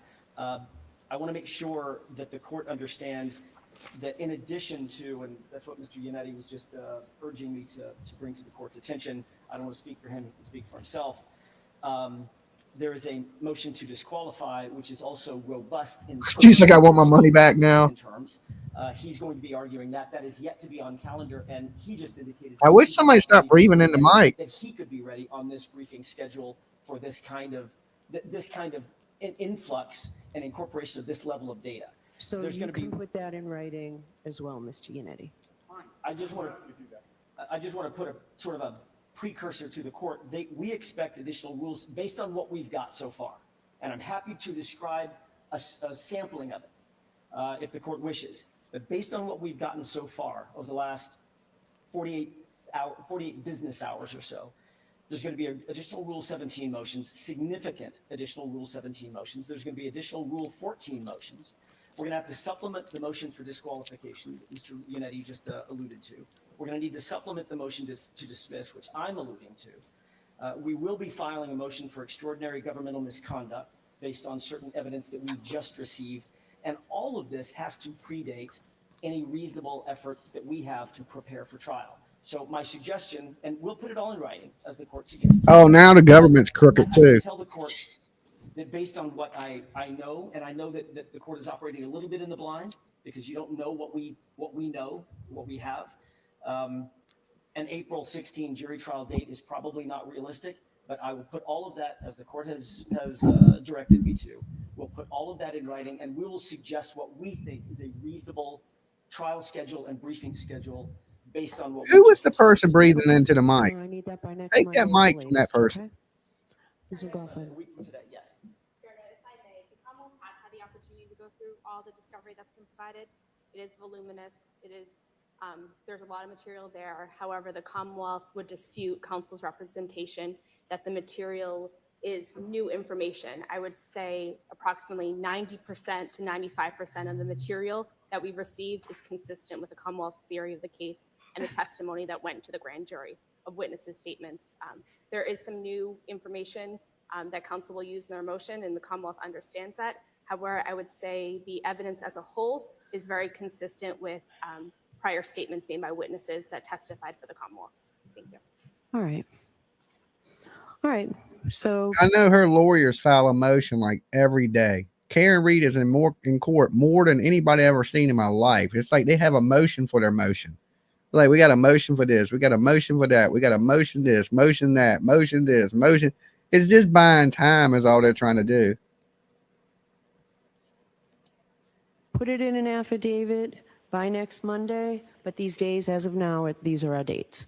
Okay? I want to make sure I got the dates, all the dates that the court indicated. March 6th for the motion to dismiss. To file any supplemental 6th. memos on the motion to dismiss and the motion for sanctions, disqualification of the district attorney's office. The next date, March 22 for motions, all motions in limine. Yes, for filing all motions.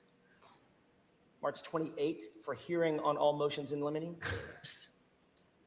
April Judge 12th, ain't giving her no last- time. I mean, she gave her a little delay, but you know, usually in courts, when you get a delay, it's fucking 6-8 months. They delayed her court date 5 weeks. That is nothing. Okay. They're like, okay, you get an extra month of freedom, lady. And then you're going to do a good 5 hard years in prison. You know, you can be somebody's girlfriend for 5 years. It won't kill you. Readiness conference at 9 a.m. Yes. And April 16 for jury trial. Yes. Okay.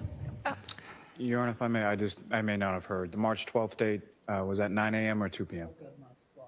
March 12th. March 12th, we can go at 9 o'clock and we can take all day. So, all right. Your Honor, what are the dates for the Rule 17s that we anticipate filing, which are we expect are going to be voluminous? Why don't we do those on March 12th as well? Okay. They're going to do everything on the 12th so they can be ready for jury on the 16th. You know, I'm being there for the 16th. We have the calendar that the court has suggested, and we'll file our papers by Monday. Great. We'll see you on the 12th. Thank you. 5 weeks until trial. Them 5 weeks will go by super quick for us. They'll go by a little bit slower Short for her. recess. All rise.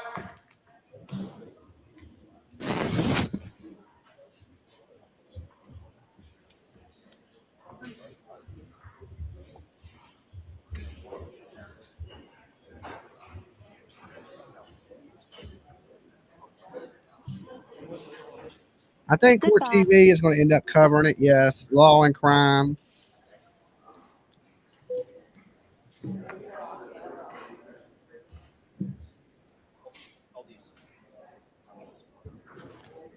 Well, the jury trial starts the 16th. That's the last motion. That's the last day is the 12th, and then the 16th starts their jury trial. Unless for some crazy reason they delay it. But right up now, it seems like that's the time that it's going to go off.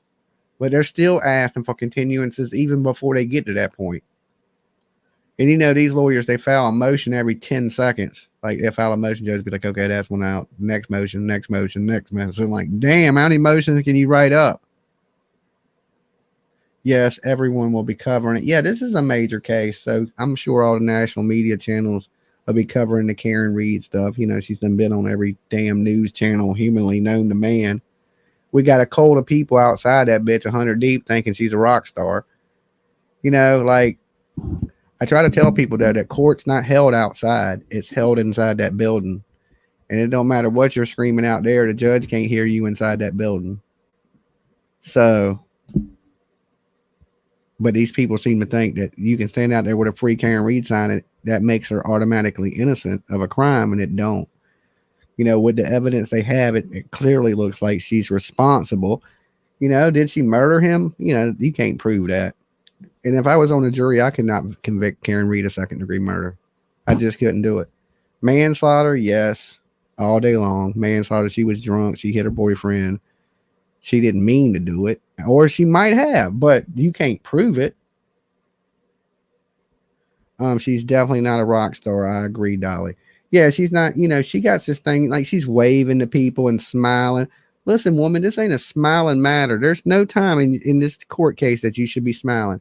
She's sitting there talking right now to people smiling. John O'Keefe's dead. You know who ain't smiling? John O'Keefe. You know who else ain't smiling? His mama. You know who else ain't smiling? His brother. None of them people were smiling. What gives her the right to smile? Laugh and joke. That shit ain't funny. Like that dude laid there and died because you hit him with a car. While you sitting there on vacation and shit. That dude laid there and froze to death because he was drunk. It's absolutely horrible. And but at least, you know, her lawyers are smart enough to distance themselves from this Turtle Boy character, because, like, you know, when she was walking out, Turtle Boy did all this stuff, caught all them felony charges, and Karen Reed just absolutely shit on him. Which, you know, legally I don't blame her, right? Because you got to distance yourself because he's causing so much trouble, and he has the circus is kind of around him. And if you're trying to get out of trouble, of course, you don't want to be in the circus when you go to court. So, you know, she's walking out the courtroom telling people she loves them. And then when she gets right there by Turtle Boy, she don't even look at him. She don't acknowledge him. And her lawyer pulls him, tries to direct her where she ain't even close to Turtle Boy. That look on his face was like of a demon. He had he looked like that preacher I was talking about the other day. Kenneth Cope, or whatever the hell his name is. He had that devil look in his eyes. Like, I bet you when nobody's around and the camera's off, that dude is a horrible ass person. That's just what I think. I don't know. He could be a saint. Who knows? I have a quick question. So, if I'm Mondays and Fridays, and so I think that the jury trial is going to be on Tuesday. When I'm not scheduled for my internship, I still sit right here. Okay, I was just like, Who is Turtle Boy? Well, you probably won't want me to describe the guy. You know what I'm saying? He is a guy that does a blog. That he's an idiot. Okay, that's who Turtle Boy is. Some idiot that is a simp for Karen Reed. And what I'll call court for him was standing outside the courthouse is when simping goes wrong. Okay, when you done did all this for this lady and this lady don't give two shits about you. Right? She would back up her Turtle Boy like John O'Keefe. There's no doubt in my mind. Right? She played him. He, in his mind, he's some dude that fantasizes about Karen Reed. You know, because he said things like that. They're going to sit back together and laugh and be millionaires. So in his mind, he believes he has a chance with Karen Reed. And that's just what this is behind, is some weirdo that's secretly in love with some woman he don't really know. And he's trying to do anything he can to impress this woman like he has a chance, right? Karen Reed ain't messing with you. She don't know you like that. Okay. Thank you for posting that there, Dumpling. CrimeCon 24. Contribute here. Support Dolly. We're almost all the way to our goal. I don't know how short we are, but I know we ain't that short. So thank you guys that have been helping out with getting Dolly to CrimeCon 24. It's going to be good times. It's definitely going to be good times. I'm looking forward to that. He got sucked into that. Look, I thought this man would do his time. He would get out and he would, you know, I knew he would talk shit, but I figured he would do it from the internet. Honestly, I was like, okay, he's just probably going to pipe it down a little bit, because he said he didn't like jail, that it sucked. I've seen him say that. Oh, it sucked. I don't like jail. I don't never want to go back. And then you go right back to doing what you did. I mean, almost immediately, like the next day, he was at the court screaming shit at people. Right, dude. Don't you know that's what got you in trouble to begin with? Like, see, they keep letting him out of jail with no regulations on him, you know, because they don't want to seem like they violating his constitutional rights, because that's what he keeps screaming. And they really need to put these on him, because this will keep him away. And why turn the Karen Reed trial into a circus? If you want a fair trial for John O'Keefe, then let it be a fair trial. But to them, it's never been about John O'Keefe. They just use that justice for John O'Keefe shit. This has always been about Karen Reed. It's always been about money, right? Turtle Boy has made a ton of money off of this Karen Reed stuff. He can't refrain. PJ, you better go to bed. It's 2:00 in the morning. You're going to be dragging ass tomorrow. You better get your ass to bed, woman. Love you. Kisses. But go your ass to bed.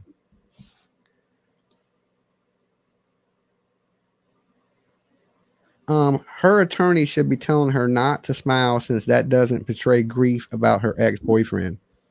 She don't. I'm hoping they have some cool displays and good shows at CrimeCon. Has anyone been to CrimeCon? No, I haven't been yet. This will be the first time I've ever been to CrimeCon. Okay, I did check out the one from last year, the one they had in Florida, and they had everybody there. Nancy Grace was there, everybody in true crime, all the big podcasters, everybody from Jennifer Coffindorfer to you name it, forensic pathologist to everybody that's into true crime and like medical science was there. The who's who. So I'm assuming this year, especially for much as they charge, they better have they better have Dolly there. They need Dolly as a speaker. It would be a good one. Okay. That way I can avoid some of these costs would be great. Just to invite the man himself, send me an invite, instead of me having to pay fucking $3,000 to go would be great. Okay. That would be super great. But I guess I haven't made it to that level yet. I need to write me a book and put it on Amazon. Apparently that's what you got to do. That's what everybody else does. How'd you make it? I wrote a book and put it on Amazon that nobody read, that nobody gave two shits about, but now I got invited. That's what it feels like to me. Like all these experts and shit that like, what makes you such an expert?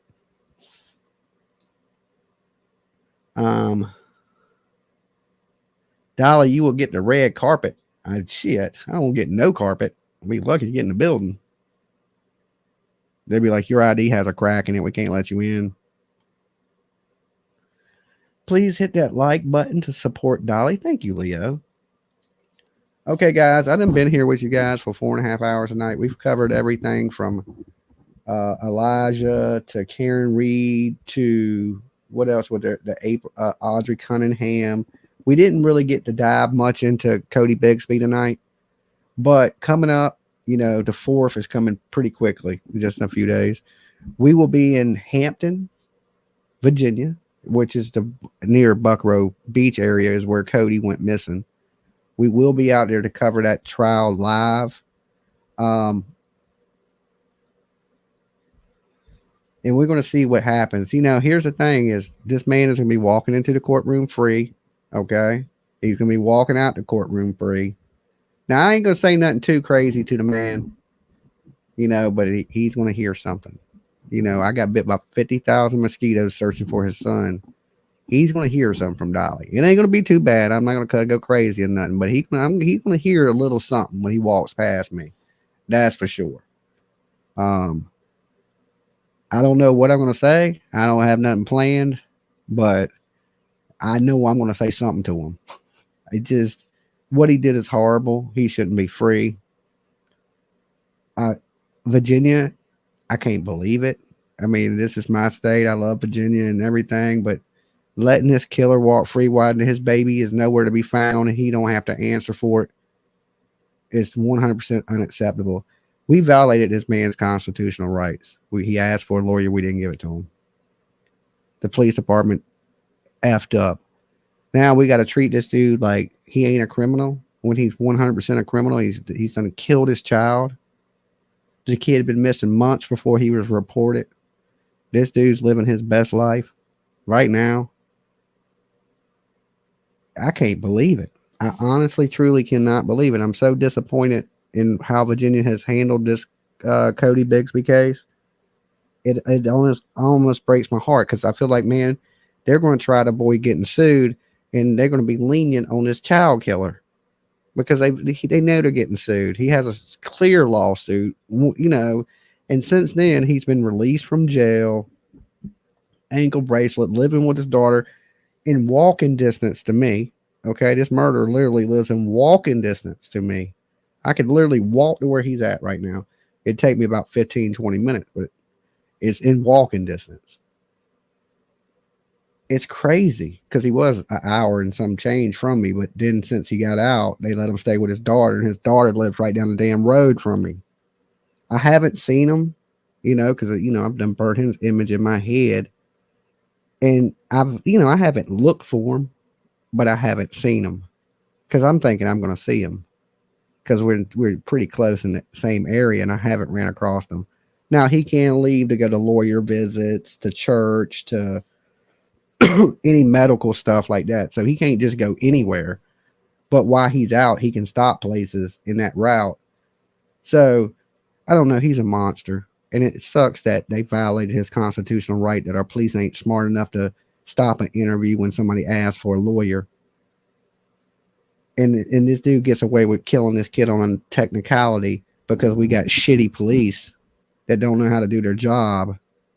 Is bad, you know? And Hampton ain't the best area for far as like, I don't know, the new chief out there, he's pretty new, you know, and he came out quickly and said, hey man, we made a mistake. We violated this dude's constitutional rights. But that still don't mean he ain't responsible for, you know, the disappearance of his son. And next thing you know, judges are letting him out. He got one of the best like civil rights attorneys. It's horrible. It's what you don't want to see happen in a missing kid case. And now listen, Cody don't get a lot of attention. He's not a blonde-haired, blue-eyed little girl. He got very little news. He gets very little news here locally. Important to share his face because this kid deserves better than that. You know, he deserves better than that. And if any reason this dude walks on a technicality, it sucks for this little boy. And that's no justice whatsoever. And Cody Bigsby deserves the same justice that every other kid deserves in this world. And everybody's going to act like, well, we don't want to get sued. No, you get sued, but make sure he's convicted of these crimes and this man's not walking free. If he can hurt his own child, he can hurt anybody else. That's how I look at it. You can kill your own kid. You can kill anybody. How do we know this man won't hurt somebody else? You know, apparently he has some problems.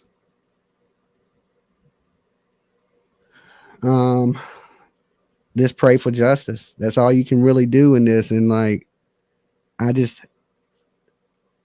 can't just, you know, the police did this shit. He would be in jail right now if it wasn't for the police. And I called it when the police went there in Hampton. I said, look, there's one thing I know about Virginia. They said he willingly went to the police station. Then it came out he didn't willingly go. I told everybody that night that it happened. I said, he's not willingly going. Virginia don't play that shit. You going to jail, bro. And they're going to keep you there. And they did exactly like I said. But he asked for a lawyer. Not just once. Not just twice. He asked for a lawyer 7 different times. 7 different times they denied him a lawyer and kept asking him questions. 7 damn times. Okay, you just dropped the ball on a child killer. Okay, like the worst police behavior humanly. How could you F this up? This dude has killed his child and y'all had just violated his constitutional rights. Like, that ain't the dope dude that had some crack on him and you violated his rights. This is somebody in the middle of a missing child murder investigation and you violate this dude's rights and now he's walking free. Holy shit, Hampton police. Holy shit. Now, I live here, so I can't say nothing totally bad about the police because they might get me. They might be listening. You never know who's listening. But damn, Hampton. Damn. Right? Wow. And you know, the police that did this, they definitely don't need to be detectives. They definitely don't need to be in homicide. Nothing of that nature. Okay. You need to, I ain't saying fire them. You probably need to fire them, but at least move them to like traffic detail or something like that. Because everybody in here knows for true crime, once you ask for a lawyer, that interview is over. I ain't see you cut on any show you want to watch. As soon as somebody, even Kayla wrote down, I want a lawyer. She wrote it on a piece of paper and they stopped the interview immediately. Y'all heard that in court TV, right? They said we had to stop the interview because we asked her to write down her thoughts and she wrote down, I want a lawyer. And right then they can't question her anymore. So effed up. Damn, Hampton, Virginia. Wow. Yeah, I know they dropped the ball a little bit. Got the right person, but just didn't handle things the right way.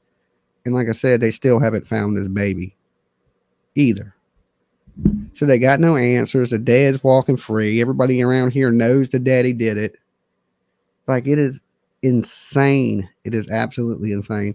So over the next, well, we got a few days before this pops off, but over the next week or so, you're going to hear me talking about the Cody Bigsby case a lot.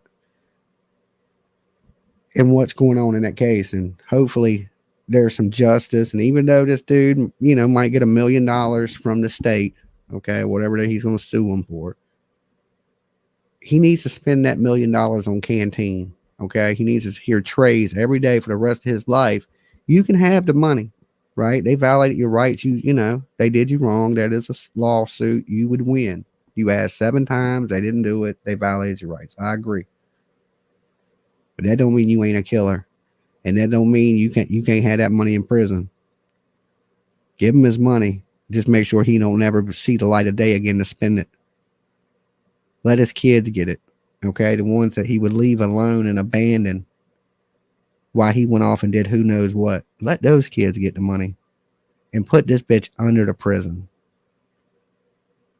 So he may have some supporters there for him in court come the 4th, but he's going to have somebody that's there just to watch him go down, and that will be Dolly.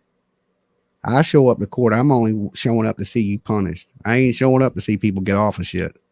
I'm showing up to see the punishment that you get. Do you see this face? You there? You see this one in your courtroom like Kayla did? Just know I'm there to see you get punished.